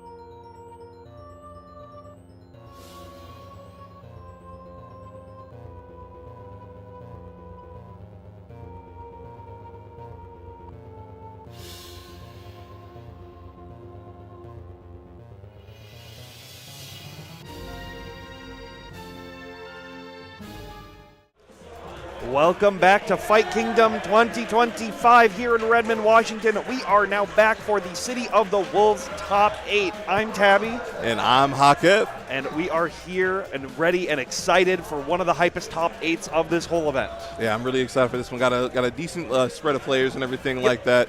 Some pretty recognizable names if you pay attention to a lot of events and everything in P&W. Some people you might not be too familiar with. I'm really looking forward to seeing Azulito, local, like SNK player and everything like that, is beat my behind real bad in a lot of KOF lately. But we do have a couple people, some infiltrators from out of town, right? Like Bucktooth and Fu coming in, showing that, hey, you got Washington. You're not fully, you're not fully on top. You got some competition coming through. Up first, speaking of which, I believe we are going to be having Johnson versus Easy Going. Easy Going, I don't remember if they're Seattle proper, but I know they're P&W as a whole. They're like up here. Yeah. Seattle, mostly I know them from Guilty Gear Strive. I think they played a little bit of some other games, but it seems like they're putting a lot of work into this one as well. Yeah, and Johnson, anyone who's been around Seattle a long time, Johnson's one of our stalwart members, T.O. player, won Vampire Savior earlier today. Oh, did he win V7? Okay. Yeah, he won V7. Yeah. Guy likes Sasquatch player. Big Mark of the Wolves fan, just in general. And as you can see, we got Johnson representing Hokutomaru and Easy Going on Ronaldo. Yeah. Now, Hokutomaru has been a character that, the stocks have been rising, ever since, the game came out. Whole lot of things being found for that character. There's a lot going on. Yep. A lot of ways to set up, kind of like Oki, that is not really interactable, on the initial, guess and everything like that. And Ronaldo, really strong, Oki's ME-based character, kind of tricky with what he can do with the ball and everything. Yeah. And I love this drum beat right here in between the loading. It's so good. It's so good. Yeah, Ronaldo was one of the characters that a lot of people looked at early because they're just projectile Oki, that's going to be pretty good. But Hoku is one that has a lot of access to frame advantage situations that not a lot of other characters get. And having access as well as the double jump to try to stop a lot of these anti-air attempts that you already see Easy going for early on in this, trying to JD, trying to bait him out right now. And it's going to be one of the big things that I'm going to be really curious about in this matchup is seeing how familiar both players are with what are their best just defend and their hyper defense options. Exactly. Yeah, hyper defense is the big thing I'm trying to look for because that's the thing I don't feel like you see as much. And it's a big thing for Hokutomaru, just in general. It actually has deceptively really strong normals, especially his 2C. His 2C is extremely good at sniping people trying to walk back and whip punching. Might actually be one of the best in the game because of the rainbow kick break. It's definitely up there specifically because of that. But Ronaldo's another character that you do have to be very worried about, having a lot of really, really strong normals, but then just leading into some free high-low mix, even at the mid-screen ranges. It's very scary. There's that 2C that we were just talking about right before. Easy to evilly confirm into the anti-kick break. Yeah, just going for basic shoulder knockdown, but you jump. So you get the hit as Easy Going gets out of the corner. Gets another opportunity, going to get set up. Oh, nice. Wasn't ready for the red bar. Yeah, it was also, it was really smart from you, Johnson, to recognize, I didn't put Easy Going into SPG just yet, so that red blow was free. They would have to spend the bar to actually get out of it. And now going to be knocking him out of SPG already, not giving him access to that. And both players right now, their life totals are at that range where, one good, confirm. We're going to be 2 now. So on the next hit, this should be it for the round, and Johnson has it. Going to go up 1-0. Yeah, currently up 1-0. Easy Going, I really feel like they were kind of holding back, trying to play a little bit more defensive, which I don't think you can really afford to do versus Hokutomaru, right? You're already seeing now them go okay, I'm going to try to throw a ball out. I'm going to try to control some of that screen space. They have to make a more committal option, but this might be the start that they're looking for right here. Yeah, pretty good knockdown right now, pretty solid damage, and again, just not ready to deal with the SPG or anything like that. A lot of that, especially when you're when you have meter, you still have access to cancel options, you can blow that up. A lot of that stuff, not really real. You don't get yourself bamboozled. Yep. Johnson, though, not opting to go for guard cancel again like they had been before. Big 2D right here. So now we get the mix-ups. Hits him overhead on the opposite side and takes the round off of the next mix-up. Yeah, and all that off of a counter hit sweep, be able to automatically set up the exact OP that you want. And that's why you can never be just not worried about Ronaldo. At any given point, you can turn the game into his favor. And there we go once again, kicking him overhead. So now you got to hold this once again. Great fake cancel into the toss. Yeah, great throw, no tech again. This is where it gets kind of messed up. And Oh, yeah, good rev blow right there. Honestly, that corner pressure is where I think Ronaldo's actually scary. You're not doing those left-right stuff, just having that really absurd strike throw game. There we go, great anti-air on the rev blow follow-up from Hoku. Yeah, that was a really good upper body invol attack from Easy Going. Just like good call out. And quickly turning the tides, already bringing it back 1-1. And I like that, taking a little bit of a break. Just a quick second, yeah. The pace of this game goes from like super slow to super quick at a dime turn, and so being able to have those moments to breathe and reset yourself is very important. Johnson though wants to keep that momentum, wants to turn it in their favor because they want to find more situations like this again and again. Exactly. Oh, that was a really nice counter confirm, but didn't follow up on it. Now, one thing I'm wondering, so Hokuto Maru, once they've got you in the corner, has off of the forward though. Can do just like jump back, kind of like any timing, like throw the shuriken down. There's nothing you can do about it. You have to block it, and like any reversal won't be able to go through. And if Johnson can kind of like figure that out, maybe a little bit through the set, he'll be able to get a solid handle on this. And nice. Unfortunately, Easy Going overheated themselves, wasn't able to get too much damage off of that. Yeah, and as soon as they recognize the overheat situation, they're like, okay, I have free access to just red blow out of it. They haven't been trying to JD it. They haven't been trying to maneuver out of it. They've just been sort of accepting getting hit by it. And I really think that's been the big thing for Johnson to take a lot of these rounds. Gets their early throw set right near here. Now, it doesn't hit the safe jump properly, unfortunately, at the first time. That's going to give Easy Going another chance, potentially. Here we go. Oh, and they bust out once again. You kind of got to love the bravery on Easy Going, but kind of just extended it a little too much. I'm going to confirm this super. Going to get a pretty good knockdown here. Yeah, and I like that you respect the level 1 because you know that you can just find one more hit afterward, potentially. Oh, you didn't block the full follow-up. Justin gets another throw. Oh. And there's that up back shuriken that you were talking about, right? Like you're just going to go. Oh, no, with that OBZ, you just do the single one. Oh, you just do single one. Yeah, it has the quicker recovery, and you go down fast. Gotcha. That makes sense. And that setup's even safe against 0-frame supers and stuff like that. Oh, is it really? Yeah. Okay, good to know. Learning everything here at the City of the Wolves top 8, even in our first game. I can't help it. You put an SNK game in front of me, I'm going to be a little bit of a nerd. You know what I'm talking about? A little bit. Degrees there, Well, up next, we are going to be having Davo and Slamtown coming up. Slamtown is a younger player. Relatively, he's pretty young. I don't even think he's 21 yet. Really? But he's a big, retro and poverty-like fighting game head. Got top 3 in Vampire Savior, won Alpha 3 yesterday. Has typically done pretty well in stuff like Mortal Kombat and everything like that. Plays a lot of games and gets a pretty good handle on really quick. Yeah, I mean that's really good to have. If you're that young and that's what and you're interested in those more like poverty, smaller games, and then going to an event like this where these are some of the most stacked brackets you can get from and doing well in it is very, very beneficial. Now, Davo, if you're from the Pacific Northwest, you should know this guy, and if you don't, you should probably come out to locals more. Yeah, if you're an Exurb player, BlazBlue, anything like that, you know him, you hate him. You gotta love Davo. Even just everything. He's an old head Garo player. He did pretty well in VSAV, I think, this weekend. I don't know. Well. Got top 8. I think he tied for 5th with me. Tied for 5th with you? Yeah. Okay. Yeah, there's just a lot of he's just long-term experience, plays a lot of games, and tends to play honestly similar characters in a lot of these games. You're going to see him on Terry this time. If you know him from Exert, he's a sole bad guy player, which you can't draw. Kind of like those characters that really strong, domineering, commanding normals and everything like that. Yeah, and plus he was a Slayer player. That's sort of where he made his name, and that character also really fits into that archetype. Slamtown though is on that Billy Kane, which, if you're not prepared to get to be very patient with your JDing and finding opportunities, if the Billy Kane is able to properly zone you out, it can be very, very scary. So. Yeah, exactly. And as a Billy player myself, I'm really looking forward to this one just to see how both players approach the matchup and everything like that. Lock it away for myself later and everything.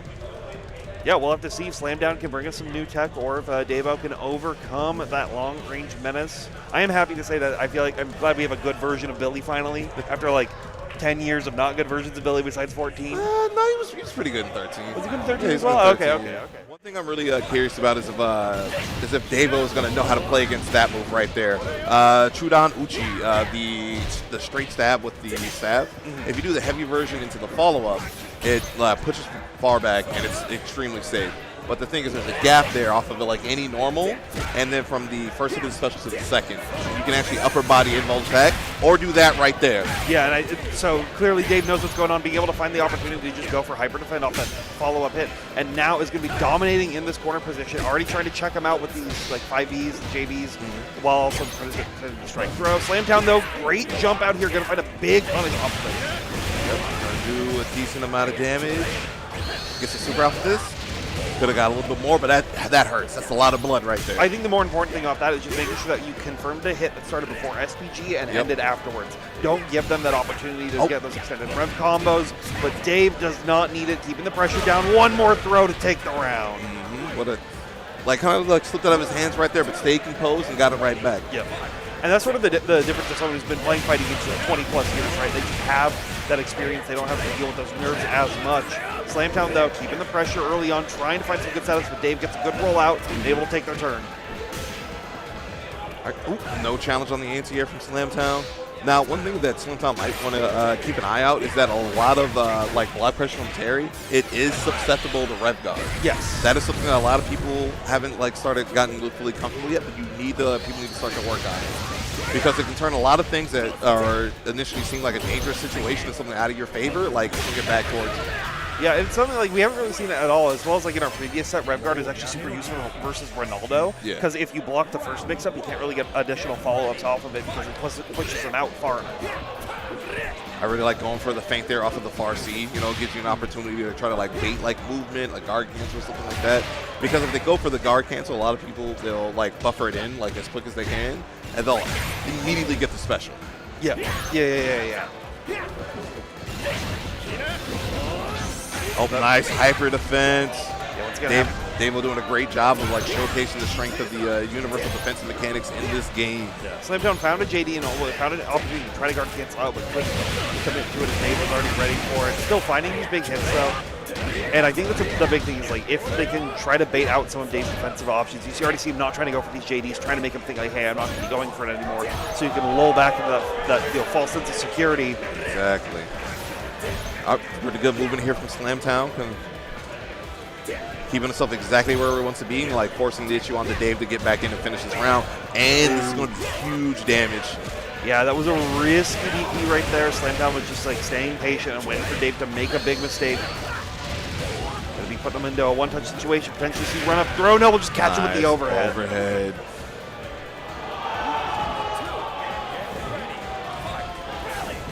All right, nice jump back from Slamtown. Got out of the range of that burn knuckle. Just keeping the firewall pressure pretty safe and lenient right now. Good press out from Slamtown, but couldn't find any big connection. Yeah, it looks like Slamtown right now is kind of going for our cancel attempts. That's why you're seeing that Rekka come out. And it's working out. It's getting him some hits and everything. Just once again, he went for it again. Davo was ready for it, though. Scouted it and punished. Scary Star gets hit by the far D. Keeping the pressure down. There we go. Checks on low. Yeah, you be reaching. Davo, he's going to be teaching. Yeah. And then, like, that's Terry's whole game plan, right? Once he gets you locked into that corner, that is where he is at his scariest. So I think Slamtown really needs to find an opportunity to not like walk themselves back into the corner like they have been right now. Yeah, like right now, exactly. Because if Dave is right in one situation, just like this, you're now put back into that corner, back into that box, and have to find a way to get out. Jump out is a good start, but you're getting hit for it. Yeah, and just like at least like it's unfortunate he got hit, took that damage, but like now it's got things back in this screen where he can be a little bit more comfortable. But it just doesn't matter. Dave-O is relentless. Unfortunately, he's pushed out just a little too far for that confirm, but he's got Slamtown right back where he wants him. Yeah, but you can even see like just playing incredibly safe, just walking back, being like, yeah, I'm going to wait for you to do something. Try to find an opportunity to use that EX burn knuckle, but couldn't find the exact routing that they were looking for. Slamtown, though, will find the hit, confirming to the Rev Super as well. Within that SPG, just add as much damage to the table as possible. Big thing here is going to completely reset his Rev gauge, too. Allow him to throw out more of those EX pokes that are available, have access to just like extra damage if they needed it. Plus frames and everything like that, too. The world is Slamtown's oyster here, potentially, but Davo going to be locking him down, and the throw got baited off that jump, and that should be the kill as long as Dave keeps it tight. And yeah, Davo's going to go ahead and take it, 2-0. Excellent stuff. This is still winner side, though. Exactly, yes, Slamtown still here. Still in, still got a chance to have that Billy rep make it far. But Hoping he does. yeah, I'm hoping as well. I think Billy is sick. I think Billy is an incredibly cool character.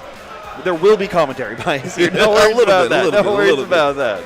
But I believe up next we are going to be having, I believe it's Bucktooth Azalito will be next. Yeah, it looks like Azalito stepped up. So yeah, Bucktooth Azalito. Yeah, so Bucktooth we saw, I just saw qualify right before the end of it on Hotaru. Sort of the talk of the town, maybe a potential menace. Definitely a character who's kind of like hooked up, like 4-frame DP. Like the fastest command grab in the game, some of the best feints in the game, some of the best normals in the game. Access to an air turn for mix-up purposes and stuff like that. And then also just a big thing for her is that there's actually a document that's out for kind of comparing what characters can do on guard cancels on defense, who can punish a 5 AA or something like a close C into a feint or something like that if you JD guard cancel. Most characters, it's yes, no, no, yes, yes, yes, stuff like that. Hotaru, it's yes. Yeah, she just kind of got, this is something that, it was similar to how she was in Mark of the Wolves, right? She kind of just had access to every tool, but then they decided to also give her, some insane frame advantage off of these situations, and then damage from the confirms, just in this game as a whole, being high across the board. Not like Kevin level damage on her, but she just does everything right, is incredibly safe. Both from, you can be very modular in your playstyle, because not only does she have that walk speed as well, that run speed to just get in there, play that rushdown game, but if she needs to go into a fireball war, she has multiple different tools on access. Fireball, she has reflect and everything like that. Yeah, and then she has a good mix-up game. She just has everything you could want in a character, I feel. If you're a big Hotaru fan, you are definitely blessed in this game. Yes. And you're going to be having a good time. Now, Rock. If you're a Rock fan, hey, this is your time, because Rock, main character Mark of the Wolves, unfortunately, debatably the worst character in the game. Yes. Was not good. A lot of stuff just didn't work. Bad damage, bad top attack, bad feints. The whole thing, when he came back in the OGO Battle Coliseum, was a good bit better, had some nice tricks and everything. Still, bottom end of the cast. Yep. And then, KO14 came out as DLC. Again, not that great. Yeah, really his only, version that you saw him kind of regularly played was CVS2. Yeah. With, K-Groove Rock being, a solid pick that certain people wanted to make. It wasn't really until 15, that initial Team Garo 15 patch where it was this character is a menace.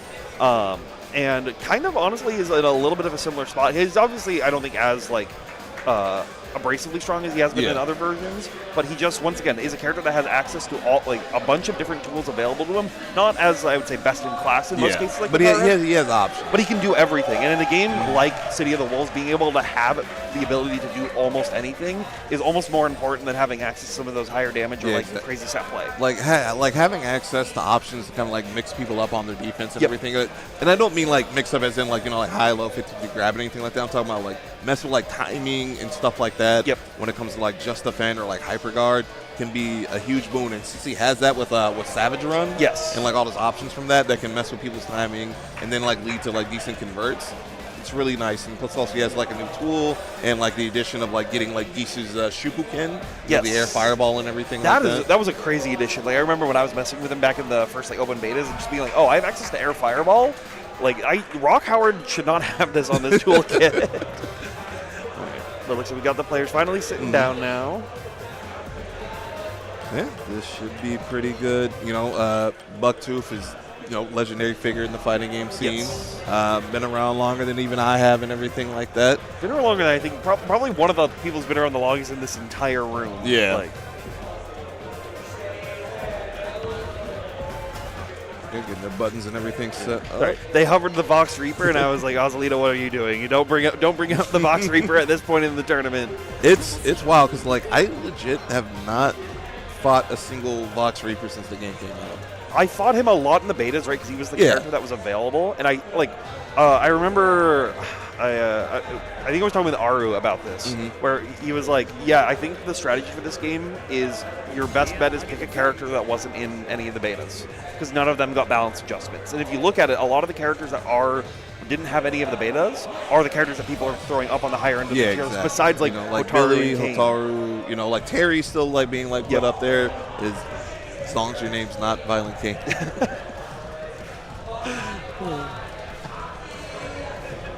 Yeah, we're getting right into this Azulito versus Bucktooth. Let's go.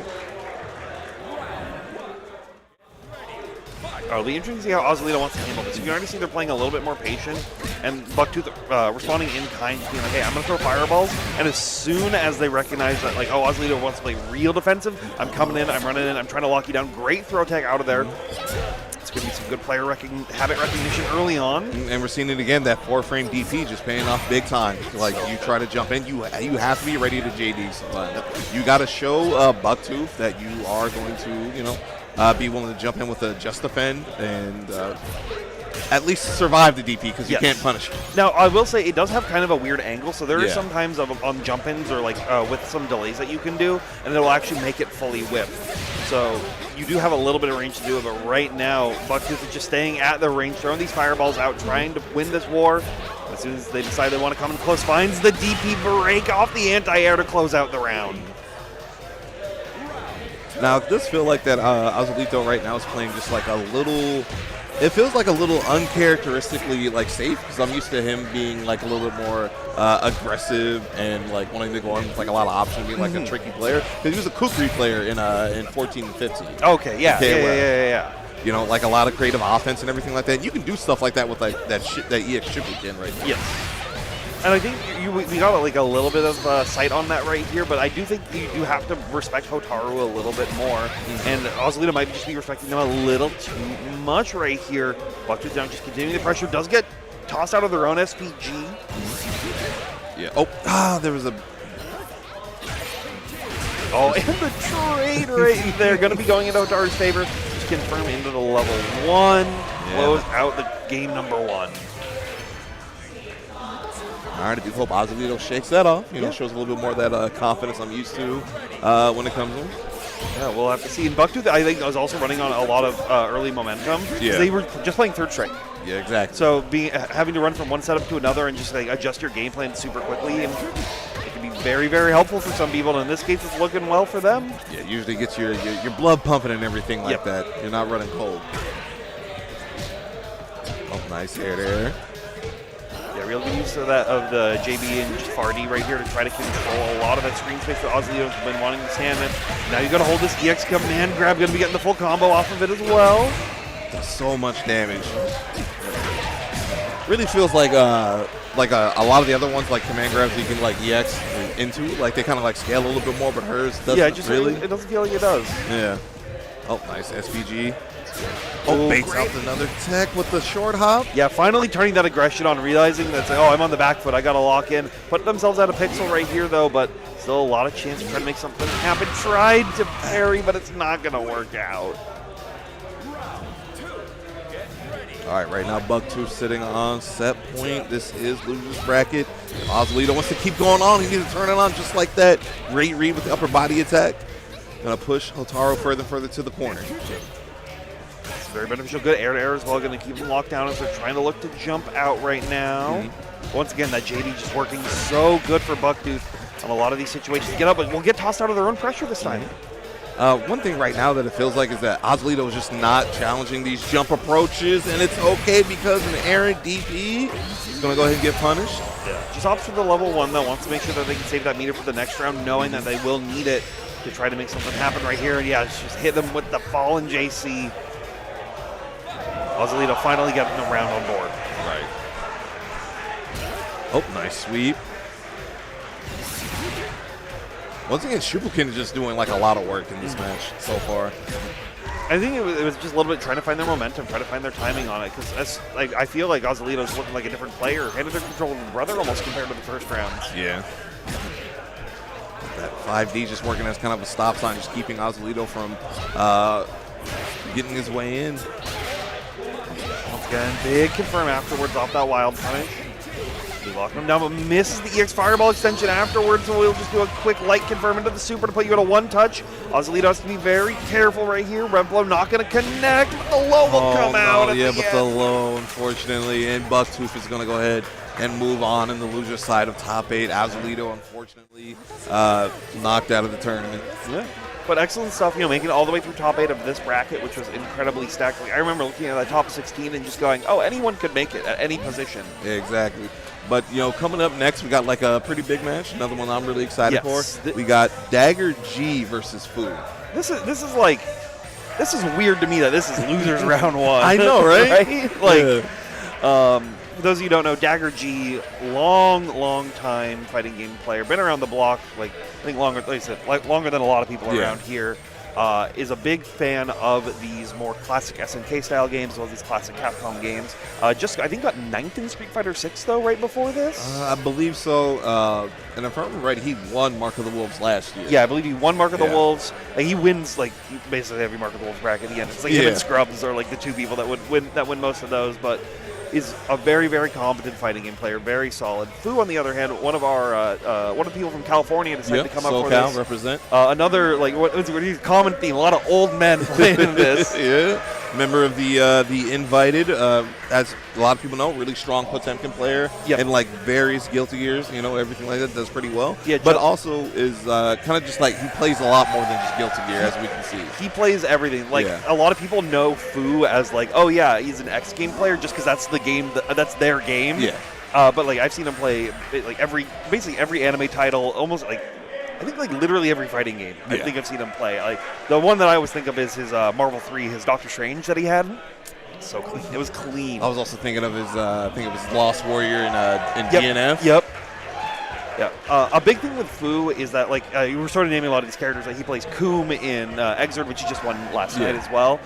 He loves these sort of big body defensive style characters. Usually a little on the weirder side or something like that. Kind of got something a little more unique to him. Which is why it's weird that I think he's playing Terry in this. Yeah, he's playing Terry. Playing good old Terrence Bogard. But another also thing that is very important for Fu's play style in fighting games, I think will work very well over here, is I've never seen someone just defend more than he does. Yeah. He just defends rather than blocking. And that's very, very important in this game. Not only nullify a lot of these frame advantage, but it helps with a lot of air movement. You saw in some of our previous sets, these guys, people JDing these anti-air attempts, which just allow them access to sort of redirect their movement a little bit, change their options with the special moves that they can use to try to punish some of those anti-air attempts as well. And sometimes it can even allow you to punish the anti-air depending on what it is. Exactly. Like that. Exactly. Meanwhile, though, Dagger G going to be on that Marco, the artist formerly known as Butt. The Kushnud Butt. Kushnud Butt. Which I believe is his Mark of the Wolves character as well, if I remember correctly. So just a big fan of this guy. I believe it's just a character that people at first were kind of down on, kind of being what does he do? I feel like a lot of that stuff of people being down is because he doesn't necessarily have a far C that's cancel that you can just cancel. You can use footsies like that, like a lot of other characters do. And people are oh well, he doesn't have a traditional EX fireball, so he can kind of lose some fireball wars. But what he got though, extremely strong pressure, extremely strong call out tools between the charge normals and his dashing counters, and monstrous damage, especially if he's in SPG. Yes, the damage is I feel like we're going to see a Marco damage compilation come out by the end of this year and just seeing people accidentally 90%. And another thing is even within the projectile wars, his his tap on kicks, I believe is projectile invuln on EX. So he can use that as an opportunity to get in and try to win some of those fireball wars should that come up. But you probably won't see it as much versus carry right here. But you are seeing some of these just defense like we were talking about, deal with these air airs, deal with these anti-airs. And while that is kind of a weakness that far see of Marco not being cancelable, it is easily confirmable in the supers at least. So while it might not be with specials, once you built up some meter, if it hits, you got it. You can just let it rip. Oh no, punishment right there. Unfortunately, misses the DP of their own. He's gonna give Fu big confirm right here, popping into the power. Guys, we'll just SPG through. Really good use of the Zen Icon there from Dagger G. Oh, no link off of the overhead.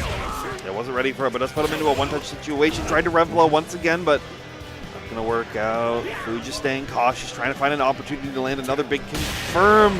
But that 2D coming out from Dagger G playing that real footsies. Yeah, unfortunately wasn't able to find it. Dagger G moving on. Nice run up, CDP break into a full confirm. Oh no! This is going to be a big punish if Fu could land a combo, but unfortunately that's not going to happen right here. So Dagger G will get another chance to make this work. Yeah, unfortunately both players kind of dropping their change a little bit there, but Dagger G was able to make up for it, frame trapping. While that fireball will not, the X version of this fireball won't be able to, go through others. He's so plus off of it. Fortunately, you're not plus off that, and you're thrown down into the overheat, so who has a lot of time in the world to try to just get that guard break down? You now just built the meter to try to get out of your overheat, but there's not a lot of guard gauge left. And yeah, Dagger G stayed solid and going to close out that match with a hot bag JD. I do really like this patience from Dagger G's. You haven't seen a lot of people who are really willing to just commit to dumping all their meter or all their rev gauge super early and then be like, yeah, I'll chill in overheat. What are you gonna do about it? How are you gonna make me scared of it? Yeah, especially like a character with a really good meterless reversal like Marco, and someone like Dagger G who is confident. I'll go ahead and bet. You already seen that Fu trying to bet the farm a little bit as well. Dagger G couldn't get the feint extension, but we will get the sneaky confirm. Really good guard cancel there from Dagger G, kind of showing it to Fu. Might put that thought in the back of Fu's mind on some of that Oki might try to run later on. JD, but just, quick jab with 2A right there. Fu just playing patient right now. I think they recognize, oh, you're going to just keep coming in. You're going to try to keep being aggressive. I'm going to just try to counteract. You've already seen that with a neutral jump JB right there to try to beat the quick dash BP and then walk back far C right here into a big confirm. Fu adding it up. Going to get another opportunity here. Goes for crack shoot to reset the pressure. Oh, gets frame trapped again, but unfortunately Dagger G wasn't able to finish it. Whiff that far C right at the very end right there, and Fu just punished it in return quickly to tie it back up 1-1. Yep, getting himself back on the board. Oh. Nice. Both players just trying to jockey for position right now. Fu trying to find an opportunity to get some of these whiff punishes, but Dagger Nudge being a lot more patient with their normals, but not being as patient with those throws. Got whiff punish, but we'll find a wild punish of their own right here. Should be big damage if they can find it, but they keep dropping the combo right at the very end. Yeah, now he's pushed Fu into SPG. Got to be careful. Crack shoot into Power Geyser, puts him in a one-touch situation. Good fireball feint to keep him guessing, but the quick turn into the 2A. Fu keeping the tempo up. Yep, now sitting on a comfortable lead right now. One away from set point. Oh, once again, doing the power wave feint, baiting out a throw tech. It is one of the craziest feints. As my time been on Terry, it's every time I press it, I feel like I'm the better player. But Fu just staying patient right here. Gonna get blown up by the fireball super coming out from Dagger G. Yeah, that was a really nice read with how Shohoken was able to blow up a power wave. Once again, how Shohoken cashing out that confirm.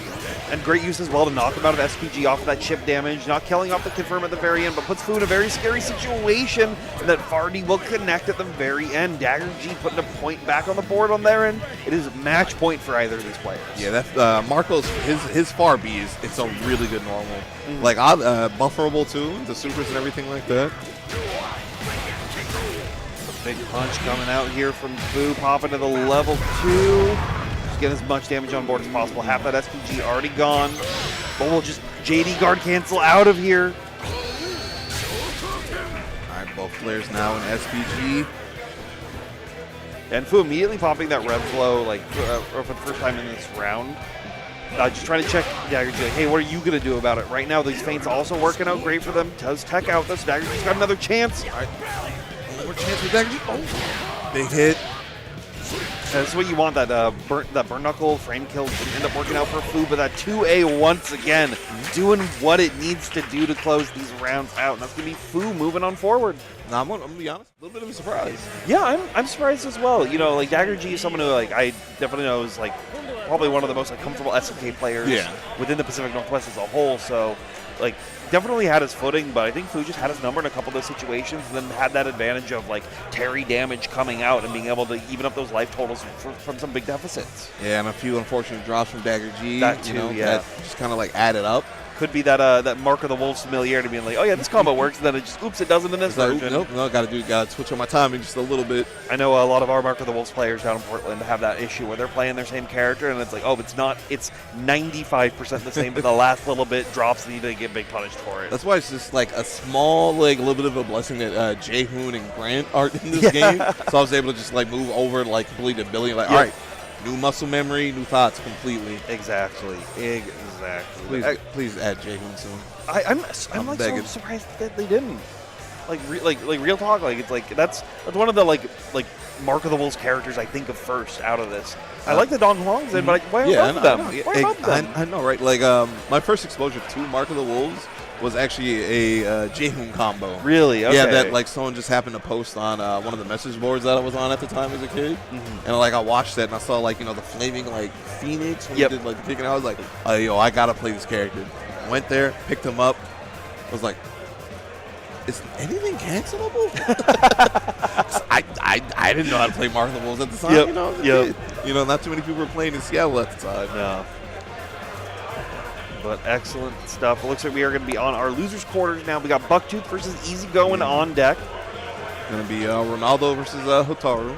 Two characters that are like kind of like pushing towards the front for like what people think is the best character in the game. I think that Ronaldo is while is very strong. I think a lot of it is just unfamiliarity, right? Not only is he just like the weird set play character that is like, how do you deal with the set play? What is it going to look like? Salvatore Ganache is sort of a similar situation. Yeah. But also, and same with Salvatore, we don't see a character like this. This is not like, this is this archetype. This is a soccer player. This is a dude. Very unique set play zone. Yes. So it's something you have to be like, okay, how did they design it? How does it want to function? And how do we deal with it? Versus something like Hotaru, which people will be like a lot more familiar with and know how to like easily apply these tools and everything like that. Even if you've never seen like City of the Wolves or Mark of the Wolves, she has traditional fighting game tools. Yeah. Now I'm wondering, is that like a 5A 5C link from Hotaru? It is a target combo. Okay, so that's just a 5A CC. Yeah, it's 5A CC. Yeah. Yeah, she might actually have like the best of those chains. Like every character that like has access to that kind of like easy like auto combo and everything like that. But since hers like ends in the reflect kick, you can break that. Yes. Yeah, it's super good. As well, she also has a 5A 5C link that she gets different routing off of. Yeah. It makes you on block strings with it. Oh no! This is the super at the very end, so Easy Going got another chance right here. Fireball Wars coming out, or should I say Soccer Ball Wars here, as Bucktooth going to get hit and lose the round at the very end, unfortunately, due to that drop. Yeah, Easy Going was able to dribble Hotaru through the goal and get a one-up on the round. So, trying to throw the ball out, trying to do what they can. Sven's Rev Ball right there. And now trying to mix him up a little bit, but Bucktooth not biting it too hard. Now, Bucktooth is a really strong player fundamentally. I wonder if he's going to catch on to the fact that how much like Easy Going does like to let the DPs rip. Yeah, we'll have to see. They did watch the set previously, or they may not have actually if they had to go play another game or something at the same time. We'll have to see if they can find that adaptation, but they do recognize that they want to use that horizontal kick a lot to get that ball out, so immediately just using that opportunity to jump in instead and find some big hits. All right. Oh, nice. Base out the SPG once again, but unfortunately no punish. Fireball Wars just trading back and forth. Players both staying pretty patient right now. Easy Going though, trying to keep the aggression up a little bit into their favor, getting their turn started, but a great JD coming from Bucktooth. Really do want to see Bucktooth counter call out one of these SPGs. You can blow them up with upper body invul or another SPG in return. And unfortunately, eats a jump in from Easy going up one in the set. Yeah, Easy Going up one right now. I wonder what Bucktooth's adaptation is going to be, right? Like, it kind of felt like they had the right ideas on a lot of what Easy Going was wanting to do, but as soon as Easy Going just landed a hit, they were just dumping all of their rev gauge to it for as much damage as possible, caring a little bit less about the set play potential that you can get from Ronaldo. Yeah, it just feels like Bucktooth is just like a little uncomfortable, doesn't quite know what this character does. Which is understandable. It's also like not as popular of a character, honestly, so unless you're not like actively grinding against a Ronaldo player, it might be a little more cautious right here. Good recognition right there of them on the challenge off that minus situation from the reflect kick. Toss him down, put him back in the corner though. Nice confirm off of the lights. Bucktooth getting control of the set back again. Oh, and once again, another bust out. Yep. But that DP ripped out a lower life total though, so Bucktooth really only needs one big hit. Has to be a little bit more careful now. Easy Going, mixing up that soccer ball game a little more, but the short hop right there gonna allow Bucktooth to take a round. All right, so I'm gonna ask, but I'm gonna say, why can he touch the ball with his hands? He's just the GOAT. That's why. Clearly. All right, Easy Going right now, showing off the GOAT, getting big damage. Oh, big cross-up setup. Now, here's the thing. Cross-ups, not really real in this game. Anytime you're worried about like a left-right 50-50, you can just hold the rev button, and it'll auto-block those for you. Ooh. Oh, no punish on the DB will just reset afterwards. It is something, that's something that comes up in like a lot of games that have block buttons, though, or optional block buttons, I would say, so to speak, right? But it's a guard button check is what I always call it. Like, you're going to do it. It's like, are you recognizing that you're going to, try to go for that? Because then there's also counterplay, too, because if they come into rev low, you just empty jump throw and then blow them up for it. They're going to give away a little bit of a, nice little like micro walk to get Ronaldo back in the corner there from Bucktooth. But just going to give away like a little trade secret for us Billy players. Like he has that air chain and everything like that, jump BD. Yep. After that, you're able to set up a really ambiguous like left-right, cross-up situation. Oh, I always immediately do that just to check and see if they're the kind of person that uses the rev guard button or not. And a nice, good counter hit confirm off of the head button. Yeah, and great actually utilizing that. People don't know if it's like intentional or not, but you get a free extra rev move in between hitting 100 and it saying like rev like overheat. I actually didn't know. Yeah, so it's nobody's sure if it's like intentional or like just like a weird process of the design, but you can be at 100%, and then if you quickly hit another EX special at the very end, you get a free one off your combos. And it was important right there that situation because they hit overheat and then went for the EX tackle kick. Yeah, I did kind of notice that. And that led to Easy Go and be able to do enough damage to get the win. Very important to know, at least until if it does get patched out, it gets patched out. But right now, you got to use it because it is very. I haven't seen it on the air because like every time there's a patch for this game from SNK, and I'm really happy they do this. Yes, they have a list of like known issues. Yeah, I have not seen that on the list. So yeah, I didn't. It might be intentional. Hey, and that's great. I honestly like that if it is a little intentional, right? Because it allows like people to really dig in and find some like new routing that they may not have seen before. I know like I originally saw it from actually I think Rakir was posting about it with Hoku, and he gets like an extra because you do the normal like EX kicks into shuriken teleport shoulder check. Yeah, he gets a free extra shoulder check at high percentage counts, which add like another like 10 to 15% damage. And yeah, that can add up real quick. All right, so we got Fu versus Slamtown right now. Coming up, going to be Terry versus Billy. Terry versus Billy, a classic Fatal Fury matchup. Yeah, faded matchup. And we did see them be able to get through that before, or not get through that before, because Davo's Terry was what knocked Slamtown down into losers. Yeah. So I wonder if the Exert Terry players are going to be able to keep the momentum up on them, or if Slamtown's going to have that adaptation. Like maybe that's actually something that might hurt them because like I'm kind of familiar with how Dave wanted to play, and Fu is kind of playing kind of like similar with that Terry. Yeah, exactly. So maybe they have that game plan a little bit more dialed and a little bit more ready for it, but we'll have to see. Do you feel like these two could be cousins? I wasn't going to say it, but since you already mentioned it, like a little bit. He's like, they might want to check that out, see if they see each other at the next function. You know what I mean? Hey, it's a small world. These things happen. No, I've trust me, I've been there. Don't worry about that right here. Anyway, getting to the start of the match. Slamtown taking the offense first. And once again, we're seeing, like, as you mentioned, like, Fu, he doesn't block, he JDs. Yes. But if Slamtown can adjust their, like, momentum and how they want to be pressing some of these buttons, which, you can pretty do that with Billy as you want to try to, like, do that to manipulate the zoning. Now, this is going to be one thing that might be, like, a big deal in this match that I'm noticing from Slamtown.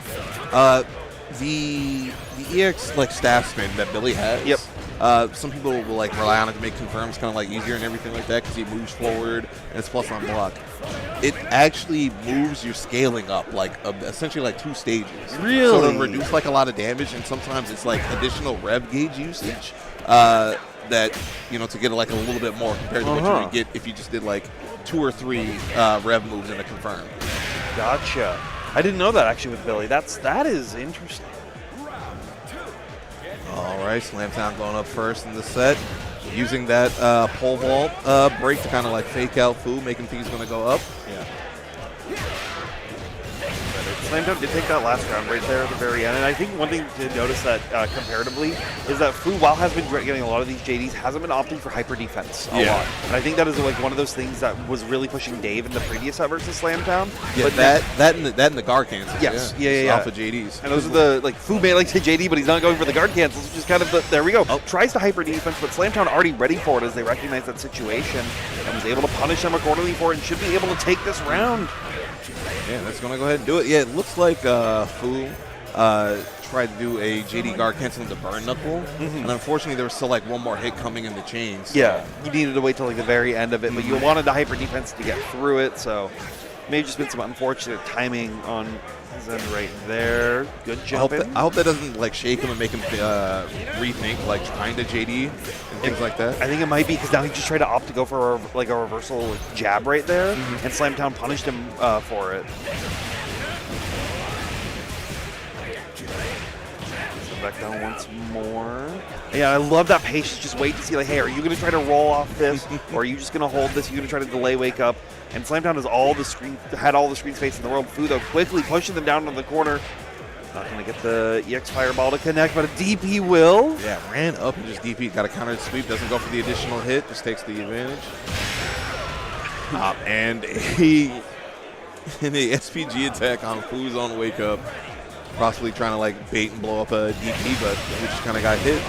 Yeah, I didn't hate it. Like, it also like checks like a low mash if you think they're going to try to like 2A jab out. So it's an understandable decision, but Slamtown has just been playing very patient in this set and kind of respecting Fu a lot. Really nice air SPG, which we haven't seen like too much from a lot of players here in this top 8. No, it's one of those that it's kind of character dependent if it's like super worthwhile to be doing a whole lot, but it's always like you need to be throwing as many options as you can. Just like Slamtown, chucking out that overhead every so often to get a couple extra hits right here. And I love Slamtown using the upper body in roll attack like right there to catch a lot of hops and stuff like that because you cannot JD while hopping. And they should be able to actually close this out right here and take it 2-0 over Fu. Like Dave gave him the Terry prep they needed, and they're ready for it coming down the line. Excellent, excellent stuff. Slamtown showing some of that young energy and everything like that. Was like reacting well to a lot of approaches from Fu and just constantly getting hits and just like getting like decent damage. Yep. Excellent. All right, so we're going to go ahead and take a brief break on the stream. We'll go around 5 minutes, so we'll be back with you all as soon as we can.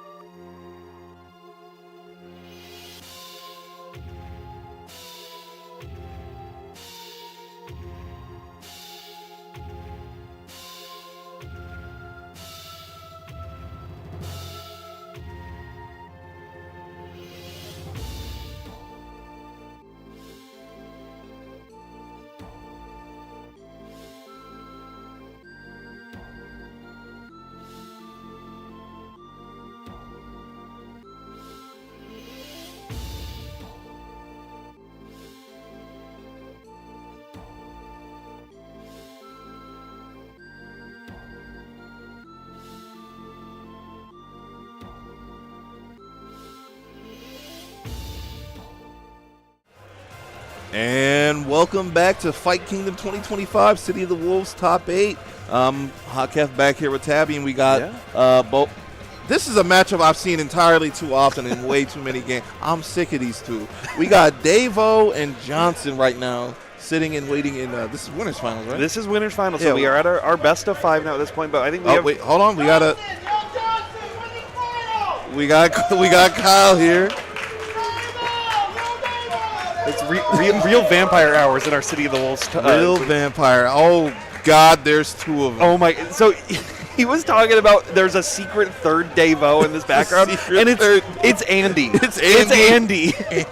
Noslo is our third. And you know what? CPR. He could be a 4th Davo. Yeah. Where's Rurik as well? We can get our 5th Davo. Yeah, 5th Davo. Unlimited Davo works here. Oh, my God. Oh, my goodness. We have fun here. So, Yo Johnson back on that Hoku, and Dave on Terry once again. This is a matchup that I have played a lot as the net play streets are running around with that Mr. Bogard. There are so many plays. There was one where I got so annoyed, and I'm not a big lab guy. Yeah. I actually went in the lab. I'm like, all right, which one of these block strings can I blow up if they autopilot with like rev guard, stuff like that? What can I mash on? Like, how do I hyper defense, like, that Rekka right there and stuff like that? Yo Johnson, though, already seems to be had been in the lab as well and figuring a lot of this out. And just playing very patient, right?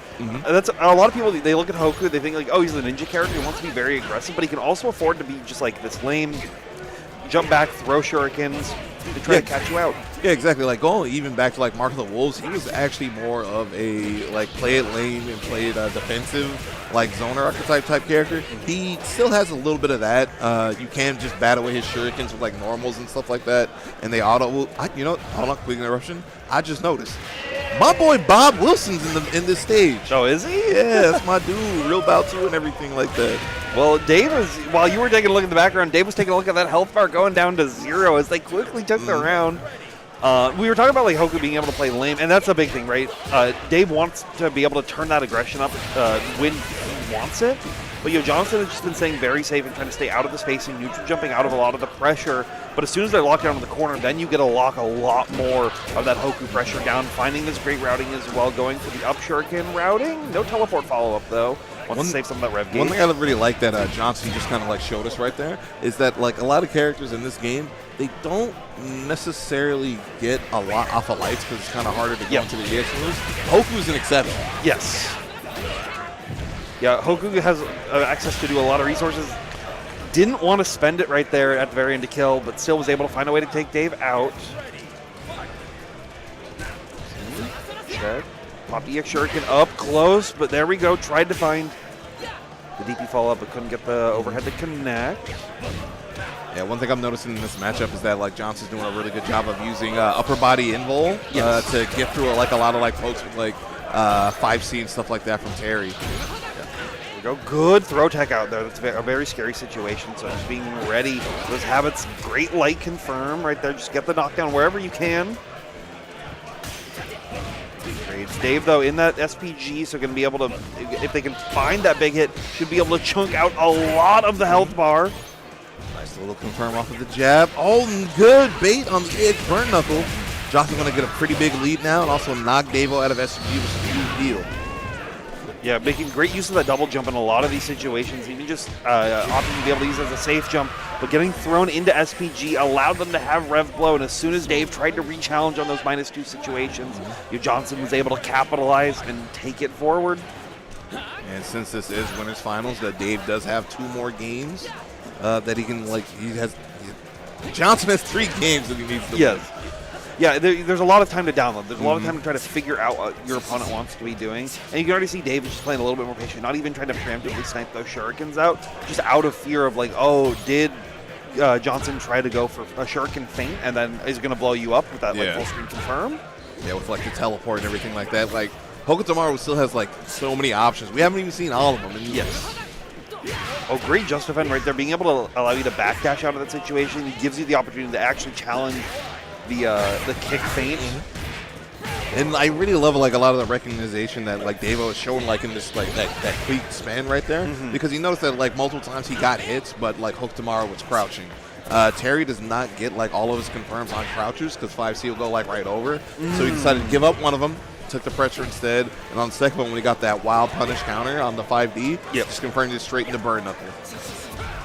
Yeah, it's some of that spatial recognition that Davo is very, very good at here. The Johnson, though, continuing to just find these confirms, not trying to go for some major rev blow routing right here. And Dave going to punish them for it to not take more of that health bar out. Yeah, great use of like just punishing things with a jab and the power charge. Go, good 2C right here. Once again, you should be able to put them all the way into the corner, but we'll pop the level 1 as well just to be able to get more of that damage.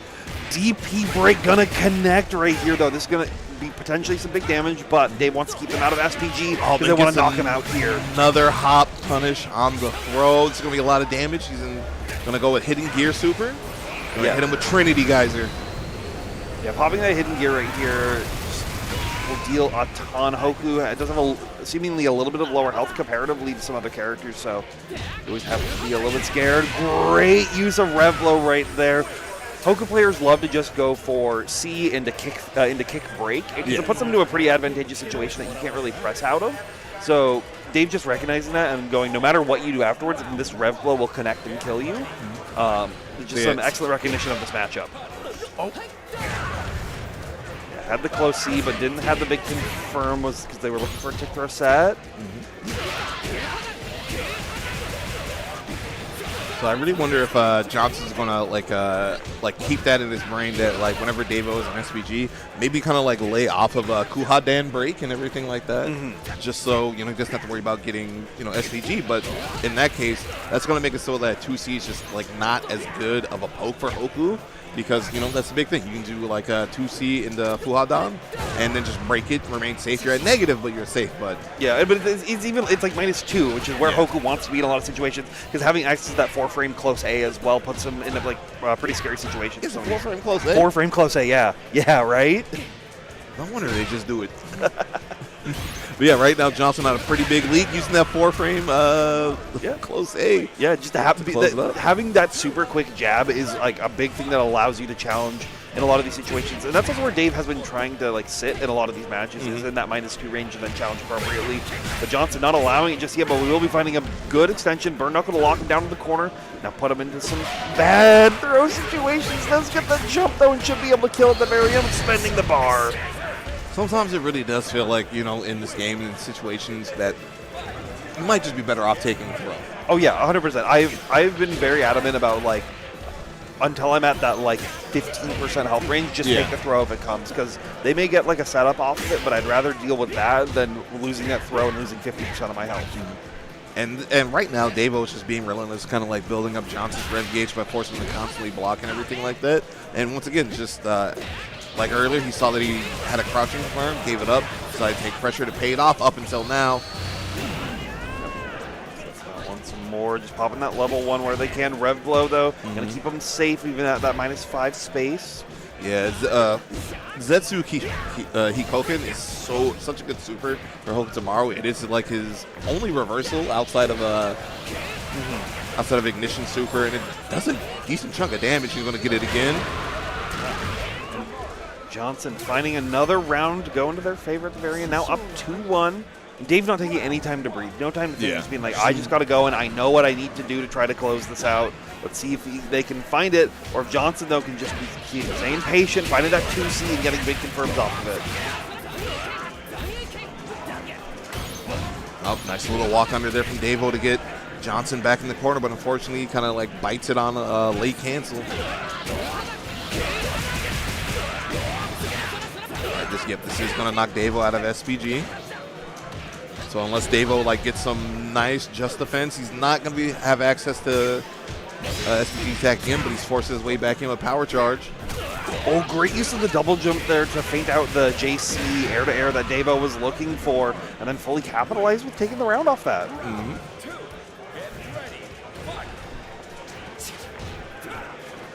All right, so many different ways for Hokutomaru to adjust his jump trajectory and everything like that. They have to react to differently. And you're already seeing now using EX air teleport as well as an opportunity to get in.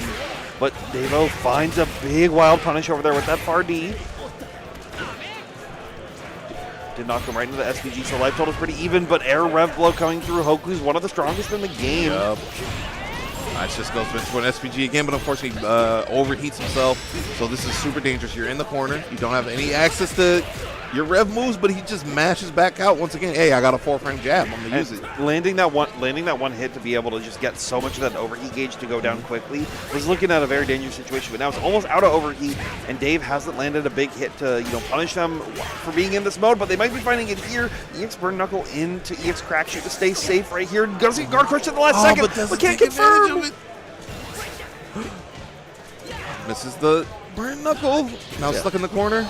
Oh, great just defend right there to try to keep themselves from going out of burnout, but we'll find it here. Super going to connect and get super punished up there. Oh, it's out of range. Devo is just in shock right now.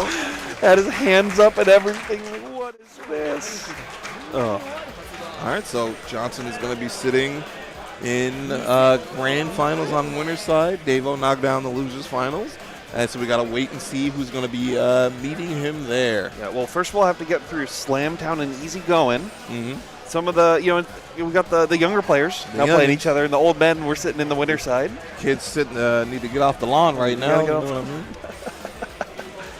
But they'll be, coming up through scene. So this will be Salvatore versus Billy. Or that's not Ronaldo. Ronaldo. I get that right. No, it's all good. It's all good. The real people, I get them confused. Mm-hmm. All right. So, as the Billy player, Uh-huh. how do you feel about this matchup? I have no clue. Okay, that's kind of what I feel. I got to keep it a buck. I ain't got no clue. I've been watching like Zhao Hai and Bunko, just like watching their VODs, trying to get an understanding of like what this top level play looks like, and I don't think I've ever seen this matchup play. Yeah. I'm on that Fatal Fury City of the Wolves like YouTube replay upload challenge. I'm like constantly scouring for like all kinds of different matchups and everything. Usually Billy versus Terry because there's a lot I gotta learn. Yes. But yeah, haven't seen too much Ronaldo get uploaded anywhere. Like even Diaphone's not really playing Ronaldo right now. Last time I saw him in TNS, he was playing someone else. Can't remember who else. I think he was playing Hotaru. No, it wasn't Hotaru. It was someone else. I know since a lot of those, because a lot of people just got picked up by a couple more esports orgs because of esports World Cup and everything. So a lot of them are making the esports decision on characters that they should play, right? They're not being like, oh, I want to play this character because they're fun. It's like, no, I need to get that money. I am here to win, especially with that now, $2 million total prize pool. That can take care of a lot of car notes. Yeah, that can take care of a lot. It's $2 million for SWC now, total prize pool. It's another 1.5 for esports World Cup. I believe so. They're two separate, distinct world tours. Oh wait! $2 million for the one and $1 million for the other? Yes. I need to get a passport. Yeah, right. You gotta start playing. But yeah, and that's why you're seeing a lot of people pick up these because there's a lot of money being thrown around. Yeah. And people they definitely want to get in there and fight. They want to get in there and try to earn that. They want to scrap. Heck, even for small, Sam Show, $500,000 prize pool now. Congrats to Scrub Cybot for winning $250,000. Sam Show was $250,000. No, Sam Show's $500,000 total. $250 to first place. Mm-hmm. And over here, we're fighting for $13 and a ham sandwich. This is real grassroots. We got the love. You know what I mean? That's the important thing. Slamtown, though, showing the aggression early on, showing no love to Easygoing. Yeah. Just keeping them locked down early into the corner. But there we go. The Easygoing DP coming out, and now being able to throw these Rev Soccer balls to try to close the distance a little more. But Slamtown just staying very, very patient right here. And that's the big thing. Even if you don't know too much about what a character does in a matchup, just bulldog them. Yep. Just rush them down. Be relentless. Don't stop. And with that, that forced a lot of overheat just on blocking because Easygoing hasn't really been opting for a lot of JDs just in their general game plan, right? So doing that and their willingness to spend a lot of rev gauge, it put them into this burnout state, and Slamtown took huge advantage of that. And a big thing is that Easygoing loves to use that SPG attack a lot. Yes, uses that rev blow a lot. But that also cranked up his rev gauge. And Slamtown just has been saying very patient every time they see it, just block it. Do it, do your thing. I'm not going to be able to punish you off of it, but as long as that gauge keeps getting built, and you see it, watch Nope, we'll toss them out, actually. No rev blow, no And DP. that's the big thing. Like, Slamtown's movement is just, like, really good, and especially because he's utilizing, like, the wave dash technique. Yes, yeah, that's something that we haven't seen from too many people. Billy is someone who I do think really gets a lot of advantage of being able to use that rev dash to wave dash. Yeah, because Billy, his dash normally is, like, it's kind of long. It's quick, but it's long. And using that rev dash, it cuts the recovery down, like, pretty short. And this might be it if he does. Yep, this should be it. Going to go into level 2. Oh, not even that. We're going to go straight into high gear super. Yes, go to the hidden gear. Just guarantee it, right? You never know. I always think you have the resources, you have the confirm, and you never know those random kills. Sometimes it doesn't kill, but that is Slamtown currently taking game number 1. Now we are back to loser semis. Yeah. It's 2 out of 3. So Easy Going does not have the same time to think as some of the other players in our last match. And a person that's a big reason why, especially on Billy, I like having my SPG gauge on the first part of the life bar. Yes. So I want to, because like when it comes to the second round, by the time I build that second meter, I want to try to get that hit and go into the ignition super and build like a huge lead. Yes, yeah, no, I definitely think that is a very beneficial part. But a lot of people in this tournament have been just opting for middle point SPG, which I think is relatively safe, right? You know, be able to play your game and then try to have that come back with the rev blow in the middle. But yeah, and like the further along you put like the SVG gauge on the life bar, like the bigger discount you get on rev games. Exactly.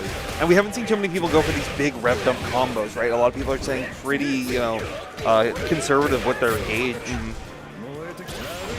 There we go. Nice patience on baiting out the SVG attack. Yeah, was just ready for it. Was understanding how they wanted to play. Does throw out EX Soccer Ball, though. And we'll be keeping it going, but we're throwing into Overheat. Had the jab, but not able to find a big confirm off of it. Easy Going, putting it very close, but gets hit by the reversal super. Yeah, unfortunately, no JD on that super, and tried to go with the little bit of the soccer roll right there, but got poked out. Yeah. Maybe able to get through players, but you can't get through the big stick if it's coming through. JD comes down. And this is like a big thing with Billy, like if you're not used to like what his pressure is like, 'cause he has a lot of ways to like reset pressure, B+, and then also be threatening you with a normal like right after. Oh, unfortunately missed, but yeah, like you were talking, the ability to just be able to change up their game plan pretty quickly, recovered very quickly, Easy Going though, able to steal the corner now putting Slamtown, in Slamtown proper, locking them through, but we'll just toss them back and now gaining control of the corner of their own, and now gets a big. That's going to be it. That's game right there. As long as Slamtown doesn't drop, it's not going to. Keeping it pretty simple and easy. We've seen some big drops before, so you always have to be cautious. Exactly. Gotta wait. But yeah, that is now Slamtown moving on forward to losers finals. Going to be playing against Davo. Yeah, gonna get that run back. Gonna get the run back. It was pretty confident in Davo's favor in the last one, right? Yeah. But there was a little bit of break between pools and top 8. This is all just momentum. They played game after game after game on the loser side of the bracket now, and sometimes that's very beneficial for people. Sometimes that gets a person like juiced up, and they're able to like think a little bit more, react just like a little bit faster and everything like that. Got that eye. Exactly. And Slamtown has been able to watch Davo play also. That's the big thing. And seeing exactly, and being able to play someone like Johnson, who is playing that more patient play style, gets to see how does Davo actually think in this situation? What is he doing? What are his options that he's bringing to the table? And now we get to see that run back. We get to see that 3 out of 5 set. We don't know what could have happened if that set went longer. It did go 2-0 Davo. Exactly. Yep. There's going to be a lot of room for adaptation. What if it ended 3-0 Slamtown? We'll have to see, and we'll be seeing it shortly. Players sitting down and getting ready. You know how I know this is like a real old man game, even though Slamtown's younger? They're on levers. I've seen one hitbox and one pad player. Everybody else, they got 6 buttons and a dream. Yeah, both, but they're both on a little bit on the younger side because they're repping ball tops instead of bat tops. That is true. They're bat. Because you go over there where people are playing like CVS2 or like Marvel, there's so many bat. You'll see more bat tops here than you'll see anywhere else. I saw someone walking around with a metal folding chair that had a hap stick, elastic straps to it, and he was walking around and said, "Get out of my way! My stick's bigger than yours." Yeah, you need that extra, stability from you need it you're mashing out a hailstorm. Exactly. Let's see here now. Players not going to be mashing as much as they're going to be staying pretty patient with each other. Slamtown already turning on a lot of that aggression early on. Davo now going to be matching out a little bit, but finding out these big confirms that Slamtown wasn't getting in the first sets that they played. And I really like using Kaiten Gary, on knockdowns like that little Billy hopping on the pole and everything to get forward. using that to get himself in a position where, like, even if you tech roll, like, he's just already there, like, pressuring you again. Yeah, Billy does have the opportunity to reset into the neutral in a lot of situations, but sometimes, especially versus a player like Davo, that can be very scary. So just being able to keep the momentum and keep the aggression up where you can, just like at the very end, recognizing that Dave was out of pressure and not just being like, oh, let me jump and get away, let me reset the neutral, just reset it into their favor. And we'll be doing it once again at the beginning of this round. And like that's like a big thing there. Once again, like using that wave dash, just immediately getting Davo's face. Good JDs from Davo as well. Had a couple good guard cancels as well, but not been able to find anything too crazy. And I think tried to hyper defense there, but didn't have the timing right. Yeah, just wasn't ready for the cancel into Senpukan. Great use, being able to use the overhead attack to just get over the ground fireball game from Dave as well. But that's a big counter hit, but Dave not ready for the routing. Yeah, that was it just kind of sent that man to the moon. And like in that kind of situation, you want to go with the power dunk break. Yeah, so power dunk. Extend from there. And even if you just do power dunk break into power dunk, like you're going to be getting some good damage. But Dave saving it for this next hit right here, popping the level 2 as well. Going for Trinity Geyser. Just like, you know what? I'm just going to spend it all, be as safe as I can, guarantee the KO. Yeah, especially at that low of life. You know, you're not going to. Now, that will say that he's basically only have access to level 1 through the rest of this, so you will have to be a little bit more committal. Slamtown, though, back to having level 2 as well. I like that little counter hit confirm into Sundong Soju from Slamtown, doing a really good job right now. Like, maximizing these light pokes when he can, but unfortunately he's getting kicked in the face. Good tech out, though. Recognize that Davo wanted to go for run-up throw, and we'll just toss him back of their own here now. And now just the patience. Like, once again, not trying to do anything crazy, not trying to safe jump, just allowing Davo to do... Had a brief sliver of SVG left, but unfortunately kind of like cost him because Davo was ready for it and just threw him. Yeah.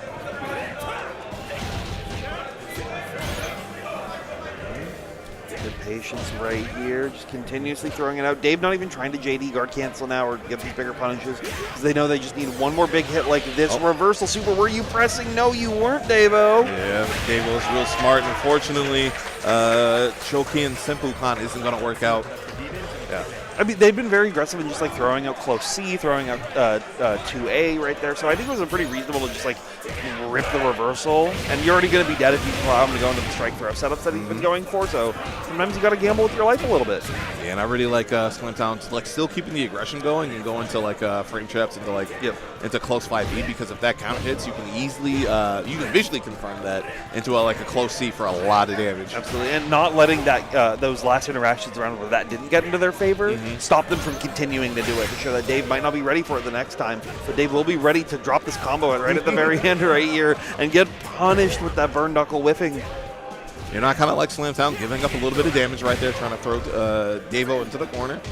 Yeah, a lot of times, especially when you're trying to build that meter gauge early in these rounds, and you have rev gauge to spare, just not getting damage and getting screen position can be so important.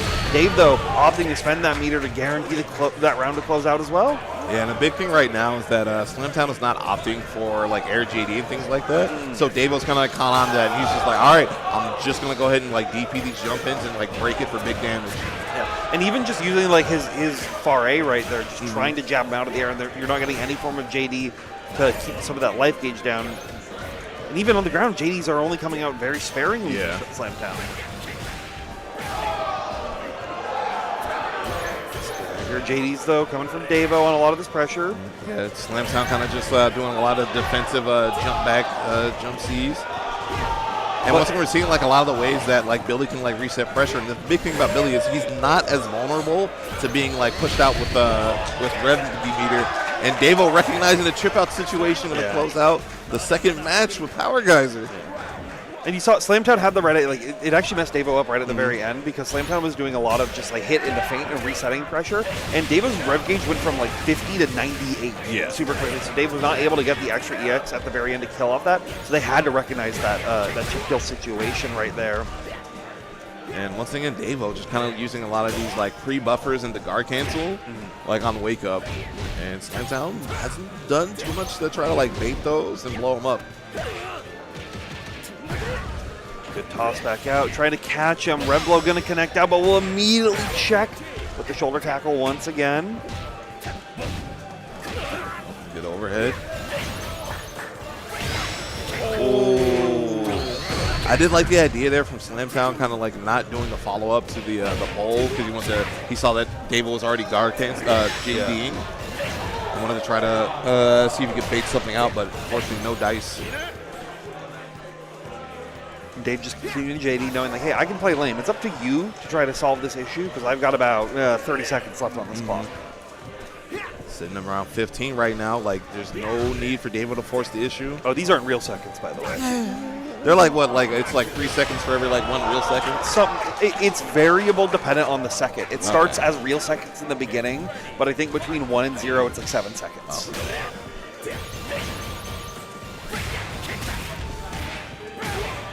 Yeah, right now, a lot of this is just coming down to Davo just being like fully confident, and Slamtown actually finding an opportunity to get his back right now. Decent damage. Gonna go for a red line super. Yeah, Davo's still an SBG though. The rev gauge was being built up pretty high for the end of that route, so I think he just recognized, okay, I need to clear it out if I have any chance to try to recontrol this neutral pressure a little bit. But Dave O confirming into the hidden gear and going to be putting them basically into like a throw and a touch or 2 touches away from death. Yeah, this is a little bit of a guess for game situation. Throw won't KO you, so you kind of might not want to tech if he finds himself in that position. Oh, but now it will because you were trying to zone out and you got clipped by the fireball coming through. And as soon as you try to even check if Davo was going to throw by running up, ready to challenge with the 2A, but Slamtown able to find a hit, but not able to continue it any further due to being overheated, not having any meter as well. But we'll find the final confirm. It's going to be Slamtown getting around on board. Slamtown keeping himself alive. Davo's still sitting on set point right now to get into grand finals. Able to find another good confirm off that crack shoot right there. Good feint as well, allowing you to take that screen space a little bit more, knock him down. Slamtown though finding opportunities to jump out, but Dave just defending. And now wild punishing with the far C. That was a really great punish on the 6B. It was, yeah.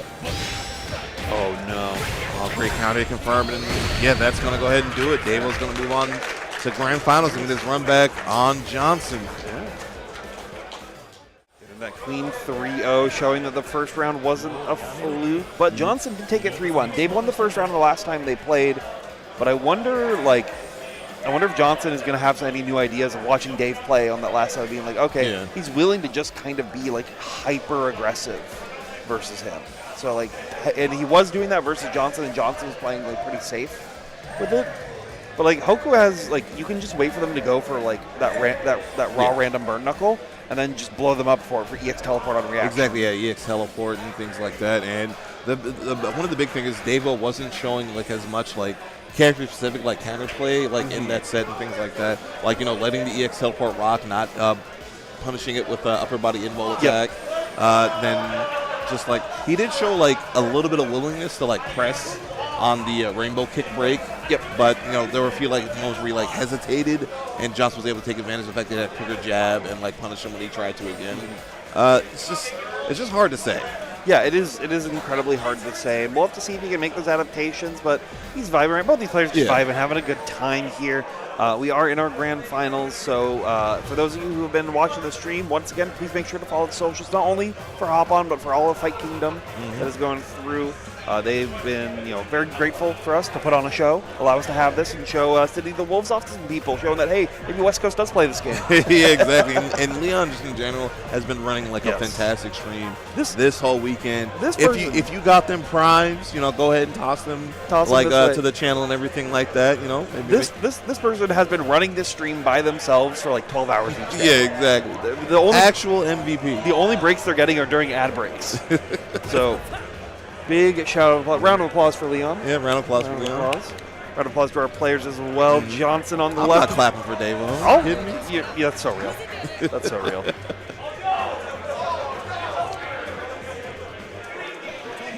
All right, players getting into it now. See Yo Johnson on winner's side, Davo on loser's side. See if we can keep that there, or if we'll find a reset here.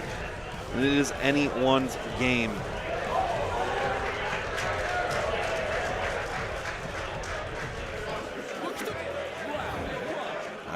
At the airfield. So, gotta get the 30 FPS children in the background excited for our game. Hey, well, at least it's not the train stage. Yes, yeah, train stage is banned. I'm throwing tomatoes at you. Yeah. I was like really excited when I first saw it. 'Cause that's one of my favorite stages in the It's so good. Special. It's so good. And you know, I put it on during the first beta, my first match. I was like, I can't do this anymore. But yeah, just like Davo couldn't do that pressure anymore because Johnson busted out with a guard cancel rev blow. Yeah. Overheated himself, but was able to get decent amount of damage on Davo. Yeah, didn't opt to go. You can choose not to go for that shoulder tackle and just go into your level 1 super to get rid of some of that overheat, but chose to just be in it knowing that, hey, I'm confident I've got the life total, and actually opting to get hit here is super smart because that's not going to get you guard crushed, and now you're out of cooldown, so you're in a much safer situation. I wanted to try to test Davo because Davo have been pressing on that exact situation a lot in the previous set. Now, one thing I'm curious, and because one thing I've noticed, when Terry does burn knuckle into EX burn knuckle and the EX crack shoot, yes, there's a gap there. Yes. And most characters can either like jab or upper body invul attack through and get a counter hit and confirm. Yeah. Can Hoka tomorrow not? I don't know. I can't say that with 100% certainty. I think he can, but I think it's tight. Right. Big opportunity off of that drop tumble from Davo right now. Yeah. Unfortunately missed the burn knuckle at the very end right there. So now Johnson going to be able to lock him down. Didn't kill him with that throw, but we'll kill him with the air throw. That is, I didn't know he had an air throw. That is actually a big deal in this game. Yep. Because like when you have access to an air throw, that gives you like a reliable way to like anti-air people, and without having to worry about like JD. With Hoku only having like his anti-air be 3D, which is super committal and really only hits a specific angle, that is his primary option for anti-air. Right. And also good on you, Johnson, to not bring out that option until grand finals. So now going to be having that be on Dave's mind throughout the rest of the set. Johnson shows some good patience there, not biting on the short hop bait. Got a pretty big hill to climb, but he can definitely do it. Finding the light, getting the good knockdown right here. Dave just trying to find a way to open him up as they're sitting at a smidge of life, not pressing on that as well. Once again, he goes for Zetsu Hishuken just to try to like bait like a press on the rainbow kick. If he delayed it just a little bit in that pressure, right? Because he's just auto like rock canceling out of it. So Dave is just like, he may even be pressing, but having the super freeze just eat the input. And now Davo going to be finding another set of really, really strong hits in this grand finals. Yeah, Davo is extremely heated up right now. He is like feeling he's on one. Unfortunately, kind of on one just a little too much and ran into the SPG, that rev blow. Yeah, and that might be the thing, right? Just like changing up his playstyle from playing that a little bit more defensive that he was versus Johnson initially, just that full-on aggression. But Johnson now finally finding the opportunities to adjust it and trying to show, hey, I can super on my own on your pressure. And Johnson punishing in kind, gets the level 1 confirm as well to take the round. And I actually think this is it's the first round because he didn't get one in the previous match here in grand finals. So 2C trying to catch Davo for walking back. Instead, we'll find a big counter hit with that wild punish afterwards. So I get Davo cornered again. Like empty jump mid, we get hit by those. Yeah, it's you see Dave tries to just defend a lot of these early hits that come through, okay, just in case they need to go for the guard cancel. Once again, air throw working out great. And doing more of those options to force Davo to not go for JDs cuts off a lot of the core of their game plan and going to allow you, Johnson, to end this one with a perfect. Yeah, we just kind of ran away with that one really strong. Yeah, Johnson, I think, finally got the read of the, okay, this is how Davo wants to be playing. This is how they're thinking on this. And now I understand it now. Everybody gets one. Everybody gets one. I see it, yeah. Really great confirm off of the DP break. Anti-air. Oh, great block from Johnson. Yep. One thing about this game is that when you are like in a normal knockdown state, you haven't been hard knockdown, you can tech roll either like forwards and backwards, long or short. But when you do it, you give up, throw invul once you're up. Yep. And also you can be ran through. Yep. So like you can put yourself in an ambiguous left-right situation, which once again, that comes down to you got to use the red button. Yeah, you have to use the red button. You have to be ready for it, and your opponent also has to be ready to be able to react accordingly to how you want to be presenting. Great use for Davo to just like go up back off that jump pressure instead of the neutral jump that he's been going for a lot because of the amount of times he's been getting air thrown right here. Good JD's into the guard cancel once again, knowing that you can't do that. That was fantastic. But once again, I got real hype seeing that. Yeah, it was so sick. But no, your Johnson, I think you're going to be seeing them try to adjust their pressure a little bit more. And Dave now taking like that into coordination, being able to find those EX Bird Knuckles to actually connect now. Lock them down with the pressure, finding another counter hit off the follow-up. Yeah, that was a great confirm off of the second hit power charge. Like, power charge pressure is so scary because, like, the first 2 hits, I believe, are safe. And if the second one does counter hit, he does get the combo off. There we go. Dave just staying patient, being able to find a couple of jab checks right here after the first hits back and forth. Almost got that counter hit confirmed, kind of let it go. And Dave already even committing to just not be pressing on that follow-up anymore because of the amount of times that Johnson's going for super. But Dave should be able to use their own super with that hidden gear and close out the round. Going to be up 2-1 now. Yeah, Dave-O's real close to knocking out a grand finals reset right now. He realized that our bracket was running a little too ahead of schedule. And said, no, let's bring it back. Let's slow it down. Let's slow it down a little bit. Slow it down. You know what I mean? Drive slow. Yeah, it's what Seattle drivers are good at, driving slow, aren't they? Very good just defense from Johnson right here. But once again, just being able to go for that slight delay on the follow-up to just be blowing up every time Johnson wants to press afterwards. And the thing is, like, at this point, like, a lot of these situations where, like, Johnson is doing cool down break, you know, normally, like, before in the first set, he was kind of able to, like, challenge, like, Davo even on his own minus range. Davo's not letting that happen anymore. Oh, no, not at all. Not at all. Keeping the pressure up. Yeah, once again, that guard cancel into the solid confirm right there, finding the opportunity to spend that level 1 gauge where you can to get your red gauge down as soon as you keep it high. But Johnson finding a big confirm, potentially now just opts into the level 1 of their own to take the round into their favor. Yeah, Hishoken was able to go ahead and close that out for him. So, and I do like that, like, still, like, Johnson's kind of, like, sticking to his plan and everything like that. He's not being scared or, like, second-guessing himself. No. Even though, like, Davo's, like, showing, like, a lot of counterplay to, like, his approach. I think that's what confidence is the most important part of this matchup with two players who kind of have each other's number on a lot of these situations, right? They're definitely getting pretty deep into the layer, and it's whoever can really get their game plan flowing to the nth degree. Johnson now finding that at this point. Trying to use the double jump, but we'll just jab, get a good solid confirm to a hard knockdown. Yep. Thankfully knocks Johnson out of SPG. Johnson's going to need to do a lot of just defense and try to get enough life to get back there, and unfortunately ain't going to be in this round. Yeah, you can't just defend when you're dead, unfortunately, but you may be able to find it here in the final round of this game. Dave taking this will reset our grand finals, so you have to be a little scared if you're Johnson at this point.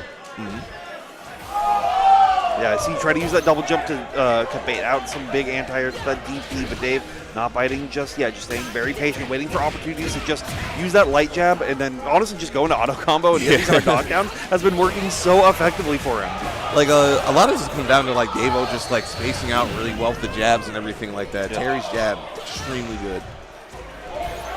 Down once more, keeping the pressure going. 2C connecting, but no big confirm afterwards from Johnson, but so we'll just do it again. All right, Johnson going to tie up the set now, 2-2. It is anyone's match to win here. And Dave not giving them any chance to breathe, no chance to think, because they know that, hey, just a couple of right reads, a couple of better spacing positions, I can take it. JB's coming through from you, Johnson, to try to trade air to air so far as Dave's been trying to get out of that air throw range. But now just the patience. Both players trying to jab check each other whenever they can. Yeah, right now, like, one of the big things is that, like, we've kind of, like, seen, like, everything that, like, Terry can do right now. Johnson still has tricks. Yes, yeah, there's still a lot of the Hoku playbook that he just hasn't brought out here, and honestly hasn't needed to. He hasn't. Really, the big thing has just been that spacing and playing Dave's game against Dave. Right now, going in for, like, another throw. Davo is now in, like, kind of like a really dangerous situation. Like, anything will kill at this point. There we go. Good just defend, but was trying to bait out the rev blow, so we'll just delay the rev blow as soon as I see you coming in. And now Johnson sitting at tournament point here. Nice, kind of got out of the way of the anti-air break. Oh, good shot. Good punish. That was a punish, actually. It was a really good punish right there. Nice double jump to get out of that situation, but Davo ready to meet you on the ground as soon as that comes. Good feints as well to open them up. Yeah, checking the roll right there. Going to be fighting a big counter hit as well. That's kind of one of the things that's, like, really annoying about, like, fighting Hoku. Even on his light confirms, like, him confirming into Kuhudan does so much to, like, push you into the corner. yeah, good blocks right here. Dave trying to find an opportunity to open up, but Johnson just staying That was tight. a great punish on the sweep.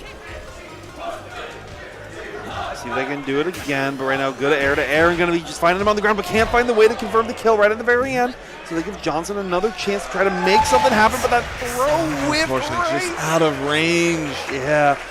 Just a couple steps forward, would have been able to take it, but unfortunately not having it just yet. And Dave wants to try to reset this bracket. Yeah, that 5A from Terry right now, it's just been a stop sign. So good. It's checked so much like forward movement attempts at like trying to space and everything like that. Well, it even covers similar range to Hoku's heavier buttons as well, so you're able to find trades that end up allowing you to tech out a little bit quicker as well. And I really like that right there. Johnson kind of recognized that there's been like a lot of usage of upper body invul attack for like anti-airs and things like that. Yep. So, you know, Johnson had to do like a late double jump, empty jump, and was able to like block it and punish it. Yep. Yeah, because you don't get big cancels on all of those. Finds EX teleport, but only just goes for the standard confirm afterward, not wanting to burn any more rev gauge. Finds another good hit, but did get the big extension off it. And now Dave finding it into the hidden gear. Or not in the hidden gear, just into the triple geyser. Just went to red line, yeah. Yep. Crack shoe, gonna get checked right here. Johnson has to be very careful because one more touch will lead to his death, but could find Davo's death as well. For a cross up, no dice. Finally pulls out the teleport. Is that going to be enough? Yeah, you should be able to confirm into it. Goes for the EX extension. No, didn't go for. Oh, good throw tech. Good throw tech. Guaranteed kill. Posse. Burns out. This is scary. Yeah, keeping the pressure up. Dave gets their turn back. Not pressing this time like they had before. Trying to use a double. Goes for it.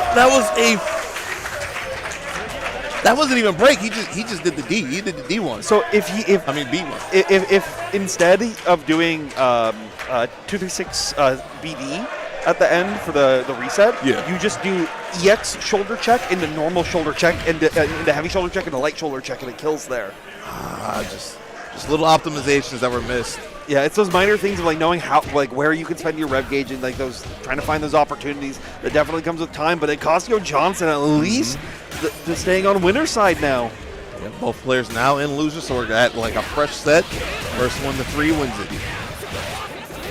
Just opting for shoulder tackle once again. Tries the double jump mix, but Dave just holding back, walking out of the entire situation. Will get rev blood though out of the post-Oki situation. Like the wild thing about that last match is like Johnson almost won that off of the teleport, which he just has not used at all. Yeah, he's only used it twice, and they both were in that first grand final set. Yeah. All right, not letting how that last match ended like affect him at all. Johnson's got a first round in the post reset, and that is a big experience thing with both these players, right? Like a less experienced player would have that last round, like get them, it might cost them in that reset. But both these guys have been around the block for long enough. But Johnson has not been around long enough to not get that throw punished again. Oh, good wake up counter poke. Oh, looks like Dave will try to challenge right there, but just was just a little too fast and got countered for it. All right, still an SPG. Oh, nope, got him out of it now. Yeah, great neutral jump right there to try to bait out the EX burn knuckle that Dave has been using to a lot of effect early on in our matches. And Johnson needs to be careful right now. He is real close to burning out, sitting on 80% rev gauge, but nice, was able to close out without having to worry about it. Yeah, it was a little scary when that EX teleport and it got like a weird air hit off it, so you don't get the normal confirm that you want to be looking for it. But still able to keep it tight. And Dave now just continuing the pressure once again. Good far A, Johnson to try to check Dave movement, but the 5As from Davo as well have just been so good. One thing that I'm liking from Dave's approach, like on defense and everything like for anti-airs, is that he's kind of sticking to like a lot of like jab checks and stuff like that. Stuff that's like low to middle. Since Hokumaru has so many different ways to alter how he jumps. Just that those fighting game fundamentals, right? Yeah. Don't want to do anything too risky versus the character who's going to be way more agile against you. Safe jumping a little bit, trying to bait it out, but is going to get hit with the rev blow at the very end.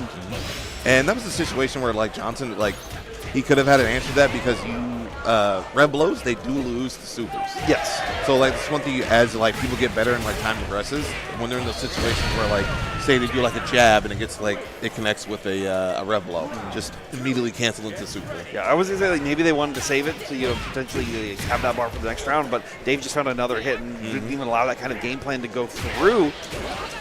2C though is gonna connect, lead to our standard B&B right here. Oh, we will pop the super now at this point, just get that extra damage. It does put Dave into SPG, but we're throwing afterwards. Let's try to bait something.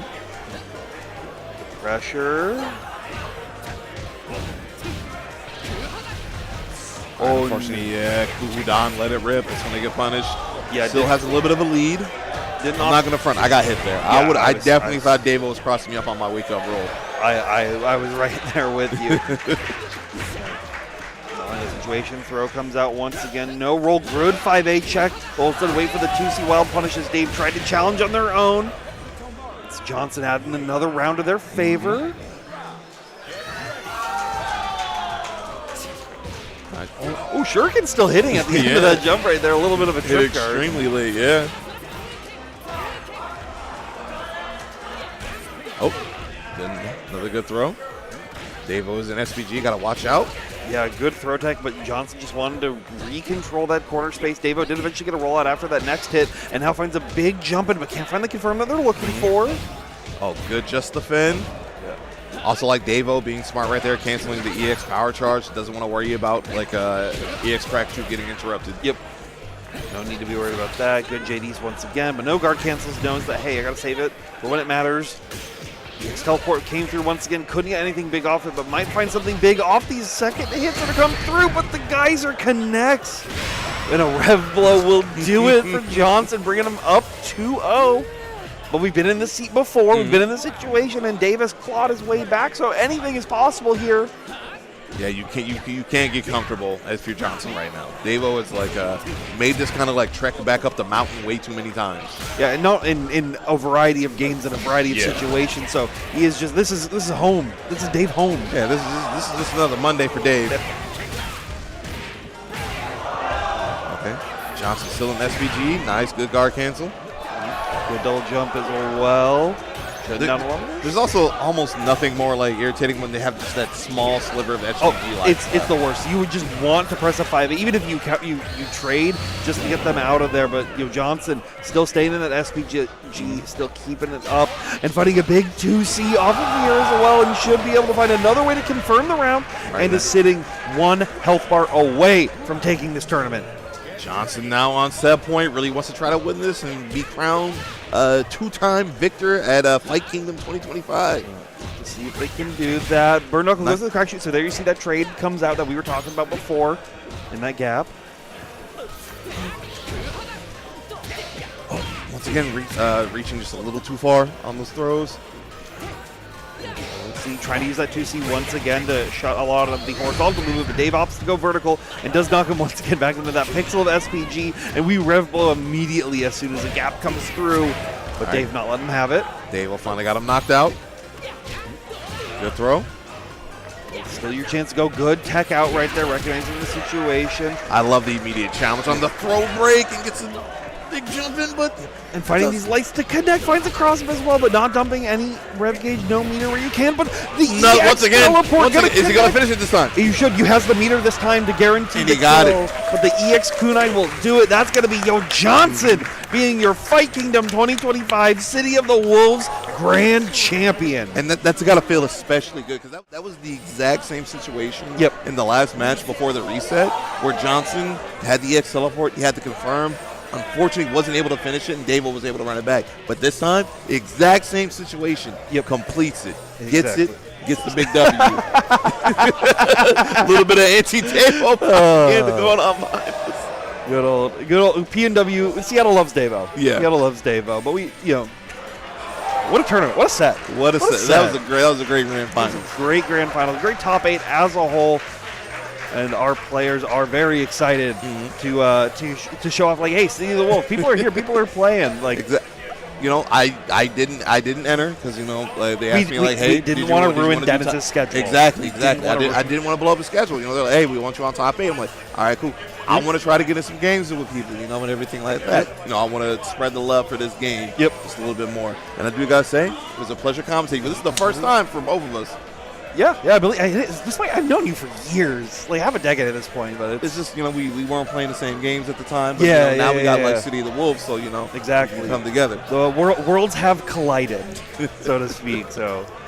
I don't believe we'll be doing any player ceremonies at the very end, so I believe that should be it for us here at City of the Wolves and Fight Kingdom. Yep, so we're all good. Once again, I'm Hako. I'm Tabby. And once again, big ups to Leon on the stream. Hope you all have a great rest of your weekend. Bye-bye. See ya.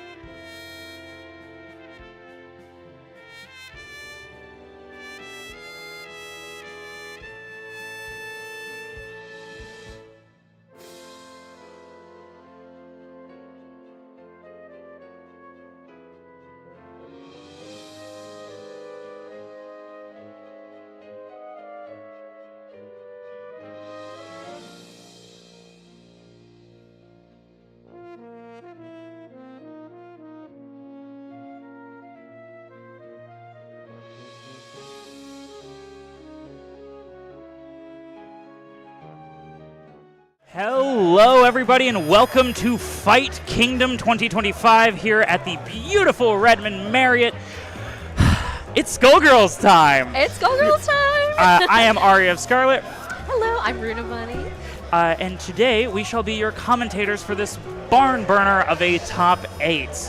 If you know anything about this game, you know that it is absolutely cutthroat and the game of infinite skill, and the razor's edge is constantly clawing at you. Oh my gosh, yeah, no, it is going to be fierce today. We have like pretty much all of our best players in this area out. Yeah, and including some not from this area, and they are actually they are insane, and they are often in losers bracket, which is crazy. Insane, yeah, no, we got quite the stacked lineup here. No, it is going to be great. It looks like we have Rat Baby and Ruby-chan playing first. Yes, yeah. Ruby-chan, which if I got my players correctly, you might be recognizing from Mixmasters, which routinely going very deep in that bracket. And then Rat Baby, which if you've been following this game for years, you might recognize as one of the best pain wheels to ever do it. Yeah, that's our round 1, so stay tuned and strapped in, because it is going to get crazy. Yeah, we are starting off with Firecracker TNT right now. Yeah. You're not going to want to miss this. Thermonuclear even. Oh my gosh. Now, it has been a hot minute since I've been following this game super close, but I know that the name tag is wrong on Start GG. You don't have to fix it here, oh wonderful benevolent stream runner, but it's rats__ baby. We were, that's our girl. That's our Sid. Yes, that our is rats. our Sid. Yes, Yeah. our rats. Yes, Oh, there we go. That's Hey. Queen of the Rats. Yes. So it is going to likely be Black Dahlia, Painwheel, Big Band, which is a weird team, but she has it optimized as far as you can push it. Literally, yeah, no, it's, oh my gosh, this is going to be a match for the ages. Oh, I see. We are returning. We are back to 2018. It is the boys. It is Bayo Band. It is Bayo Band.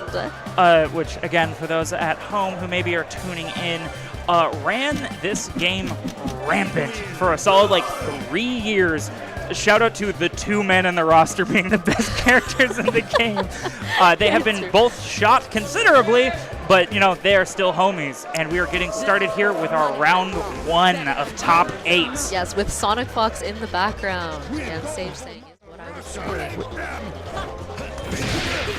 All right, we're very slow neutral to start here, but as soon as these, okay. Got the center double snap, and spent OTG a little too early. All right, and now prepare for the and this is likely a dead Black Dahlia. We have infinite undizzy to work with. Might not even need to spend the bar. Picks up the chair, and yep. Oh, does have to spend the dart. Yeah. Just to not have to spend, or to risk that pixel burst. Yeah, no, very valid. Oh no. Okay, Hatred Install making it safe. Only catching the Big Band, but not the Beowulf. Oh, and there's that JHP. Oh my gosh, yeah. Looking like, oh my god. All right, we have entered the Painwheel dimension. It is, yeah, this might be a dead Bayo. Nope, going for one more touch. Yep. Yeah, All right move there. Oh, keeps the same side. Oh, using the guard point to gain all of that hate damage, and going low. This is probably a dead double if, no, burst bait. Oh, gold alpha counter. Okay, monster. Yes. Oh, crosses back to. Yep. Woo! Oh! Which side? Oh, goes try to put PBGC out and gets hit for it.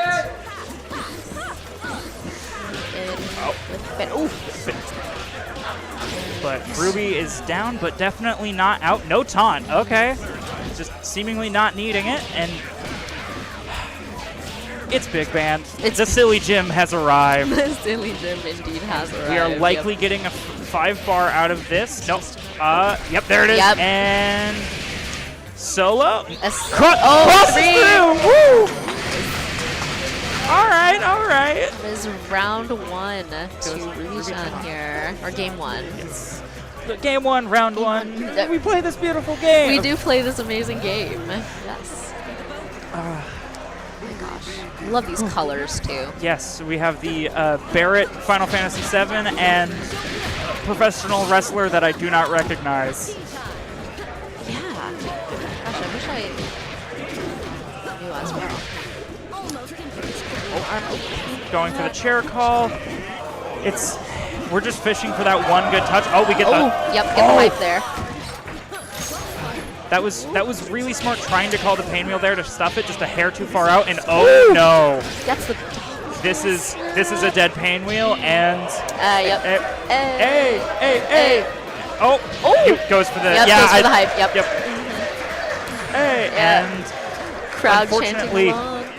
Rat's central star of a character is now out. This is going to be a lot harder of a hill to climb, but definitely not out. Oh, goes low. That stancel is disgusting. It is so disgusting.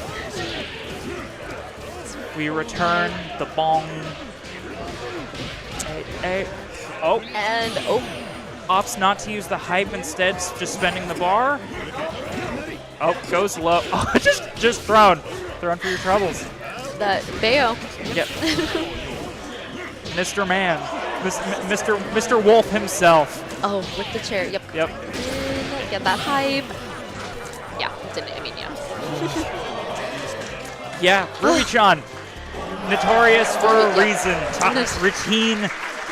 I mean, there's a reason they make it this far. As far as they do in the...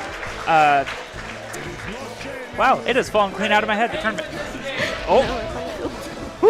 Playing it nice and slow. That bionic arm. Did the pickup. Oh, up 3-7 with air throw. Okay, and this, if deciding to spend, is likely a dead Dahlia. Yep. Ow. Goes for the low. Jazz hands into Gigantic. Oh my gosh, one character down, still no damage on Ruby's side. We have celery on our hands. Now, Rat. Oh, there we go. Yep. Oh, keeps it safe, makes that band bleed. Oh. Hatred install plus armor does an insane amount of damage. That's a cool pickup. That was cool. Wow. Oh my gosh. Oh, clever burst bait there. Fishing for the low. Oh, there is blood in the water. Yeah, woo. Goes low. Oh, doesn't finish her plate. No, not like this. Oh my god. Ladies and gentlemen, this is Skullgirls.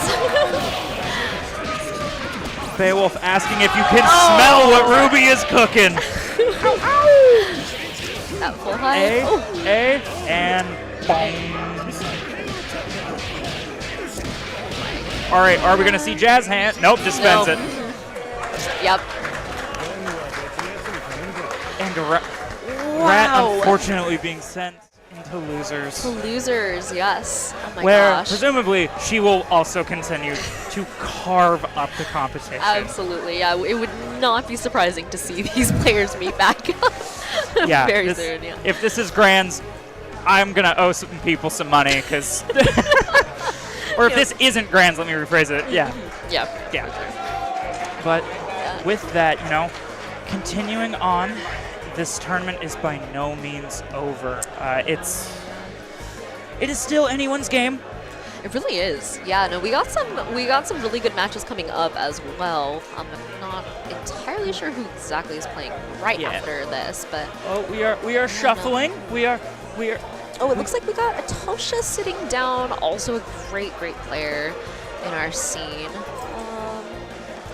And I've unfortunately been... JMZ? Yes, JMZ. Yeah, we got JMZ. names are just falling out of my head today. Just Totally like understandable. these beautiful resets we're seeing. That's crazy. I'm not gonna lie. I'm usually terrible with names, so I'm kind of like. I don't We know are how fighting I'm- for our lives. We are fighting. Yes. Yes. All right. Yep. Still JMZ versus Itota.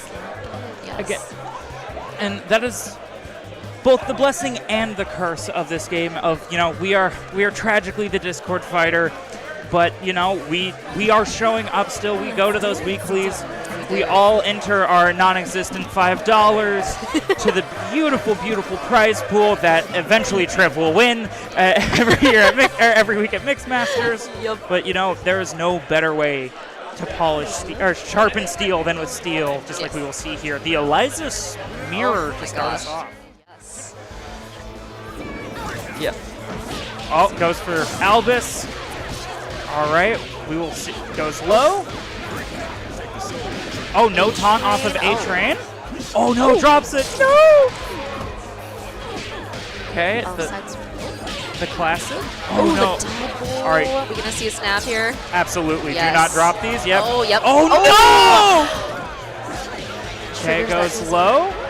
And then That's this gonna will. be a character.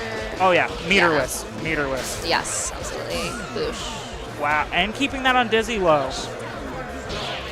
Air grab right Scoop it- into. Oh. Into neck breaker. Okay, what spends it? Ah, hatred install. Yep. There we go. Oh! Now that was a beautiful PBGC to. Oh, PBGC throw! Trying to break break the armor. That's beautiful. Oh. Again, that 6H into. Oh no! Oh, just throw again. When in doubt, just anti-throw. There we go. That's the combo we're after. Alrighty, my money is it's gonna be cross up low. Oh, this might just be dead. Yeah. Millions and billions. Yep. Opting not for taunt. Okay. And we are running. Still, JMZ is running the Carpenter's Axe Assist, so that is an overhead that is armored as soon as the skeleton is out. So likely not going to be a factor in this round, but for future games, going to have to keep an eye on that burst bait. Oh, Yep. this is Lead burst bait there. such a dead bell. And spends the bar unnecessarily. Ooh. Not like this. Still 3 on the board with 5 on his side here. JMZ. Which our resident vampire, that is a lot of life. Go for Capri Sun. Right. Taste the flavor, pick up. Oh no. It's a level 3. No! Okay. Scoops her in. Not like this. Oh my god. Oh god. We have been robbed of a segment Sunday. It is. The curse of Robbie upon us all. Yep. All right. Right in. Oh, catches the low. All right. Air throw. Get that corner. Oh, again, not opting to go. Go for the taunt. Oh. Right into. Yep. Now that is just a very disgusting and clever setup there of both covering the air and the ground with a command grab. Because if you jump Albus, you get caught by A-Train. Yeah, actually. Oh my gosh. So you need to be psychic on this. Oh, and then catches Pain Wheel. Gosh. Yeah, that was a clean. Oh. Don't ask me which side that was on. I was wrong.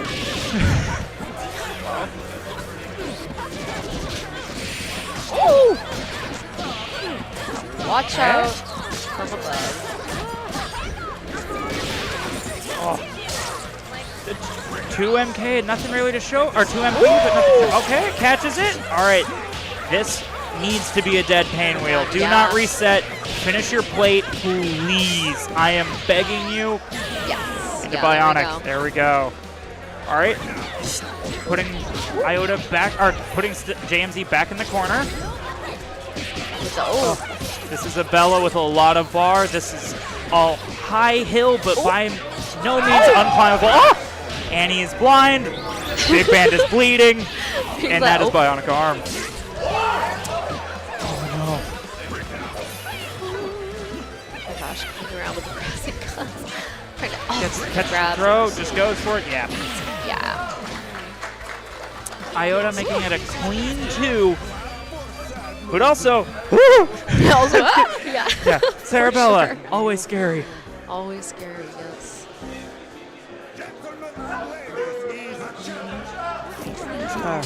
Oh my gosh. Run forward throw. All right, and we will be going. Oh, doesn't go for the optional extension there. Okay. Atosha with these really strong starts, still in the green. And probably, yeah, going to be a full character off of JMZ here.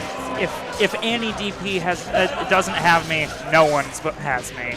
Oh, opts to not spend the OTG there. Oh no, drops it. Oh no! Snaps. Yep. Yep. All that This red is that health. Eliza. Yeah. Doesn't matter the side. Oh no! Get that. And this is snap okay. Opting for the harder one. Hey, Hey, hey. Yep. All right, and the fast incoming. Overhead. Okay. The mid-screen pickup. Oh, opts instead to mix. Oh, good burst on that. Oh, and slightly mistiming the. Oh no! The bite. All right. Now, no meter to make this kill, but this is a touch away. Oh! Oh no! In the who paused? Who paused? Oh my gosh. That was. We almost got a Nova grab into character select. And oh man, Itota's making that a clean 3-0. That was a clean 3-0. Yeah, wow. With a really. Yeah. And as you can hear the crowd chanting, "Nerf Eliza," the character, not the worst in the game, but like Definitely. bottom 5. No, and I don't feel like I'm gonna get shot on Twitter for saying that. You know, but she is a nightmare. That is the beautiful thing about this game. It doesn't really matter who you play. You can be a true nightmare. This is a game for sickos. We play this game for money. How? It amazes me every time. Every single time, yeah. It's, living up to the segment Sunday for sure. Absolutely. It is indeed. The curse of Raw is upon us today. Yes. Which I will say, I do want to comment. It is always impressive to see the range of characters and range of teams. You know, we will always see Big Band because every team gets better with Band. Every single team. He is the world's greatest. He's Just Gorilla Glue. That man. Actually, yeah. If you ever have doubts about your team, just throw Band on the back. Just throw Band. A-Train, You Brass. don't have to play him. Just Brass Knuckles. Yep. Yeah. Wow, it's crazy. He had 3 of the 5 best assists in the game, unquestionably last patch. They nerfed all 3 of them, and he still has 3 of the 5 best assists Still in good. the game. Yes. What was the point? Yeah, but we have Band. Everybody knows Band. But we're getting 2 pain wheels. We had 2 pain wheels in winner's side, and we are going to have 2 pain wheels in winners finals. Actually, we will have a pain wheel in grands. That is crazy. Yes, which we will. She's nowhere near as bad as she used to be. You know, we love quality of life improvements. She finally got them. Absolutely. He who must not be named is finally free, so that character's allowed to be good. She's allowed to be back. And it looks like, speaking of back, yeah, we got Chris, we got Leaf. Yes, sorry. And then we have Melissa here. Yes, Melissa meant it. Now this is local versus abroad. This is Chris. This is Leaf. This is our dear friend. We will try not to be biased. Yes. But he shows up every week to our locals. Shout out Georgetown Tilt. He shows up. He has a great time. He stomps all of our teeth in. And Melissa, coming up from Denver. I was talking to her earlier. Yeah. My gosh, yeah. Routinely going insanely deep and everything in Denver running. So this is truly, you know, this is the hometown hero abroad situation. Yes, yeah. No, we are going to be seeing quite a lot. Yeah, we got a Parasol and Annie, and then on Melissa's side, we got the Fukua. Yeah, that is the full team. She plays duo Misfortune Fukua. I was checking earlier, you know, I was like, I don't feel like anybody has ever played this team before. Yeah, there was like there was a guy from Brazil who was running this team basically from like once Fuku got added to 2020, and then it is Melissa. So yeah, gotcha. Yeah, literally 2 people on the face of the earth that play this team. Yep. Yeah, and then running Anchor Bayo. Now this is not usually how Leaf plays. It's usually Anchor Parasol. That is true. Yeah, it looks like he just swapped now. But. Granted, I bet you, it's because he's been recently labbing hard tag combos. So we're probably going to see one of those. It's usually Parasol for HK, the overhead kick that she steals from Ken, into hard tag. Yes. And we are going to have to watch out for the duo damage as well of this. You know, Leaf is going to have to claw harder to make these count, and Melissa is going to, has more life bars to chew through, but will chew through them much faster. Annie DP. Very true. Yeah, the duo damage is real. But Leaf coming in with a really strong start, almost taking Fortune to half health there. All right. And air throw. There's going to be a quick reset here. We are at full on Dizzy, or it's going to be the burst bait. Yep. Cat scratch into blowout. Boom. And the pickup. All right. Oh, across the. I've seen that mix up enough times, and I don't think I've blocked it ever. Yeah, no, me either at all. And air throw. Sets the clone and DP'd for the trouble. And gigantic into millions and billions. We are spending bar. Yeah. Getting hard tag into Annie. Is nobody confirming with this touch? Now you may be thinking, oh, the health bars don't look that different to each other. Melissa has a sizable lead right now. By no means unsurmountable. Oh, already spent OTG, spending the bar, trying to keep it safe. Yeah. Skullgirls very wonderfully has that little leader thing above each bar, so it is easy to take a look and see who is in the lead. But yeah, especially with a duo versus a trio, sometimes it's hard to tell. But it looks like Melissa might be taking this first game here. Yes. Yep, air throw into clone. Yep. Drill of our dreams. Yep. Who knew that Shadow the Hedgehog was a Spiral user? I was just about to say, yes. Love the Shadow color. I wish I was good at Fukua because honestly, I feel like my dream is to play Fukua Filia with Sonic and Shadow colors. Oh yeah, not gonna lie. The twins. Like, the twins. Yes, the twin. I just have to. But I had a brief dream of doing the same thing, but with the Madeline and Badeline colors from Celeste. Oh, so good, so good. Yes, just all peak colors. All right, and Leaf getting that first hit overhead. Oh, drops it and safe jump. Ooh, yeah, but that DP. You are staying in that corner. All right, and opts not to reset. Doesn't get the restand. Oh no. The overhead there. All right, we are. Finish your plate, Melissa. Yes. And cat scratch.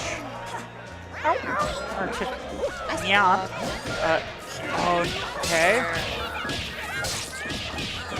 Now this is going to take another touch and gets it. All right, Leaf. Yeah, this is. I know you want to do the sillies. Leaderless. Yes. Yeah, straight up. But and. Yep. Not backing off to let the undizzy drain, and Chair are beloved. Now, a fun thing about Leaf's team is he often runs 3 DP assists, because if you ever need a DP, the solution is DP harder. Yes. And opting for the no mix. Command grab. And pop buster into. That's a new route. Ooh. Oh, he's new to Leaf. The air grab. Okay, and this is likely going to need another touch. With the burst bait. There we go. Yes. Yeah. Leaf tying it up. 1-1. 1-1. Yes. Yeah. Now, sorry. Go ahead. Continue. Oh, okay. Oh, I was just gonna say, yeah, knowing, of course, yeah, since Melissa traveling for this, which absolutely wonderful. That said, yeah, not super familiar with how they play, but obviously on the side of Leaf, I would say, like, yeah, at least knowing how Leaf plays, yeah, these two players are pretty, like, evenly matched. Oh, like in terms of, absolutely. yeah, I mean, you can see it in the gameplay here too, but no, yeah, I feel like this is gonna be pretty close. Oh, absolutely. Yeah. Lots of neutral here. Neutral monsters here in their own right. Gosh, yes. Okay. Oh, goes Come on. low, but nothing for it. Oh. I hate that mix-up. I've been hit by it 1,000 times. I hate it every time. The It's low into so- overhead. It doesn't Alright. feel good. No. It's not a good feeling. Yeah. Okay, corner to corner. Oh. Get you. Okay, and opting to save the Fuqua. All right, maybe hoping to get the touch. There we go. And air throws. All right. Right into the side Now, switch. Misfortune, Good flash best kick. battery in the game, and Fuqua one of the best to spend it. But Yes. unfortunately, not getting. Oh, bursts out. Ooh. Oh, And the hard tag. Yeah. Yep. Yeah. That chair. We love cross-ups on incoming that we can't see the startup of. Absolutely. Oh my gosh. With canceling that sweep into clone. No pickup for it, and drill into fireball to try to keep it safe. And it seems like Leaf has woken up. The team is firing on all cylinders now. Dunk.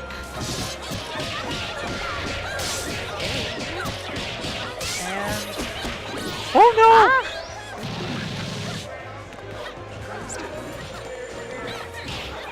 Yeah. Oh, beautiful dive kick from downtown. Leaf taking it 2. 2-1 at the moment. Oh. Oh. Okay. Okay. Are we? Oh, Solo- two-way oh, solo Fuqua. Fuqua. Oh Okay. my goodness. Okay, now solos. Everyone's waking nightmare. Absolutely.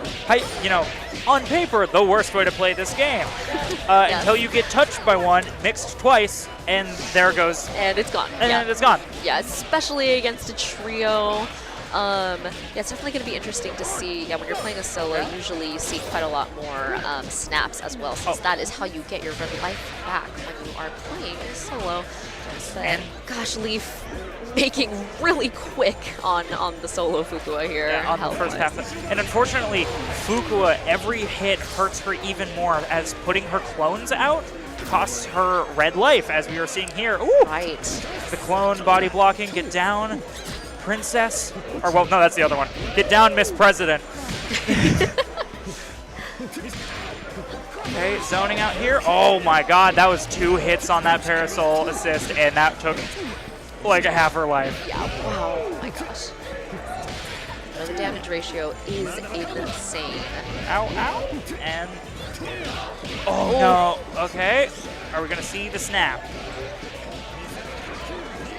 Air throw. This is not dead, but it's going to hurt as long as Leaf doesn't goof here. Like that! No! Wow. Oh no. Oh no, not man. like this. Snap. Get all Okay, that yep, life yep. bar back so we can spend some clones. Low. Whoo! Oh, goes for the command grab and drops it 2+. 2 bars on the board and a grab This reset. is going to be it. No, No. gonna have to reset that as Yeah. a full on Dizzy. Oh. Goes for the overhead, blowout, and no! The DP. That was a beautiful set. That was great. Wow. And unfortunately, Melissa out at 7. Thank you. Oh my gosh, yeah. Still coming out and traveling and 7, making top 8. Yeah, I making mean, top 8. Yeah. That's yeah, no. That was some great Skullgirls. My Oh gosh. my goodness. And Now, Leaf, a little, inside baseball here. Leaf was originally supposed to be commentating with me. Actually, yes, yeah, I am the stand-in here, but Leaf just, obviously, as you can see, is gonna keep progressing. Winning these things. Absolutely, yeah. No, he is genuinely, and he's zooming. He's zooming. He's zooming. Coming up, I don't know. We have Storm Drain. I don't know who Storm's opponent It looks like, is. oh my gosh, that is Marathon. It looks like, yes, yeah, we're going to have it. Marathon. Now, Storm Drain, the Iwa player, traveling out here. We see them once in a blue moon. Yeah, very, very active on our lovely Skullgirls server, however. But yes, no, from the east side. And Marathon, whom I do not know. I actually believe that Marathon has also traveled, but gosh, I just cannot remember from where. Okay. But yeah, no, they are they are also a good player. I've been watching them, this entire bracket. No, they're definitely gonna rock it. It's really good. Order up assist is interesting, as that is the fireball assist. Very rare to run. Most Dahlias decide to run Medici Mousetrap, which is the low projectile. Oh, butt check. Butt check, yes. Cool. But if this is likely the team we are going to be seeing. No, this is not the team we would be seeing from Storm Drain, as they used to be a Catgirl with Stars player. The previous, I still feel like they're probably the best team in the game. Well, that one might get me shot on Twitter. Running Misfortune Annie double. Okay, yeah. Gosh, I love that color palette. Yeah, that Dante color is just so peak. It's so clean. Still running Order Up and not Medici Mousetrap. The Dahlia's crouching medium kick is a projectile that is a low. That is very easy to position off the screen and is often one of the most despicable incoming mixes available. Oh, parry. All right, into install and Order Up. We got fire, we got buckshot, doesn't block the overhead. Oh no, spent the bar and reloaded for nothing. No! Oh, that's a cool pickup. But unfortunately, he spends the burst. Spends the bar to get that order back in. There's the low.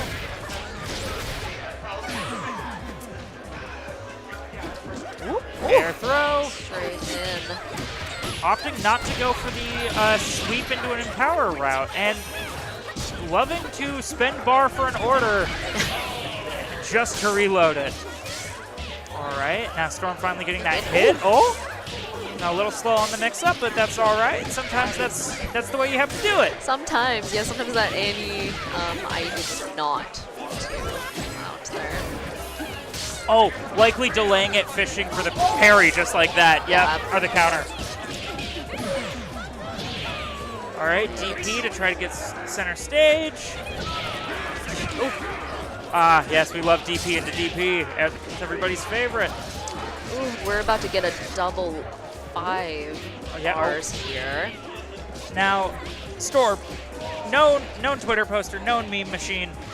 We could see the frame 1 instant overhead that costs 5 bars and is a waste of bar, but we absolutely could, yes, just for the meme. All right, and drops the double snap, opting not to go for it. Bomber into Beast. Woo. Oh, cross up DP assist and dropping it. But still getting this hit, still making him count. My money's on air throw. Or just drop. And Sarah. Okay.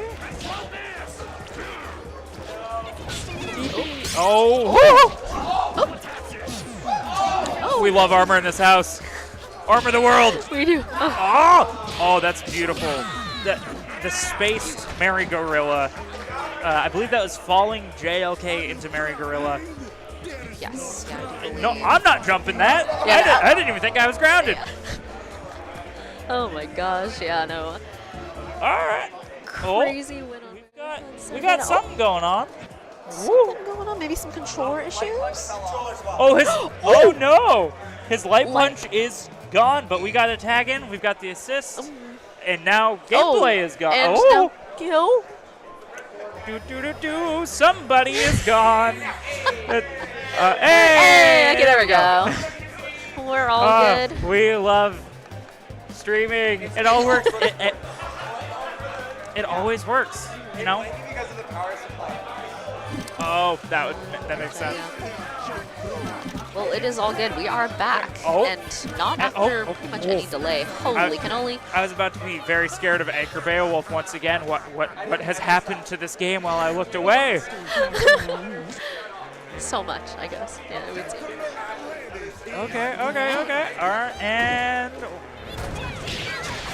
Annie DP assist. We love handshaking here. Okay, goes for the low. Oh, buckshot, railgun. All right. Trying to catch the jump back. Oh, getting the hit. Below there.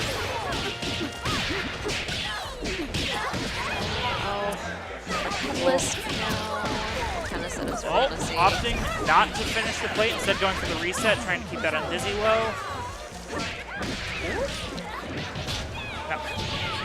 DP assist. You gotta DP the DP, the DP, the DP. You gotta DP.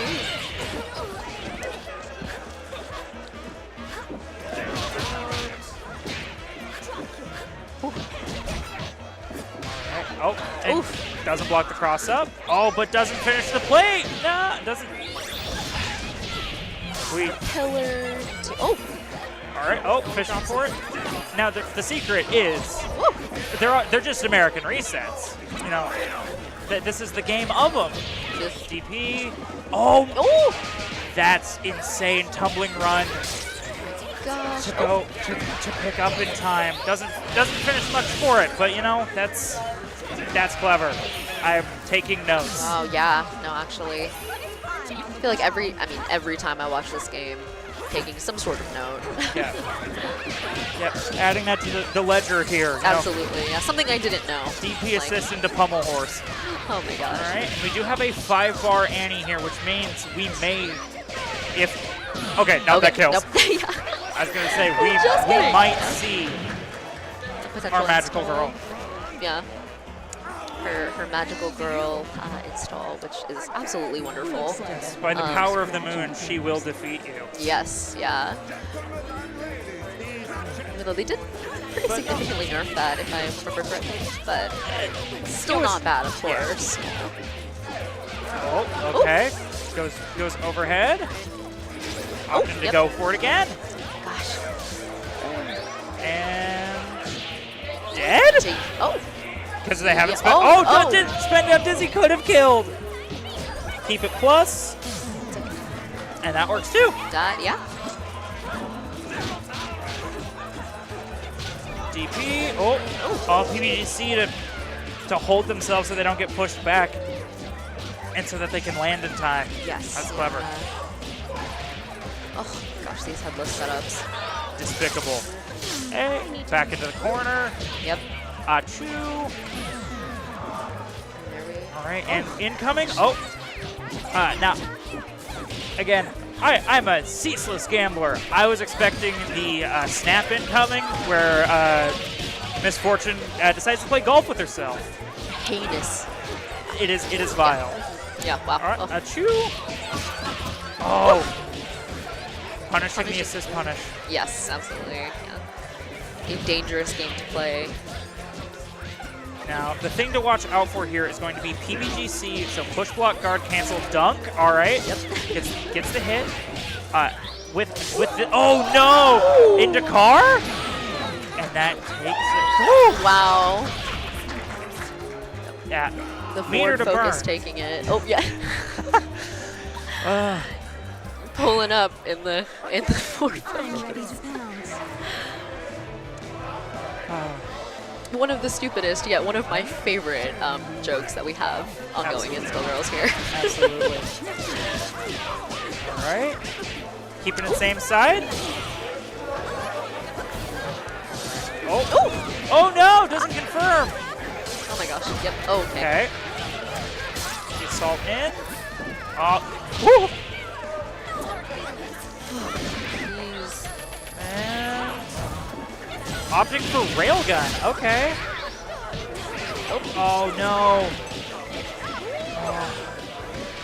I don't know if he. I think that was checkmate. All right, alpha counters. Oh, okay. Do the corner carry. Don't drop these. Yep. No! Well, I mean, that is still 75% of an Annie. I was about to say, yeah. Okay. Oh, no!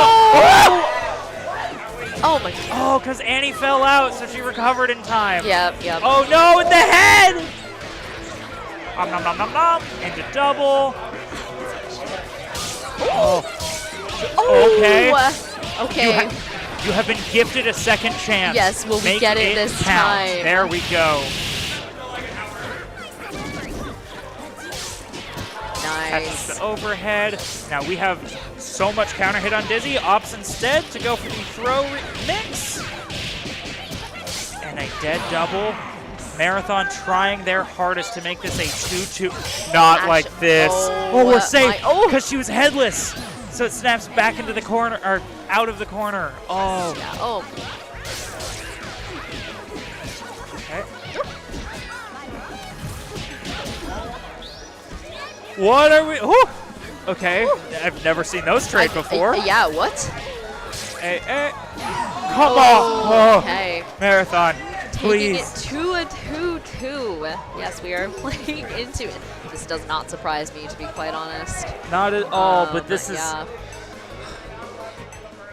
you know, it's the joke. Every Coca-Cola you drink, you know, that something takes 5 years off your life. I'm pretty sure that them dropping these combos has taken at least 6 off mine. Yes, yeah, no, every single time.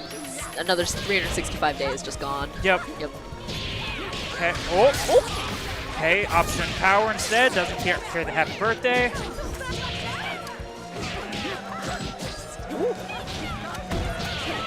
Blocks the buckshot, but not for much. Oh. Okay. Fortunately, not freezing the assist there. Oh, freezing the assist there. And opts for plasma instead. Okay. Oh, and Seracopter catching the Annie DP, but fishing a lot for that overhead. They have not really threatened Mousetrap at all this set thus far. Yeah.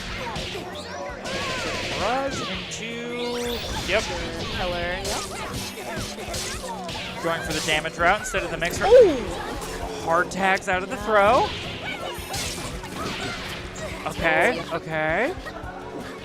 Would that 6 HP likely being a tumbling run, as that is a charge input, but charge inputs are hard. Oh no, he gets hit for it.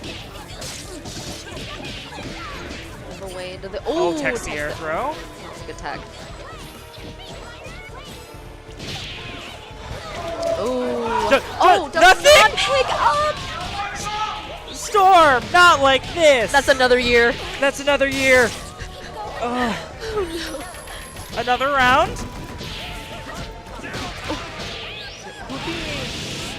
All right, trying to maximize as much damage on that Bella as possible, trying to get that Seracopter out of here.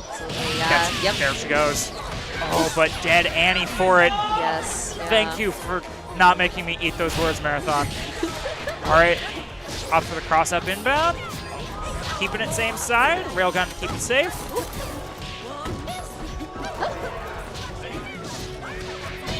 Oh no! No! Oh my god. And are we gonna see some snowboard combos? Oh. Okay, and keeping the bomb there to make the mix-up scare. No! Okay. No! Oh my god. All right, remember the bomb is there. The bomb is there. It can't stay! Yes!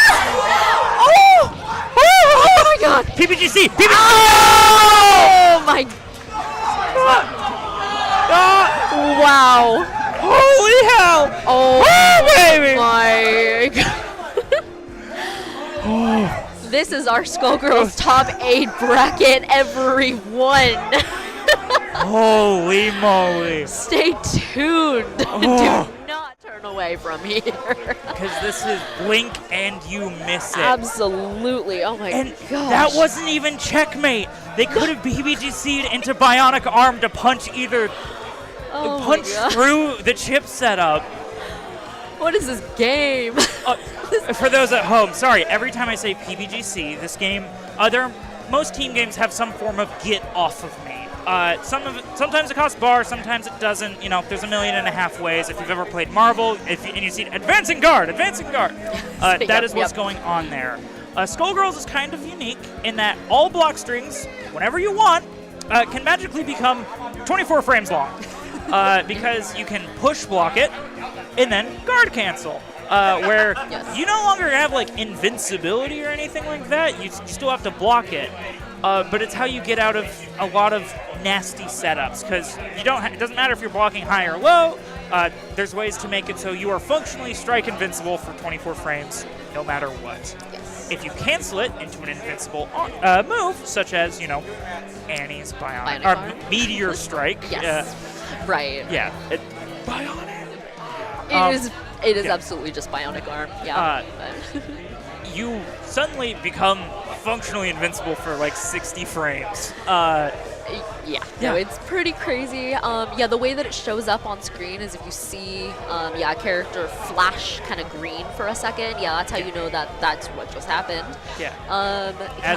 That's like as of a year ago. The launch party does not end. It never ends. No. Hopefully. We're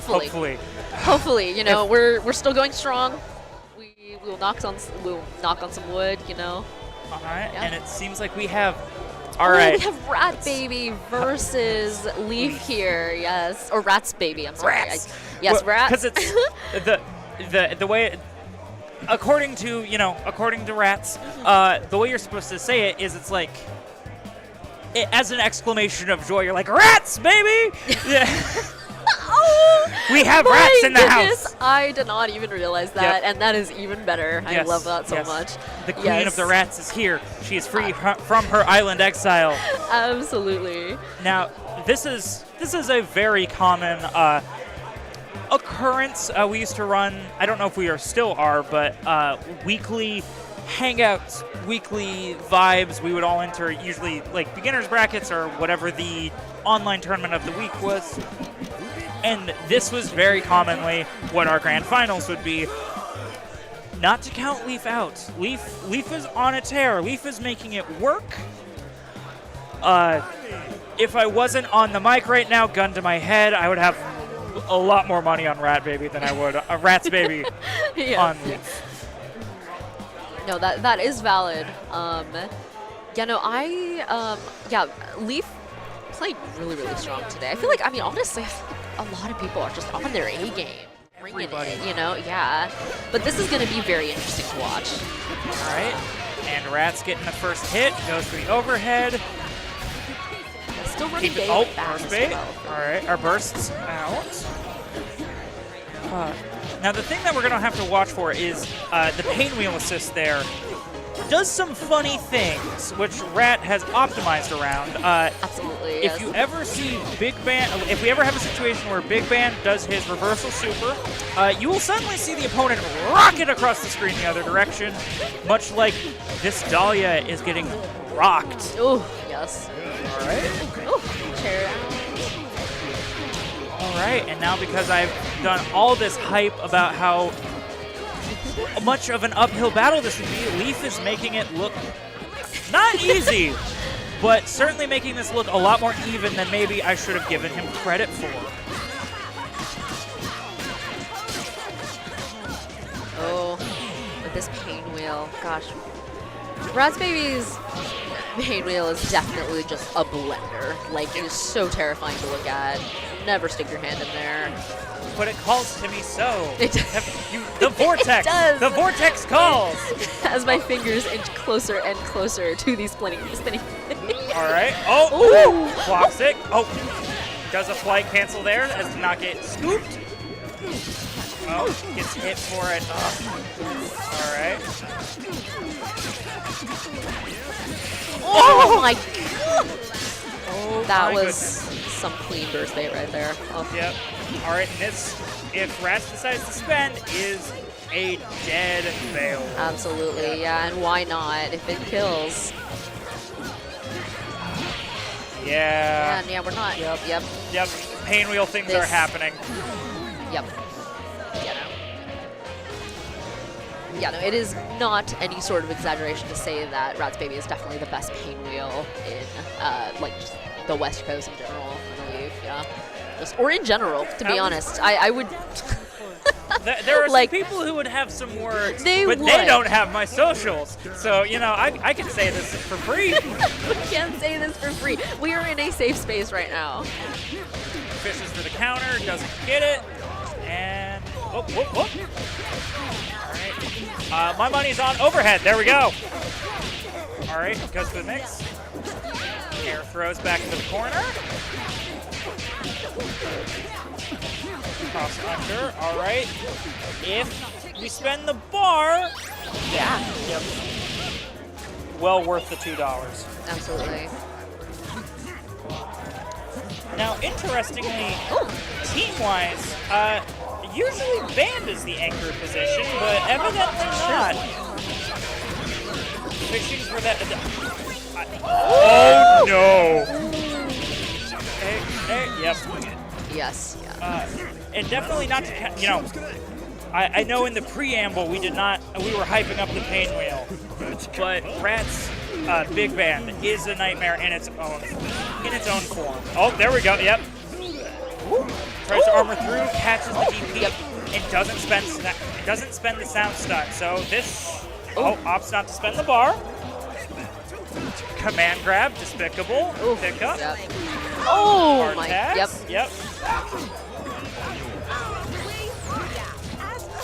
As if. Oh, I love Valley Girl Pain Wheel. So good, yeah. All right, and if wanted to spend, strike up the band.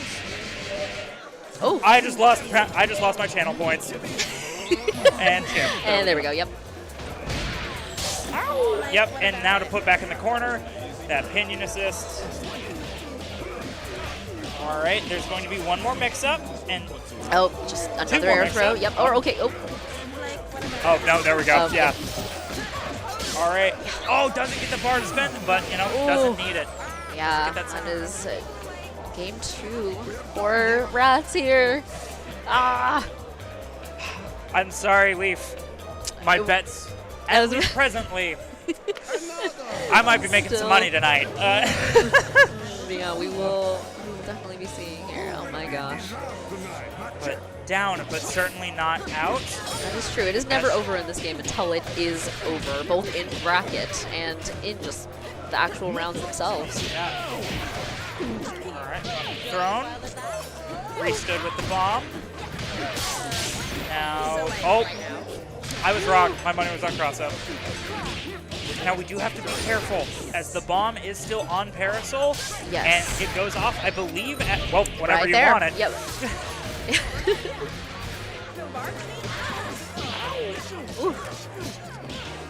All right. Oh, nice air throw, but doesn't. Oh, no. Oh, my. Free double snap. Hey, yep. Hey. Yeah. All right, and quick. Not ready for the air throw. And the mouse trap. Trying to cover it out of there.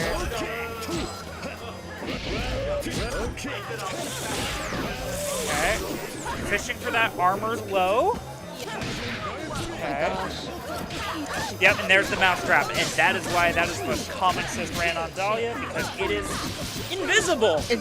Yeah. Why? I have some questions for the dev team. Okay. Oh, man. And now this is a single touch. Yes. Oh. If anyone can do it, Beowulf is our boy, but not like yep, that. Not like, yep. All right. And yes. Leaf waving at the camera. Leaf waving at the camera. Probably waving at me, because I do believe that he is coming to replace me at this very second. Yeah, after we get one more game, and then I believe there's a 5-minute break. Oh, I am, yes. Sounds But good. Yeah, that will stay be our tuned. switch over. Stay in your seats, because there is one more coming at you. It is coming at you hot. Yes. Oh, my gosh, yeah. Projectile low that you just have to hold, especially with Pinwheels. Since, like, oh, it's not that big a deal because you can't, like, move the screen on incoming. You could just deal with it. No. Because suddenly that helicopter blade kicks up and it's gone. It's invisible. Flip that coin. Yeah. Yep. Yeah, Call heads. Yeah. Doesn't matter what heads is, you're wrong. Yeah, you will guess wrong every time. Yep. Yeah. Oh, psych, actually, it landed perfectly straight up. Air throw, oh, and then it hit confirm for her. Right, yes. I have PTSD from this character. The P in Pinwheel stands for PTSD. Yes. True. Yeah. True. And they wanted to make less evil Sentinel with this character. I think they failed. I'm sorry. Like, I know how evil the frying pan is in Marvel 2. Yeah. He who must not be named being, Sentinel's biggest hater. Why'd you make Sentinel 2? What? Sorry, Sentinel 3.0. 3.0, yes. Yeah, no, and armor. She's bad too. Like, it can't even be that bad. Oh no, you have to break your hands and do all these like flight cancels to play her kind of not even optimally, to like pilot her effectively, period. Nightmare character. Nightmare character, oh my gosh. Evil. Righty, it looks like, the last match that we're going to have here right before we take our little break is, Stormdrain versus JMZ here. At this beautiful Fight Kingdom 3, which we're going to be seeing. Now, I know previously Catgirl, like, Stormdrain, I love that. They're a great person. Notorious tier whore. Will play the best character in the game or best team in the game no matter what. I'm still genuinely surprised they dropped Robo Fortune for double. That is wild to me. Catgirl of the Stars. Granted, the downside is you can never be wrong. Right. Yeah, it's true. That they are the best team in the game. If you just gotta call heads like 6 times and the game's yours. Yes, yeah, exactly. But running the double again in the back there. Yeah. Anchor double. Now, one of the things I've been waiting to see, and I really haven't, is with the Eliza rework. If you taunt, you now get an install off of it, where you can go into her bite super much stronger now. Like, you get way more health off of it. You don't have to be in skeleton. So, like, it used to be a kind of hard Kara. Stormdrake getting this hit. But with assist like Excalibella, which I don't believe they're running today, but previous Elizas were running Excalibella. Yes. Or sorry, A-Train. They were running A-Train. Why are we not going for installs? Okay, and the PBGC. Like what about it? And to neck breaker, opting for the hard knockdown, and trading on the paintmail. All right. Empty jump, nothing, but you can eventually the overhead will hit, if you believe. You just got to keep going, Oh, that was Double good. Bite, second Sunday. Well, it's honestly very lucky for JMC there that the first bite didn't kill, because you no longer get life off of dead bodies. Right. She didn't need that hit. Sorry, I'm an Eliza shooter. All right, opts to the overhead, keeps the bar. Horus. Oh, okay. Just doesn't finish the play and gets chipped. Oh, no! JFC, please. You can't be doing this. All right. Now tries to armor through, but gets caught for it. I didn't block that. I got hit. Yep, I got hit. Yep. Snaps. Yep, get that double in here. Just try to chip. Yep. Oh! No. Oh! What the? Yeah, okay.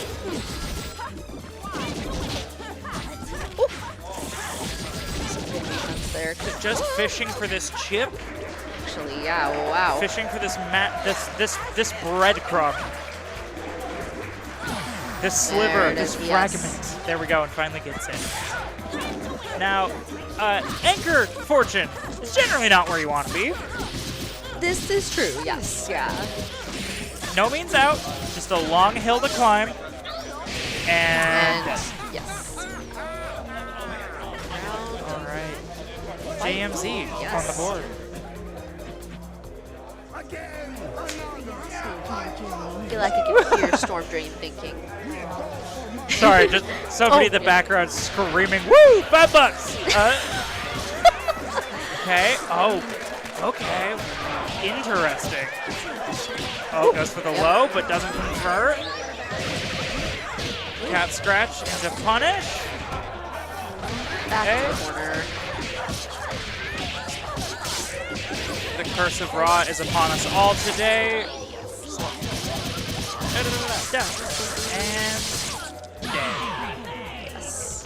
66 hits. Woo, that was more of a tongue twister than I was expecting. Oh no. Oh man. Yep. Straight into it. And quick incoming. Oh, hard tag. Okay. Wow. We are on layer 68 here. Actually. That's why I didn't say 69. Yes. Oh no. Oh man. No punish. All right. Oh. Oh my gosh. And in return. All right, and going for the hard version. There's a much more simplified version, but you know, you got to get that kill quickly so that your opponent doesn't sit on all of this bar. That is true. Yeah. Especially with 2 meter hungry characters like Eliza and Painwheel. Into Hatred install, probably? Yep. Like totally freaking out. Me too, girl. Oh, and this is very dead end. end. Game 2, yes. Yeah. Oh, right. Yeah. Point here for JMZ. Okay, Storm Drain going to switch. Nope. Oh no. Nope. Just kidding. Just for goofs. Just for goofs. Yeah. Just for a second to breathe. I guess. Probably changing the stage. Oh yes. Yeah. Very quick stage change. This game is wonderful. There are some color palettes that are invisible on certain stages. Absolutely, yeah. No, there was just a very recent infamous one that people were actually calling Ice Train. Luckily, they did fix it quite a bit, so it's not a problem anymore. But yeah, no, changing up the stage can be advantageous. Also, boom, right into Hatred. No. Oh, spends OTG, confirm. Now, I don't think this is a dead fortune, especially if you drop it like that. Okay, yeah. But that's a dead fortune. Yes, yeah, one character still in the green. Okay. Killing that perfect with the assist, but Painwheel is happening. Painwheel is oh my gosh. Yep. Oh, I will say that is clever to try to use the Butcher's Blade or Carpenter's Axe to pop the opponent up like that. That's smart. Yeah. Cat heads, try to keep it safe. It gets hit for it. Oof. Now, one of the very interesting things about Painwheel is since she can hold her buttons to get into that like armored stance, the macro for push block and the macro for backdash are the exact same. Yes, yeah. So, it can be very punishing if you do it on accident or time it. And you're like, oh, I need to get this Painwheel off of me because she is putting me in the blender. Right. Oh no, she's holding her button. I just backdashed and she's about to pop me in the face. Yep. God. Quick work of the double right on the beginning. Oh my gosh. No confirm, but goes low. Doesn't pick up draw opportunities. Quote DPs for it. Oh! And scooped in return. Yes. Yeah, with the bar, this might be it. This same day postage has hands. Yes. That, damn, doesn't even play it out. We didn't need to hear the Lady of Slaughter there. Damn. Wow. Yep. All right. And with that, we are now into our top 4. Absolutely. Yeah, we're going to take a quick little 5-minute intermission here, get some water, run to the bathroom if you can, because you do not want to miss these next 4. These next 4 Yeah, are my going gosh. to be insane. Insane, yes. So take 5, because you don't want to miss the Skullgirls' second wanna miss. encore action. Yes.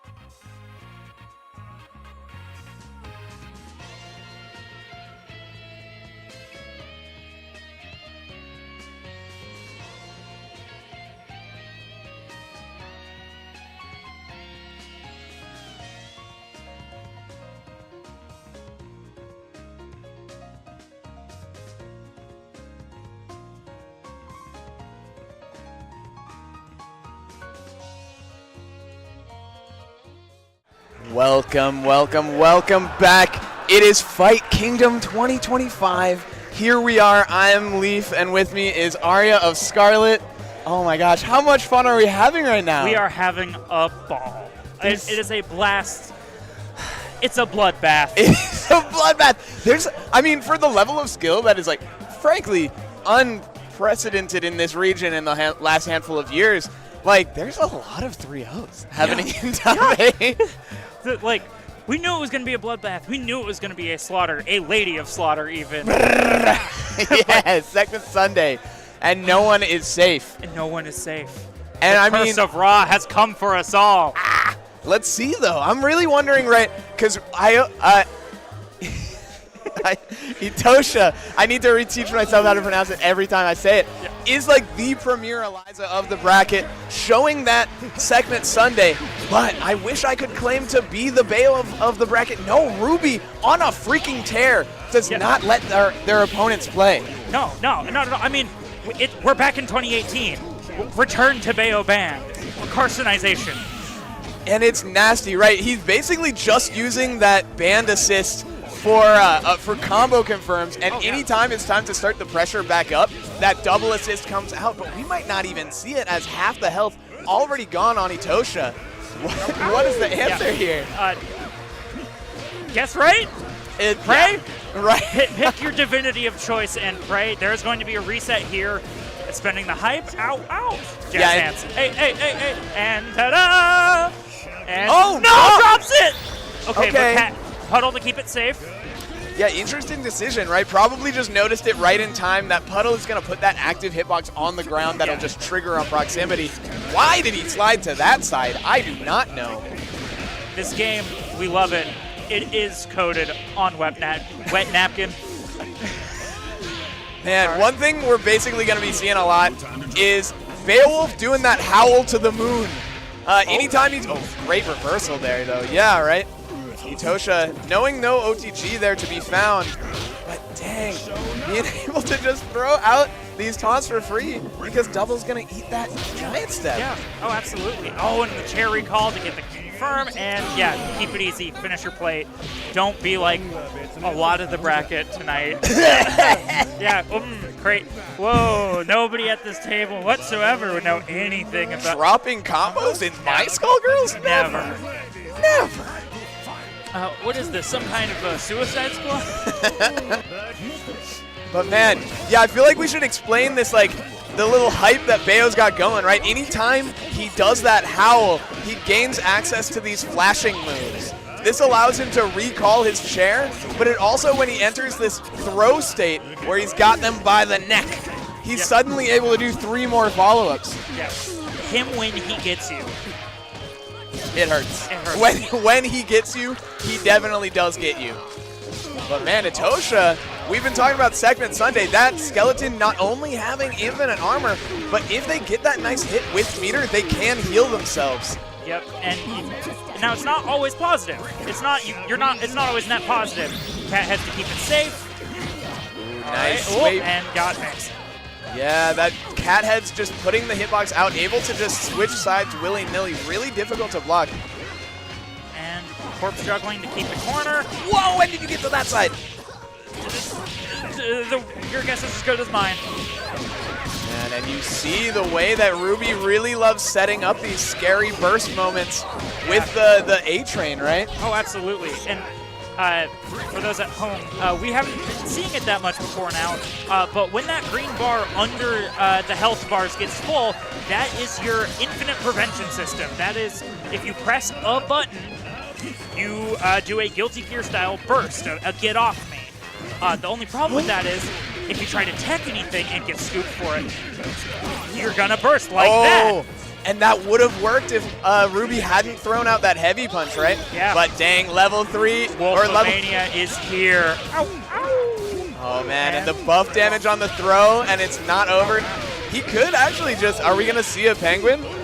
I think penguin! 2, 3, and yeah, that's kind of a gimmick. He could have ended it any other way, but it's just you use all of the hype to kill, and that penguin will come out as long as you end with the body slam, count you down. Nothing special, but man, it's a little flashy. It's fun. It's fun. It's cute. It's something for this poor bottom tier character to flex on people with. I can't argue, but I want to. My co-commentator is stun-locked right now. No, it's more of the, I know if I say to the contrary, there are very powerful people. What is happening? Dude, the interaction right there with the chair kick to break the armor, the recall to like almost make it safe, but Itosha just able to navigate their way through it, and Ruby bleeding here with low on Dizzy could actually kill right here off this hit if we get to. This is dead. No! Please, not like this! Yo, she's blocking though. She's blocking though. Bam taking a little bit of a beating. Oh no, but pretty even. You can't get scooped for it. Man, these airborne characters, the A-Train's so good at just snatching them right out of the air. And suddenly, it's Ruby Chan's time once again. Air throw, no tech. Okay, and what is the mix-up? Or do we even need one? Nope, we got this. This is so dead. Yeah, right. Yeah. Calling the squad. Man, I love the thing that these more OG players do, where it's like the rhythm at the end of the the double jab. They'll do it a little bit slowly because you know their opponent's looking for the reset. If they're burning that mental energy to look for the reset just because you're doing it slow and you don't reset, that's energy wasted, right? Yeah, that is free mental stack. Absolutely. And we're going to be seeing another quick reset here as we are on full undizzy. Yep. Oh, no! Oh, it hit the burst! Or the burst hit the assist, so it became safe. Yeah, well, and did a guard cancel there. Did a burst guard cancel. That too. Yeah, or alpha counter, sorry. Yeah, and of course when it's banned, you get to do the dash cancel, but not twice! That was Itosha, one character remaining. It is their famous Annie. This character, they do have like the sauce. They do have the sauce. It is a nightmare. But will we see? Not like this. That's a command grab. It's unthrowable. Yeah. You can't take that. Bigger grab. Grab, meet, bigger grab. Ow, ow, ow! 3-wolf moonsault splash. Penguin 2? Not 2 penguins in the same set. Ruby, once again, snagging a quick 3-0 in their run towards first. Itosha is like, how could you? How could you? You could have done other routes. Why did you penguin me twice? You could have supered. You could have gone into SSJ there. They're like, show me the notes. Show me the notes. It's optimal. It's optimal. It's optimal. It's the optimal aura farm. Yeah. I love that term. That's the new one. You're just farming that amazing godlike energy. And you see Ruby with that big grin on his face. He knows. He knows what's going on. What are they texting to each other? What schemes, what plots, what machinations are these? Man, what fun, what fun. We play this game for money. We play this game for money. Who convinced us this was a good idea? What? I don't know. And people have been playing this game for money. And we're going to for continue. 10 years. And man, if we can, we will continue making these bad decisions. Just like coming up next are going to be our next resident bad decision makers. Rat Baby, the killer of me. Rat Baby, incidentally. So, I lost that set. Big fan of Rat Baby. I'm a, we love Sid. Respect to the GOAT. Yeah, OG status for sure. And so, I'm a fan. They came out, appeared out of nowhere, been here longer than our scene was, really, Yeah, she's been here the whole time. Yeah, and just popped up one day like, hey, I'm here, you know that, right? And we're like, oh, cool. And been like basically raising our level bit by bit over time. And so the respect is going. So I lose this set, and I turn to her, I'm like, good luck. And she turns to me, she says, you too. Oh, what is that? I was like, I'm out. What are you saying? She's like, good luck in life. She's simply constructed differently. Just built different. And constructed uniquely. That was the joke. Damn it! And I have no idea who I want to root for because both of these players were the ones that knocked me out. Yeah. Oh yeah. This is your double jeopardy. It is. But man, I mean, we saw Rat Baby versus Ruby in winners, and like I kind of want to say that was like she could have been warmed up a little bit more, but it was a bit of like the train ran on her. She was a bit of a lady of slaughter, as we were saying. But JMZ, not many Painwheel players out here in the region. Painwheel versus Painwheel. Yeah, and now, admittedly, I had my ear off the ground for a little bit. Is JMZ local? JMZ is same as Ruby. They are the SoCal crew. Yeah, SoCal flew up crew. for this. Here to cause chaos, Yeah, right. discontent, lighting fires, kicking tires. Right. And JMZ, I mean, he's everywhere. I mean, you and I met him. He was TOing at the Evo that we met at. Complaining that he couldn't compete, but now here he is in guaranteed third. But with 2 characters, he's going to lose one of them right here. Yep. Okay. And Yeah, Rats, right. don't make me eat this word by dropping this. She don't drop these. No, she don't drop these at all. Oh, but she does drop that incoming mix, and JMZ getting kind of out of the corner for free. But also, if there is somebody who knows how to fight Painwheel, it is Painwheel. Absolutely, yeah, no matchup inexperience. Oh, caught in the air. Okay. They were both saying it's one of those matchups where it's very strange. Painwheel, strangely enough, just messes up Painwheel. Whoa, there's some crazy. Painwheel-only mix. It's a 10-10 mix. 10-10 here. And we just need to figure out. It's looking like Rat Baby sitting on the 10. Yeah. Of both. Yeah, right? Yeah. They're on both sides, but we're not going to worry about that. Oh, nice block, but not the second one. Not the overhead. All right. And yeah, tag into Painwheel. We've seen this combo a million times. And that is Rats Baby on game 1. Game one. Yeah, first game, we've seen our win of the day, and many more to come. We can only hope. But I want to see, like, I want to have more time with this Painwheel v Painwheel. I want to see, like, I armored your armor, but you armored, but I'm armored, that armored your armor. And then we whiff cancel it, and the hatred install. Yes. And the crowd goes nuts, and we all scream, and then somebody explodes. And the whole time, even before they explode, they're taking that damage through the armor, right? But man, just going straight in. The opening gambit with the trap, and we're going to end up being able to get this hit. Rat Baby into the mix right away. It's the standing low. This thing's so cheap. You cannot see what side you're going to fall on. And you're airborne most of the time, so you can't really match a super on most characters. No, unless your name is Valentine. No! Oh my gosh, he's choking! Not like this! Hatred install. This is going to be a lot of damage. I've got to let it out. Ooh. Ooh. And there is going to be a touch, and there was. This should be a dead Dahlia. Do not make me eat these words. Yeah, interesting. Only no meter though, right? Oh, so right. Got to go for this burst bait. Little chair out. Where's the counter? And there's the throw. Yeah, right. Had to be looking for it. Dahlia, a character that only has a counter as a reversal. No invincible stuff. Has to counter a strike. So if you go for a throw, you can actually pick her up after that. Yeah, it is, for those plus R players out there, it is Testament's Warren. Explicitly. That is, yep. Gotcha. But man, we're going to see the JMZ falling out though and getting punished for it. Yeah, big fans. That man saves lives. Saves lives and sometimes ends them. My goodness, what side was that on? Rat Baby with a sneaky little cross up. And now we get My Wish, right? Yeah, we get wheel v wheel. Yeah, one of the big things about that is Painwheel's reversal on the ground is this move, right? Death Crawl. It's very invincible, but it hits so low to the ground, and all of Painwheel's mix-ups are in the air right above you. Never gonna save you. It is just that floor. Yeah. It is just that floor bit. Though, if you do the other one, she jumps in the air and then stabs that one. So it is a coin flip for all parties involved. Truly.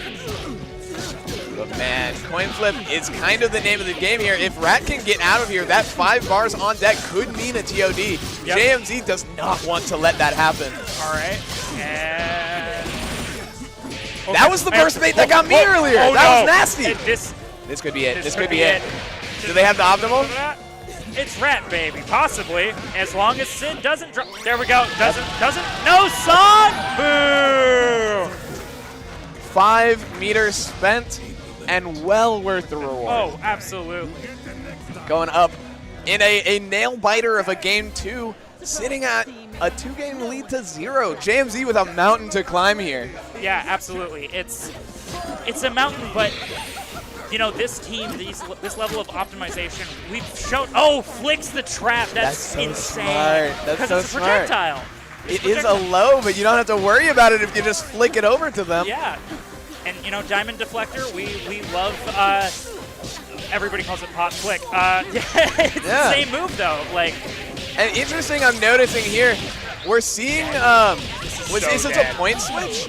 Bella in front instead of Eliza this time, so we're gonna see a little bit more of Eliza get to use that armored overhead assist. Yeah, gotta stand up. Oh no. This is probably both. Yeah, I think she can build the bar.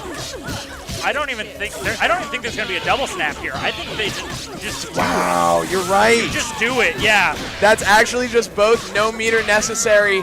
What a terrible turn of events. If you are a JMZ fan, oh my lord. Not like your invincible super? How about my invincible super? Okay, but able to make it out of here. JMZ still with a fighting chance. Yep. Oh, okay, we are taking to the skies. Go further up! Go further up! Ah! From the top of the screen all the way back to the bottom, and the cross up to boot. It's this is absolutely right here. death. Yes.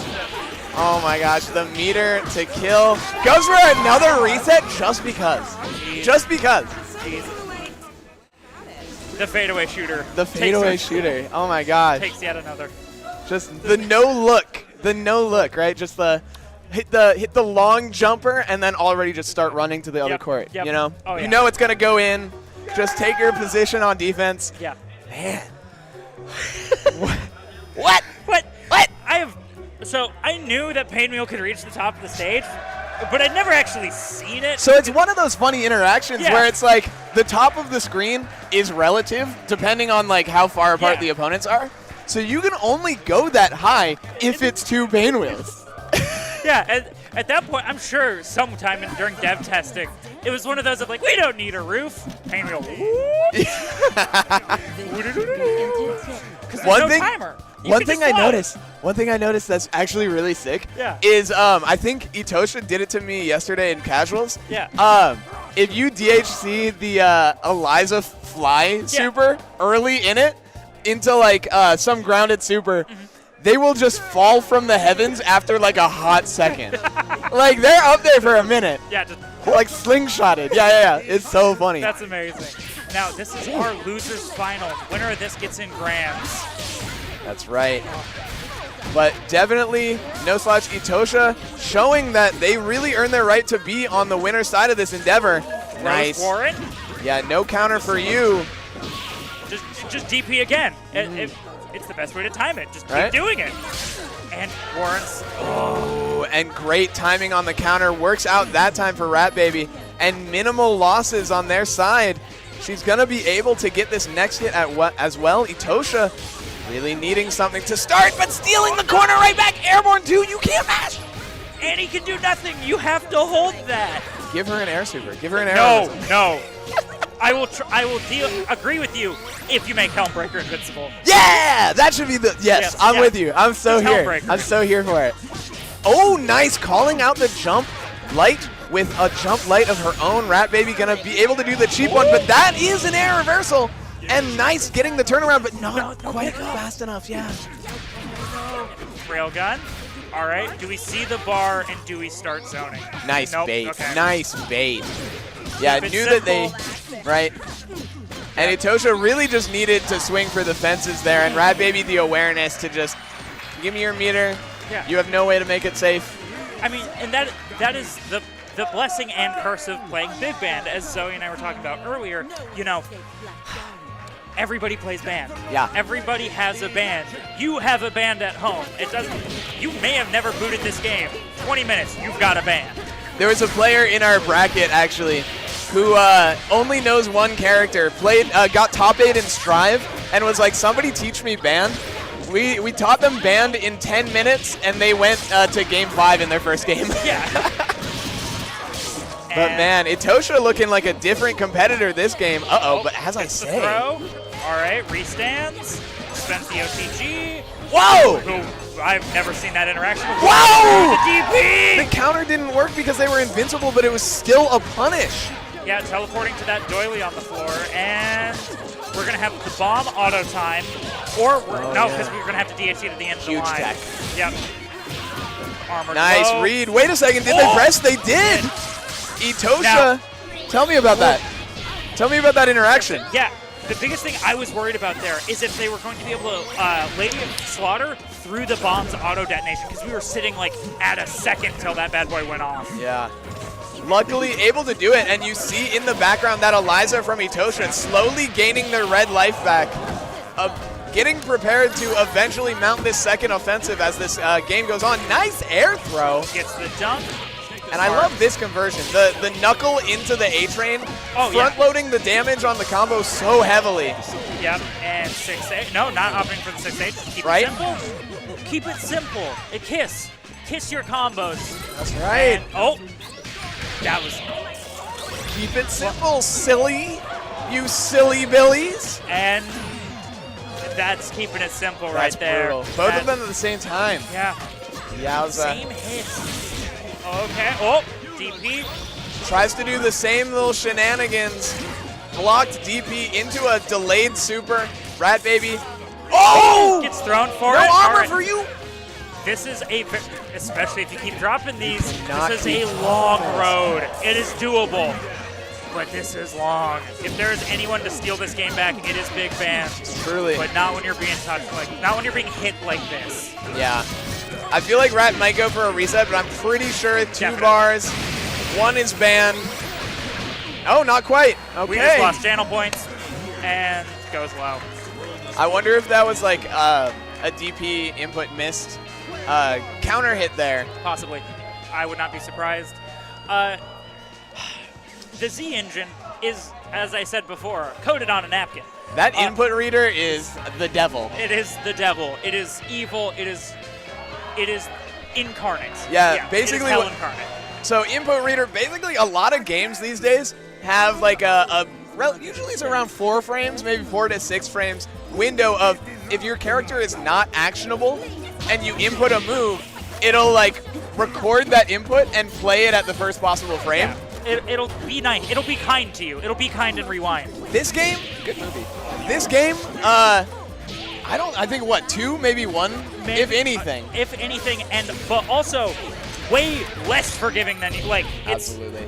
It's like, oh, cool, I did a special move 30 frames ago. Okay, you want it now? No, I don't. Yeah. Ooh, okay. Caught with the low. Able to gattle back into that light kick. So Rat Baby can go for that mid tick throw. Is it a throw? Is it a low? Is it cross up? No one knows. It's no. invisible. Is it Flip your coin. And yeah, here we go. Etosha down to their last character, that Big Band again. It's basically kind of like a speedrun of last game. Yep. But this time, Rat Baby with all of the health on all their characters, just able to throw all this trash on the screen. Are we gonna get the... Is it getting cold? Is it getting cold? No. Wow! It's not gonna get cold. It's getting plasmatic. It is... We're plasma shots now. It's true, it's true. Yeah, armor breaking, that's true. We're gonna parry it. And... She loves doing that too. It's such like a jerk move because gunshot is minus on block, but it's not punishable. Yeah. So people will like try to take their turn. It's kind of like the classic Street Fighter, like it's -2 or -3 where the fastest normal is 3 or 4. Yeah. And it's like, if you have something invincible, it's not your turn anymore. But if they try to take theirs, you can just be like, ha. Nah. I got me when I get you. And like, I feel like Dahlia is like the meanest when it comes to that. Oh, if you throw out an absolutely. assist, that's a happy birthday. Yeah. Oh, cool. Ta-da! That's a character and a half. Yeah. The Miss Medici Bloodlust herself is going to put you through the ringer. Say goodbye to you. Say goodbye to your assist. Say goodbye to your dog, your cat. The world is hers now. Mm-hmm. I'm just thinking of that, the Rick and Morty. Oh boy, here I go killing again. She is like a bloodthirsty like assassin. Yeah. She is RoboCop, but Joker-fied. Yeah, right. Yeah. Oh no, I just had one bad day. I flew a little too close to the sun, and now I'm going to make it the world's problem. Yeah. Is that? Oh, no, wait, all the spell cards on the screen go away. Oh, no. The Room of Space and Time? Or no, Infinite Typhoon? I think that is Infinite Typhoon. Oh, man. Yeah, the entire screen's been wiped. It is as if Ruby never 3-0'd her in winners. Yeah, that's just the the rules. back. We don't make the rules. She played the spell card. It's over. It's over. I think they're both in winners now. Man, all we got to know now is, did Ruby bring Exodia? That is the $1 million question. Are we gonna see the arm of the forbidden? Arm, leg, head. I don't know where I'm going with that. I was fascinated to see where the ending of that bit was going. Yeah, I appreciate you giving me the space to fail, and that's what we're all here for. You know, you fail and you get a little better next time. Exactly, and I mean that is the nature of Skullgirls. The best way to win is by handing the opponent the rope to hang themselves. It's true. Yeah, let them reversal, just block a reversal. Let them push block and try to mash, and you're like, haha, there's a button. Got you. And man, I mean, if that's not the tail of the tape right now, I don't know what is, Yeah. right? Rat forced to make this long set comeback. Of course, grand finals, as you may know, first to 3, right? Best of 5. But with Ruby Chan sitting in winners, he's going to have to lose the first set to even give Rat a chance at taking this bracket. Yeah. It is always an uphill climb coming from losers. Absolutely. But if anyone can do it in this bracket, you know, my money is on Rat. Our girl Sydney, yeah. But here we go. These two old friends, big grin on Ruby's face, and grand finals as the crowd pops off for them. We're in for a good one, folks. And if anybody got me, Mr. Band got me. Bro, she started with a round start counter. You're such a jerk. You're such a jerk. Why'd you do that? But man, Ruby just starting things off with all of the hype on board. Okay, Sweep. blocks the. Oh. No punish. Well, specifically the that weird tech roll. Yeah. You're, I think, functionally invincible. You are, yeah. There's like a little there we window. go. It's like Umbi's old cross-up, you know? There's evil. that little window where you can punish it, but if you don't, you kind of just have to take the Oki. But man, this could not be starting out better for Rat as she gets possibly Ruby's most important character. Yeah. That A-Train assist has been the thing that's allowed him to build the hype where all of the big damage has been coming there goes from. Sid's band. And, you know, we are down our bands. But one of those is hit way harder than the other. It's true. Like, yo! Beautiful Nice air tech. throw. Yeah, I think he wanted that to combo. Yeah, nice. Had to get away with a little reload in neutral there. But, I mean, like, Painwheel's favorite spot to be is about 6 inches above your head. and on an ambiguous side, right? Yeah. And now you don't have Mr. Band covering for you. But it doesn't seem like it's really going to matter that much, at least at this moment. Yeah, and this is like a really weird matchup, I want to say, for Painwheel, because of course Chairless, right? He's got armor of his own. He's got that jumping heavy punch that breaks armor. Yeah. Wait, jumping heavy punch breaks armor? It's a hit grab. Yeah. Oh, yeah. It just ignores Chairless. Yeah, I had to. Yeah, okay. That's an important distinction. I was about to be like, what happened to this game while I was gone? Can you imagine? No. I can't. I can't imagine. I want it. But man, Ruby making that comeback. Rat with a really, really nice start there. Yeah. But Ruby able to regain composure, get that momentum back with the Bayo. Bayo, huge momentum-based character. Oh, yeah. Yeah. If you are winning hard. If you are losing. Cue the kill stage clip. Hop dash, Kara air throw. That's actually kind of hard to do. I don't know if people know that. Caught the low. Ooh. Ooh. And ooh. Yeah, and plenty of undizzy. Let Big Band end the combo. A little dance on the corpse a little bit. And yeah, you got to watch out. Ruby willing to throw away his chair on that light chair toss. The kick is a low and will break armor. Ooh, nice little overhead though. It's everybody. Nobody wants to be in the back. I think Car wins. Car wins. Yeah, and it was Oh. too late. You couldn't. It was too late past the DHC window. You couldn't go into Hatred install to keep yourself safe there, because that's. I mean, for better and worse. Whoa! Oh no! No! Sid drops the mid screen. It was gonna be hard. Yeah, so far away was the actual hitbox of double. Big Band just kind of in the way. She's so tiny. And Big Band is so big. Hatred install, keep it safe. Whoa! Cross under, goes for the low. And armor, my beloved. All right, where's the mix? Ah, there it was. That's dead. That's a dead double. This is such a dead double. And there goes, look how much red life Big Band's about to lose. Yep. Half health on both characters now. 2 bars. Whiff cancels into the air throw. Oh, sorry, flight cancels. Oh, the burst! Armor's through the burst and still airborne. And so is she. It's Painwheel. Yeah. She's always airborne. Oh, man, what a convincing way to end the second game as she makes it easy for herself. Super. Not like this. Wait a second. Okay. Hey, let's go. Let's go. A little teabag, a little BM. That's what we root for her for. And yeah, no, I mean, first time we've really seen it this set. The Painwheel pinion assist with SSJ. It's being evil. able to get that, you don't need the second SSJ. No, she just brings it to you on a silver platter. On a silver platter, indeed. But man, what a really rough start. Oh, nice jumping throw. to throw. Oh, it's coming back down. Yep. And I noticed that Ruby really loves to do that recall. Like, it's a good move, don't get me wrong, but like that has been the number like that. Yeah, it's so good at just catching you off guard. Nobody's really expecting the fireball from behind you, right? Yeah. Well, and it does cost height. That is the downside to it. Yeah, but, that is really important to note, though. It costs all of it. Yeah. He can't do it without 3. Whereas all the other options require 1 or 2. I think chair pickup off armor is 2. Oh, you're right. Yeah, because the stance was 2. Yeah. Right, here we go. This is the rat mix. Oh, it didn't hit. The pinion actually whiffed, allowing her to get that grounded throw. We love being 2+ in this house. Oh, no, that must Out of ammo! No, reload! And man, bad trigger discipline going to lose Rat a character here. But her remaining character is, of course, her specialty. Oh my god, that light kick hitting from so far away. Nothing. Oh no. Switching the sides. Where's the mix? Are they gonna go for a left-right? I don't think meterless kills. There it does. Here we go. It's long. Yeah.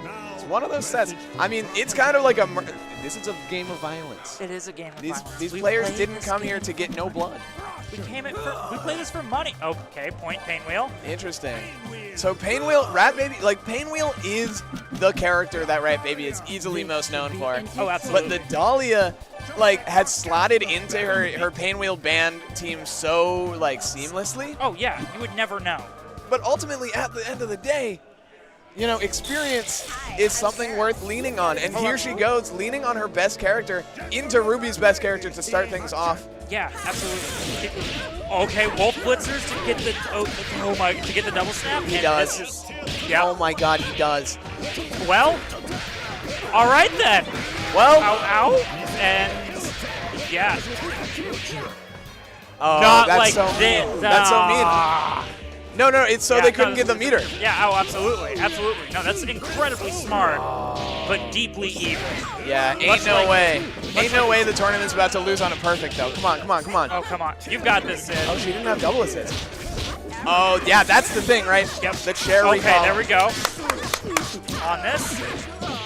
All right, huge mountain to climb, though, and the blocks are good so far. Not like this! Yeah, it works. It works, though. The cat heads beats. Oh.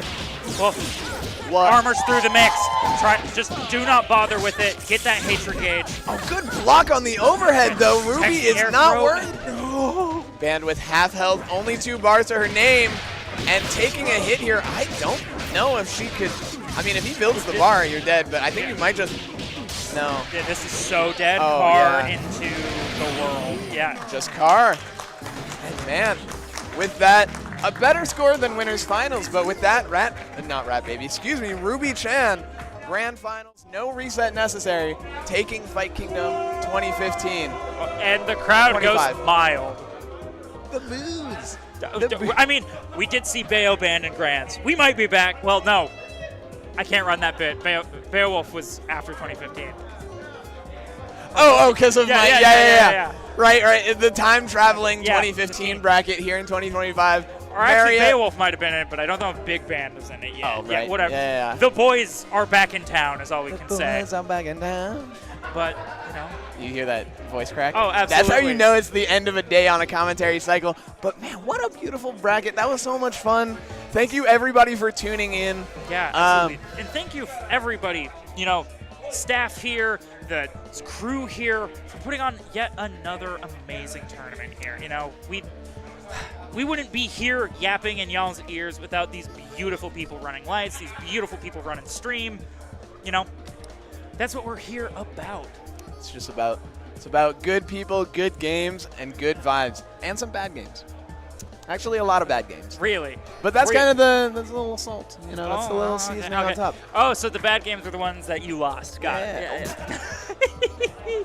Call me out like this, dang. Yeah. Nobody is safe. Nobody is safe here. We play this game for money. Why?